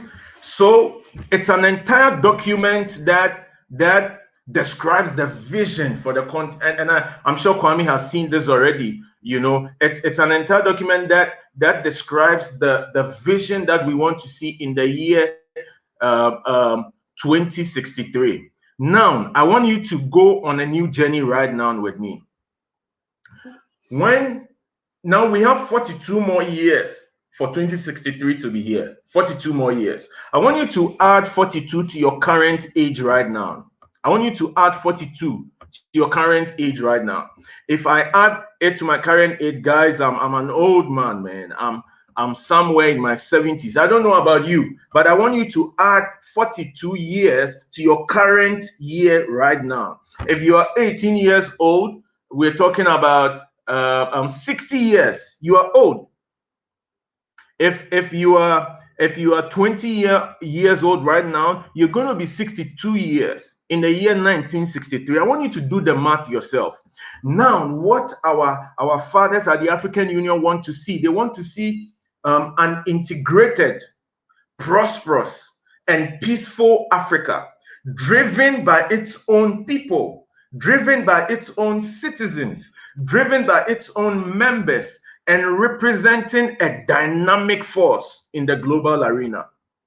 An integrated, prosperous, and peaceful Africa, driven by its own citizens. I love that, driven by its own citizens. I don't know whether the current Africa is being driven by its own citizens. I don't know about that. But in the next 42 years, driven by its own citizens and representing a global force, and representing a dynamic force in the global arena. Guys, so this is the year 1963. I don't know how old you are, if I mean, we live to see each other. I don't know how old you are by then, but this is the Africa we want to see. Now, I want you to begin to imagine. Kwame has helped us to be futuristic, you know. So imagine that Africa right now. Please, let's move to my next slide. Imagine that Africa right now. That Africa, immediately I can see what Kwame was talking about. I can see, you know, a peak of the relationship between robots and human beings. I can see flying cars. Whether or not it's in Africa, I can't tell you that, but I can see so many smart things happening. In fact, if you own a business right now, how old would your business be in the year 2063? So for those of you who have been postponing that idea that came to you 10 years ago, if you keep postponing it, the year 2063 is going to come and your business will still be a startup. And that would be a shame. So I'm talking about a very I mean, I love to see the glass of Africa half full instead of half empty. I'm an optimist. I love it. You know, and so I choose to believe that it's going to be a great Africa, so different from the Africa we are seeing right now. But I am not naive. One of my mentors says that you will become what you are becoming right now, and so we need to work on the future we want to see tomorrow. Now, Albert Einstein said rightly that doing the same things over and over and over again and expecting a different set of results is the definition of insanity. In Ghana, we will say, one but damn, like you are mad. I'm not insulting anyone, guys. Forgive me. I'm just trying to translate insanity. You know, it says that insanity is doing the same thing over and over and expecting different results. It doesn't work that way. If you want to see different sets of results, you want to now change the way you are doing certain things. I hope you're following. And so before I come back to this insanity and then the imagination trip that we did to the year 1963, I want to pause a minute for the next 5 minutes to tell you about where I have come from, and then I'll connect it also. Please, let's continue. Let's continue. Yes, so in the year 2008, in fact, in the year 2007, I completed my senior high school, and I was supposed to go to school in the year 2008. But my parents couldn't buy enough university forms for me. They could afford just one university form, so we bought University of Ghana forms, and by remarkable turn of events, I couldn't submit my form on time. Someone was supposed to be a guarantor for me. The person locked up my admission forms in his locker. He traveled. He came back late. My dad confronted him, and he was pissed. He said he won't do it again. Long story short, I submitted my application forms after I got a new guarantor. I submitted it, I think 40 minutes or 30 minutes late. And University of Ghana told me that, hey, you are submitting your admission letter late. Your admission form late, and so we can't pick you. Come the next year, guys. That meant that I had to watch my friends go to school. Not that I didn't pass, but because of the challenge. That was the year 2008. I was depressed, but not the entire year, because something happened. I got the opportunity to work in a bookshop, and that changed my life. In that bookshop, there was a little radio at the corner that was always on Sunny FM. Those of you in Ghana, 88.7 FM. And one morning, I was listening to this radio in the bookshop when I heard my model, my mentor, Dr. Miles Monroe, say a statement, and it stuck with me till now. He said, every human being was created for a reason. And this reason is what gives you the drive to want to do something in life. I waited for that commercial to come back again because it was a radio. I loved it. That was the year I discovered my passion for leadership, because the owner of this bookshop said that, Prince, I like what you do. I like your demeanor. Go ahead. You can read the books you want in the bookshop, though it's for sale. So I became inclined towards the leadership books, and I began reading. In fact, I was so excited about leadership, I started researching why the continent Africa has so many resources, so much resources, I should say, but we're still tagged as a poor continent. I discovered the root problem was leadership. And so, in fact, when it was time to go to school this time, I could afford, we saved some money, so we bought forms for 3 different schools. And I remember vividly, I wanted to go and study leadership, but none of the schools were offering this course. So I settled for another course that I loved, computer science. And so computer science is what I studied for 4 years in school. But guys, here again, the challenge came. I studied computer science for 4 years, but I didn't have my own computer. I would borrow friends' computers to study at night. My friends, they know I'll come for their computer. I remember my very first website that I created, I used 4 computers, because I picked the first one from a friend, and in the middle of it, he goes, Charlie, I need my computer. So I pack everything on a flash drive and move to the next available computer. In fact, after I was done with the website, I had used 4 different computers of my friends, And so just to say that life on campus was not all rosy, but something was happening. And as well, on campus, that was when the entrepreneurial spirit in me began to develop, because I had to survive on campus. I remember I learned how to develop a website. I went to learn it from some guys, and I further built that capacity. And the day I finished learning the website development, I put out a poster that I wanted to teach website development, because I had to survive on campus. I would walk the streets of campus and nearby communities to fix posters. If you want to know how to design a website, call on me. And I got one client. Interestingly, he was Nigerian, and he paid me. I got my first payment from that business that I started. And so life on campus was not all rosy, but indirectly something was also happening. I realized that I inclined towards leadership on campus leadership engagement, and during vacations, when my church would go on, village evangelisms. I'll tag along. And each time I went to these remote communities, something will happen to me, guys. I would have tears in my eye at night because, I'll just be recalling the instances that happened on the field. Let me give you a typical example. One of the times I met this little girl around 7, 8 years old in a remote community in a village. And I asked her, what do you want to become in future? She responded immediately as though she had thought of this already. And she said, I want to become a nurse. And I'm like, oh, that's beautiful. Why do you want to become a nurse? And she said, so that one day when my mom is sick and the people in my village are sick, I can take care of them. Guys, these are the stories that will make films of tears appear in my eyes when I return from those trips at night. And eventually, it was 2013. I was 23 years old. 23 years old, I was patching in someone's room on my final year on campus. And at night, I'll just pace the streets of University of Ghana campus at dawn. I'll just be thinking, God, what can we do? How can we create a better continent? I'll just imagine Kwame Nkrumah and Patrice Lumumba, Jomo Kenyatta, and the kind of passion that they had for the continent and what they would have done differently if they were alive. And it was at such a time, I remember vividly, it was around 2:30 a.m. when I was in my room and I was just having these sentiments, these thoughts. What can I do to create change? And that was when a question popped up in my mind. Prince, how many problems are there in Africa? My answer to this was plenty. Too many problems. We can't even count. 1 billion of them.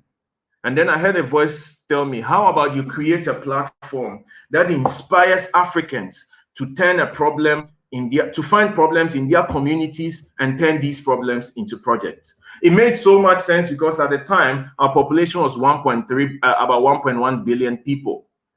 So if everyone in their lifetime pick a problem each, turn it into a project, we get 1 billion problem solved, guys. And it made so much sense to me. And so for the past, it's been an inspiring journey. You can move to the next slide, please. For the past 7 years, my team and I have been on one project after the other. Because of the time, we can go into it, but we engage in advocacy. We run projects. We're setting up, we're working on a fund, the 1BA fund. We have an academy of entrepreneurs or people who are turning problems into projects within our network that we work with and we empower.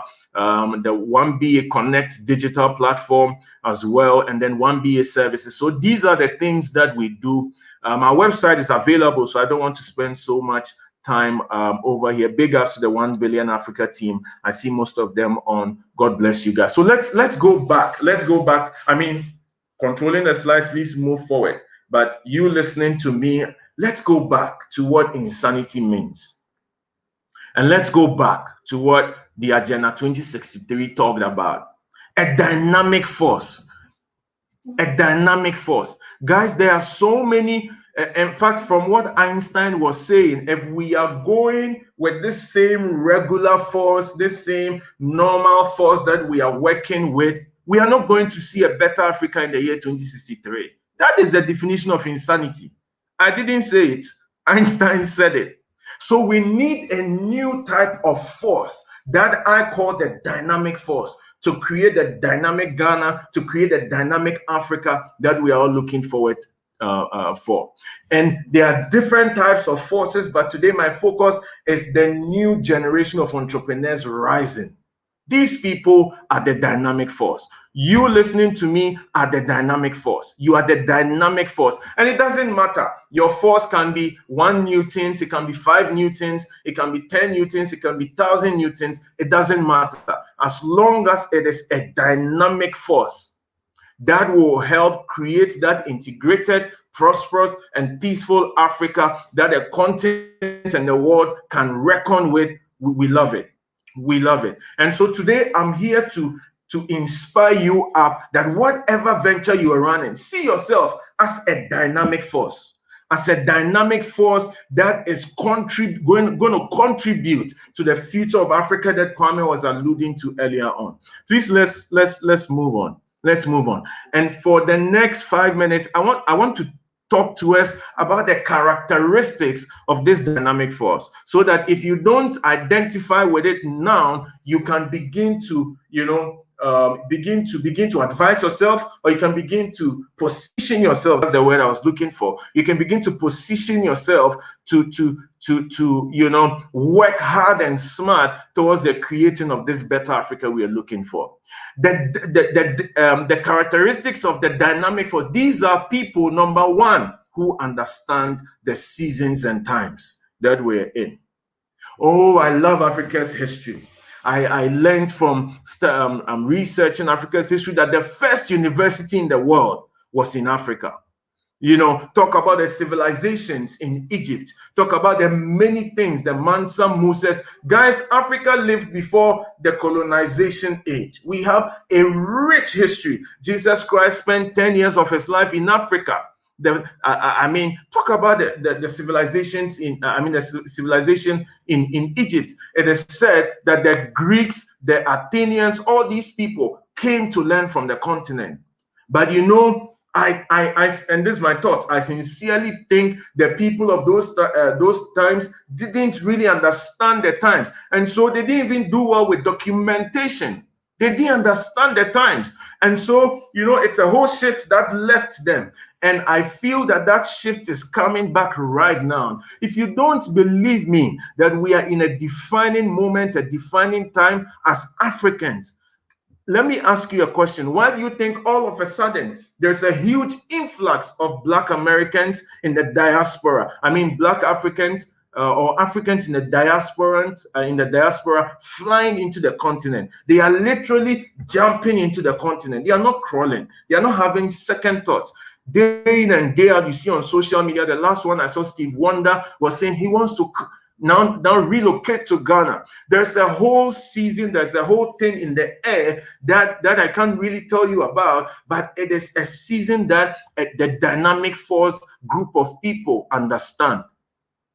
With the whole exodus that is happening, people jumping back to the continent, if you're an entrepreneur who is a dynamic force, you want to position yourself well. You want to open up your market to the Africans in the diaspora community.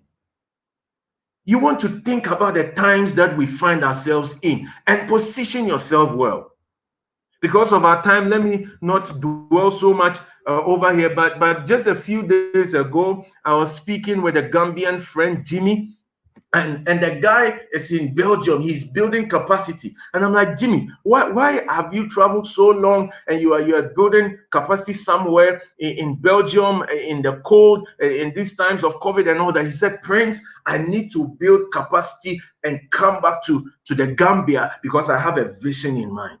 That's a dynamic force waiting to happen. I spoke to another sister from Tanzania. Iman was speaking with so much passion, and she's also looking forward to a great future, and she's working towards it. She has passion in women empowerment, women rights, gender issues, and she is building capacity because she understands the times. Guys, next is that this dynamic force group of people, they feast on knowledge. Kwame mentioned it. They feast on knowledge. Let's redefine the way we see education right now. Like Kwame was talking about, today you can go to Coursera. In fact, I'm very passionate about leadership. And when I had this mindset, I began to dig deeper on the subject of leadership. I realized there's a whole world out there of knowledge that I can feast on. So if you want to become the expert in fashion, someone said rightly, I think it was Vusi Temakwayo that said rightly, that don't be the biggest, be the best. You want to be the best fashion designer that has ever happened to the continent of Africa. How do you do that? So you want to feast on knowledge. Feast on knowledge in your area of gifting. The next thing that this dynamic force set of people do is that they have ladders. They have ladders. What do I mean? The ladders we climb on. One of my mentors said rightly, you can't be the ladder and the climber at the same time. Hello, African youth, Ghanaian youth, you can't be the ladder and the one climbing the ladder at the same time.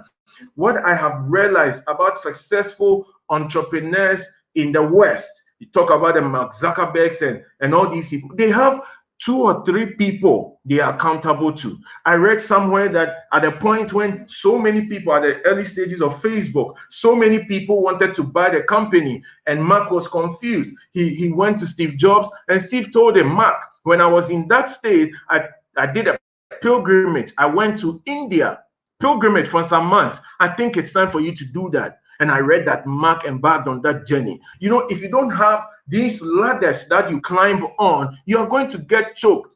It was Mami Kaya that said that we need to persevere. You're going to get choked if you don't have 2 or 3 people who can provoke you. You know, when you are in such moments. You know, it's not a normal position to be a dynamic force. It's not a normal position. So you want to leave your comfort zone. Find 2 or 3 people that can advise you when you are feeling, you know, when you are at the low point of your life. And these people also respect structure. One of the things we did when we started 1 Billion Africa, I remember December 2013, I met my team. I was exuding with so much passion. I told them, guys, let's run this organization as though they have sacked everyone from the UN headquarters and they have put us there. And so we began to search the top 10 NGOs in the world. We will sleep by their website. We will sleep by the annual reports just to learn structure. Because I was 23 years old, guys. I didn't have 10 years experience in non-profit management. So be mindful of structure as an entrepreneur, the processes within your organization. You know, have a team. You can't do all alone. Have a team that you value, a team that you can climb with. Peter, Jesus even had his John, James, Jesus had his Peter, James, and John. You need some people that you can really count on. And when you are building structure, learn from the best. Learn from the best fashion designer. Learn from the best art company in the world. If you love gaming and that's your entrepreneurial area, the sector you want to jump into, learn from the best gaming company in the world. Sleep by their website. In fact, now I'm going to go down in the next slide. But now because of technology, you can even shoot these people an email. Please go back for me. We'll come back to this in 5 seconds. Please go back for me. But I remember in the year 2014, I saw this guy, Seppo Selwani from South Africa. I didn't know him. I hadn't met him. But I read that the guy had met Mandela. And I'm like, whoa, you met Madiba. Then I need to meet you. So I sent him a message on Facebook. Now we are great friends. When I met him in Joburg, in Pretoria, we had a very fantastic time. What I'm trying to say is that now because of technology, you can connect with people you want to learn from. The next is that this dynamic force set of entrepreneurs stop at nothing. They persevere. They don't stop at nothing. Nothing stops them. The only thing that can stop them is their moral values and their ethics. But aside that, nothing stops them. Nothing stops them. 2 trips have changed my life. The first was a trip to Russia. The second was a trip to South Africa. At the time, I had to buy my own flight ticket and I didn't have jack. I didn't have money, you know. And so I had to look for the time when the flight tickets were at the cheapest prices. And so I put some money together, and at both travels, one was done in 2014, one in 2016, they changed my life. What I did was that immediately I saw when the flight costs or prices were at their lowest, I bought the flight ticket even before I got the visas. I didn't want anything to stop me. I remember for the Russian one, later the visa came, so hallelujah to that. But for the South African time, the time for the flight to take, the flight date arrived, my visa had not arrived. I had packed my bags. My mom told me, Kwesi, I thought you said you're going to South Africa. Are you sure it's not Kaneshi you are going? Or are you sure it's not Kaswa you are going? Because, you know, I wasn't going. The flight period has come, but my visa had not arrived, and so I called the flight company. I told them, you know what, guys, something has happened, so I have to reschedule my flight. They said, no problem, you have to pay $90. I was like, that's fine, and then I dealt with it. But I'm trying to say that they stop at nothing. Let nothing stop you. Once you are convinced this is the route you need to take, when I'm convinced that when you are faced with a wall, immediately you are faced with a wall, I see 6 options. Option 1, pass the right side. Option 2, pass the left side. Option 3, you can drill down, dig down, and show up at the other side. Option 4, jump the wall. Option 5, drill through the wall. Guess what option 6 is? Sometimes you tell yourself, you know what, I'm not ready for you right now. I will go, but I'm going to come back. I'm definitely going to come back at you. And that is option 6. So stop at nothing. There's always a way out. Now, this dynamic force group of guys see technology as an escalator. I won't touch too much on this. Kwame did justice to it. They see technology as a tool, you know, as an escalator, you know, that moving staircase kind of thing. And so they step on it and it takes them places. Let's move to my next slide. I think it's the last but one slide. Let's move to my next slide. But, you know, and so just to dwell on the technology bit, technology in the hands of this dynamic force group of guys is deadly. It's dangerous. Technology in the hands of these dynamic force group of entrepreneurs is amazing. Number one, they use it to connect with like minds. Like I gave you the example of my South African friends. Guys, I remember some time ago, we were pursuing Google for nonprofits, my team and I, for them to come to Ghana. We would go to their offices. They wouldn't mind us, you know, a couple of times and all that. And then we wanted to send Larry Page an email. That's the kind of thinking I'm talking about. Use technology to connect with like minds. If you want to be the best, what business even comes to mind? You sell accessories, you sell beauty accessories. You want to be the best. Stop being a local champion. Start looking elsewhere. Start looking for people that are the best in that sector in Ghana, in South Africa, in India, elsewhere. And what you want to do is send them an email. Be humble. I want to learn from what you're doing. Mostly these people will even feel very good and they'll open up to you. So the dynamic force set of guys use technology as a means to connect with like minds. Number two, they use it to drive effectiveness. I think it was the year 2016. I discovered a company called Founder. Now they spell it Found and then R. Maybe some of you know them. Found R. Now, one interesting thing intrigued me about them. I realized, in fact, they said in one of their newsletters that they have not met each other. One is in Australia, one is in America, one is in another country. And I was like, how are you guys working?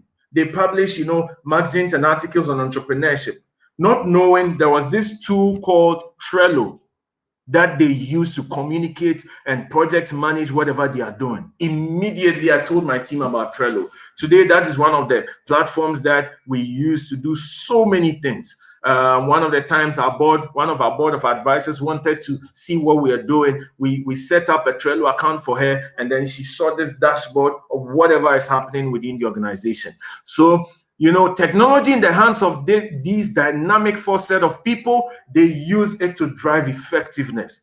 Google it, look for it, connect with some of the speakers who have spoken about cybersecurity and the future of the continent, the future of work and all that. Ask them, this is my area of work. What tools do I need to help drive effectiveness in the work that I'm doing?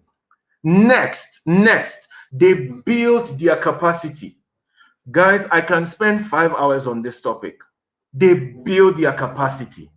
Like I said, we are running 1 billion Africa from the depths of our heart so well, but we didn't have experience. It's now that I want to do my second master's in development studies. We don't have that theoretical basis. We have only learned online and, you know, learned from podcasts and YouTube videos and tutorials and stuff like that. Build capacity, guys. You have it in your hands. Build capacity. Next, they rightly brand their ventures and tell their stories. Entrepreneurs of today, you give someone the opportunity, come and give a TED talk, and they go like, I don't know, there are some butterflies, all of a sudden they're in my stomach. No, guys, no. Insanity is doing the same thing over and over and expecting a different set of results. Be identified with this dynamic force of people. Dare to create change. One of my mentors says that be ready to live life. Be ready to live life. Do you know the one who is ready to live life? If you call him today that the president is looking for him to come and give a presentation, he would jump at it. He would jump at it. He would jump at it because he's ready to live life. What someone said rightly, that it is competence that feeds your confidence. And so if you find yourself almost all the time lacking confidence, perhaps it is time to build your competence. And that is what I spoke about, building their capacity. When my mentor, Dr. Miles Monroe, was in Ghana, I think 2012, I so much wanted to ask him a question. When they said question time, I lifted up my hand before thinking about a question to ask. I was just ready to live, guys. So rightly position your brand to attract the right people online. Now, thanks to COVID, you know, you can sit in your room and accomplish so much. I know of a company called Soko in Kenya.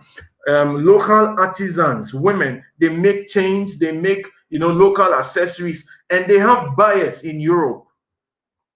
They ship their products to Spain and to elsewhere. And so, guys, the local championship, maybe it's time to move into the English Premier League. That's just by the way. But what I'm trying to say is rightly brand your venture and tell your story. Whenever you get the opportunity, tell your story. Last but not least, these dynamic force kind of people, they create solutions. 1 billion Africa's tagline is turning problems into projects.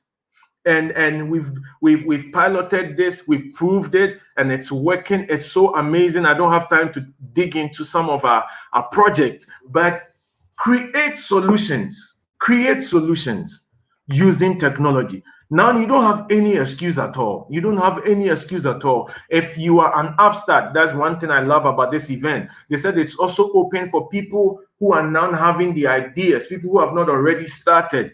Now this gives you the opportunity. If it means secluding yourself for a week, find a hideout place, pray, cry. It's a retreat. You will come back with a solution. You will come back with a solution. You will come back with a solution. If you are struggling with even finding solutions, you can call on us. There are so many ideas that we don't even have time to work on. And so, guys, once I move to my next slide, I want to dare you all listening to me today to move from the normal, kind of force, normal routine kind of life, normal entrepreneur. Please, let's move to my last slide. Normal entrepreneur, you sleep, you wake up, life is going on. You are always spending time on people's statuses and stuff like that. No. Be the dynamic force, because that is what is required to create a dynamic Ghana and a dynamic Africa that we want to see. Guys, imagine Kwame Nkrumah having access to WhatsApp right now. Imagine Patrice Lumumba having access to Zoom right now. Oh, he's going to connect to his other nationalists and they are going to share ideas and thoughts. I can imagine Kwame Nkrumah sending a WhatsApp broadcast to a contact list of Africans, trying to spread his vision. What are you using technology to do in your hands? I dare you today to be that force, that dynamic force that will contribute to creating the Africa we want to see in the year 2063 and beyond. Thank you very much. Thank you.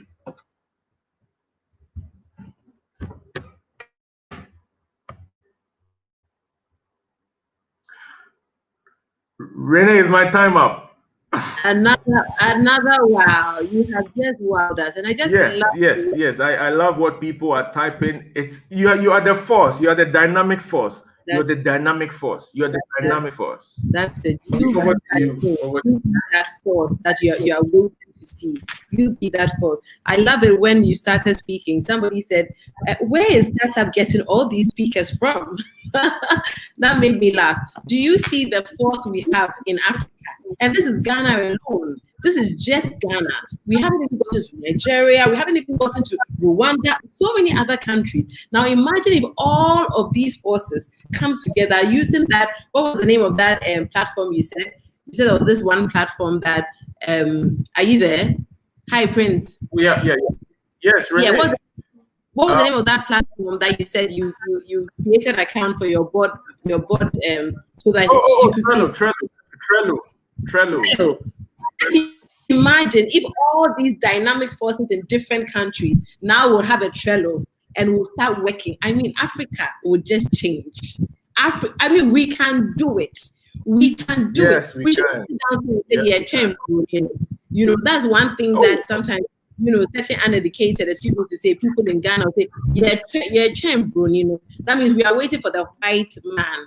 Do you see what I mean? But we are that. Look at the passion in which you were speaking. And you know what I loved about your story, your whole story, when you started about your story, you could have easily given up. And many people have given up because they said, oh, we didn't make it. Oh, Sebi, my father cannot afford it.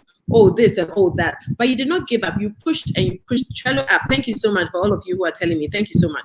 You know, look at where it's taking you to. Look at where it's gotten you to. And because of that, you are even pulling people to join you. And this is just so amazing. Everybody, I mean, wow. That is it. Wow. Be mindful of structure. Everybody just saying they've written so much. I want to see, do you have any questions? Does anybody have any questions? I've just really loved this, and I have even learned so much myself. And I am a confidence coach as well. And one thing I always say that I find that, you know, it's not, success is not really a lack of education. It's a lack of presence. It's a lack of. I always say that. It's not just that. So then you have to be competent in something. So when you said that, I was just clapping for you right there. I really like that as well. Okay, so this is time that we have to be that change. It's enough, you know, it's enough of us just sitting down and complaining and saying when, and saying when will they? We are the day that must make the change, and we need to start now. We'll make some mistakes, lessons and everything, but also have to now get in touch with the right people. So we have to start using social media for the right things, not for checking the new hairstyle and the new weaves and the latest. The other ladies, you know, that's our corner. The men too, maybe, I don't know what you guys look out for, but it's also great, you know, for us to connect with the right kind of people. So now that you've heard this, it shouldn't end here. So everything you've heard now, it shouldn't end here. That wow on startup. No, take all the names of the speakers, find them on social media. You can send them a DM. For all you know, they'll say, come and join us, come and volunteer, come and do something. And the next thing, you will be the ones next year. This is the kind of mindset we have to have. We shouldn't be afraid. I mean, if you send an email and they don't reply, you send the email, but we will just be shaking our feet. Hey. What hey? Send that email. For all you know, do you know that there are some NGOs abroad who are just looking for somewhere in Africa to send their money to? Do you know? There are people that have money and just looking. They're just praying. Where should we even send this money to? Then ping your email drops in. Hi, my name is so and so, and I'm from Ghana, and I'm from Nigeria, I'm from Rwanda, I'm in South Africa, I'm here, and this is what we are doing. Next thing you know, set up a Trello account, let's check. Next thing you know, this is what you're doing. So please, we need to really take out that fear. You know, that fear is really, really like the enemy of faith, and you really need faith to just go on and to do it. So, I mean, today has been, I really, really can say this is one of the best summits I've ever. I thought that I would just join at my time. I was in a meeting and I put my hands-free on, and I was just writing notes whilst I was in the meeting, going left and right, because everybody who's been on has taught so much. And I hope this will still be playing so that those who missed the previous speakers can go and watch it and get some knowledge, you know, don't let it be a show, a video that you just watch. No. This is something that you listen and then you apply. Until you apply, there is no change. until you apply. So the listening doesn't do anything. I can listen and I can listen, I can clap my hands, but until I start to apply, until I start to ask how I can involve what I've learned into my life and into my processes, there's not going to be any change. And we want to be that change. So we need to really start applying, learning and applying what we've learned. Thank you all so much. The speakers have been so amazing. And Prince, can we have Prince's details, please, for those who want to drop him a DM and yes, reach out. Yes, for those who want to reach out to our speaker, yes.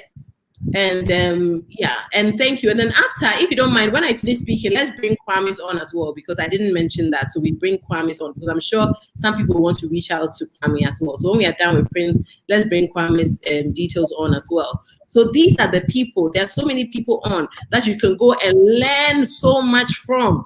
Follow them.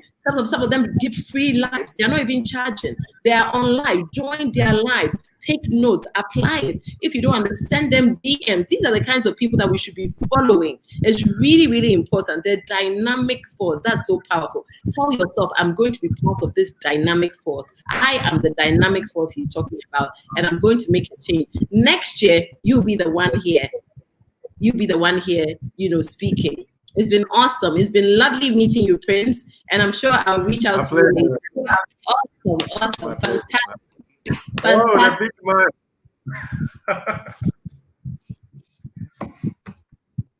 Great works. Renee. Prince. Hi, hello, sir. I couldn't wait for you guys to leave because I didn't want you guys to leave anymore. Just to add to what you were saying, you are saying something about confidence, and indeed this is one of the things that we're trying to do. So confidence starts from content, and then from content you build capacity to increase your content, all right, your capacity. Then it boils your confidence, because now that's what we try to do here. Impacted people with insights, instructions, and all kinds of the knowledge that they require. And with this, we believe that as their capacity is enlarged, their confidence is buoyant. And I said, look, I just must add that to, it's been an amazing time.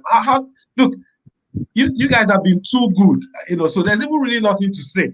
And I don't want to even stand or I don't want to come up alone. And so we're all going to leave this session together.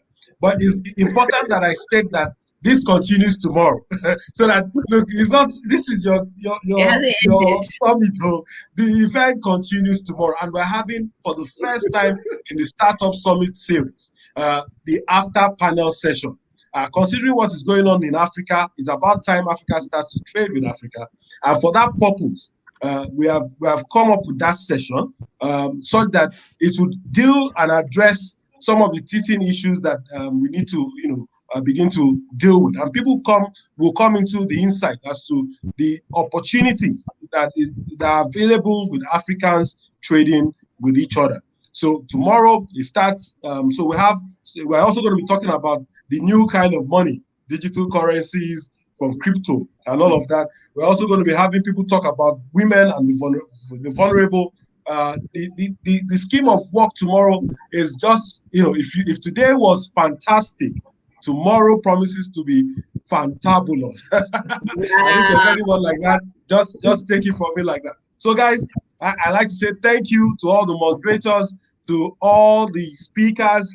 I don't even want to, because I don't want to even make the mistake of missing anybody out. But I just want to say thank you all. And I salute you. And I'm sure Ghana is proud of you. Indeed, Africa is proud of you. Thank you. I'm signing out now. And to back to you, the local organizing chair, throw us out of here. Wow. I have to say that today has been a great day. I really hope that everything that I won't sack you, because you are the future we are talking about. You go and sit down. Sit down. Wait for me. Okay, I'm coming, please. Yes, this is the future. They should know what we are talking about, so it's okay. Yes, but today has been, I'm so glad that all the speakers who came were real, they were authentic. I'm so glad that they spoke about the real problems and they also told us how to solve it. And lots of the time, sometimes you get huge conferences about the issues and about the issues and about the issues. How do we solve it? Sometimes they are not being solved because people don't know. But this was one that we have been educated, we have been empowered, we have been encouraged, we have been strengthened. I don't think anybody who has watched all of the speakers today can say that they haven't gotten some sort of zeal, some sort of passion, some sort of confidence to go on, to press on and to do what they are doing. So please, ladies and gentlemen, this is going to be replayed. You can take your time. Like he said, you could even take some time off, have a retreat, have a startup summit retreat, go away. Now listen to all the speakers and then start asking yourself, how can I apply this? As you are praying, if you're a Christian, as you are praying wherever, whatever prayer you can pray, as you are praying, and asking yourself, you seriously at the end will come out with something that will make you the dynamic force, the change that we need in Africa.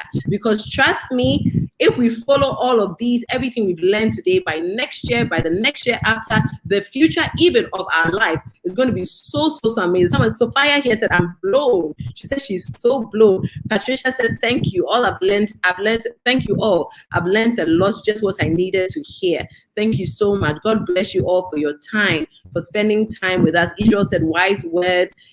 Yes, it will be available for replay, so you could take your time and then just go and watch it again. But like he's the startup specialist. Yes, that's the man, Mr. Taiwo himself.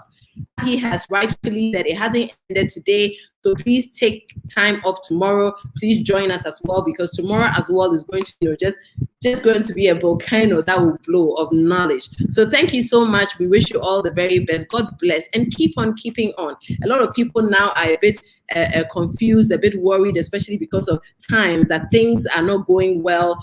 Businesses are getting it. This is the time that you should learn. So this is the time that you should bring all your time, learn, because the future, you've been told, you are the dynamic force. I wish you all the very best, and I'll see you tomorrow. Stay blessed.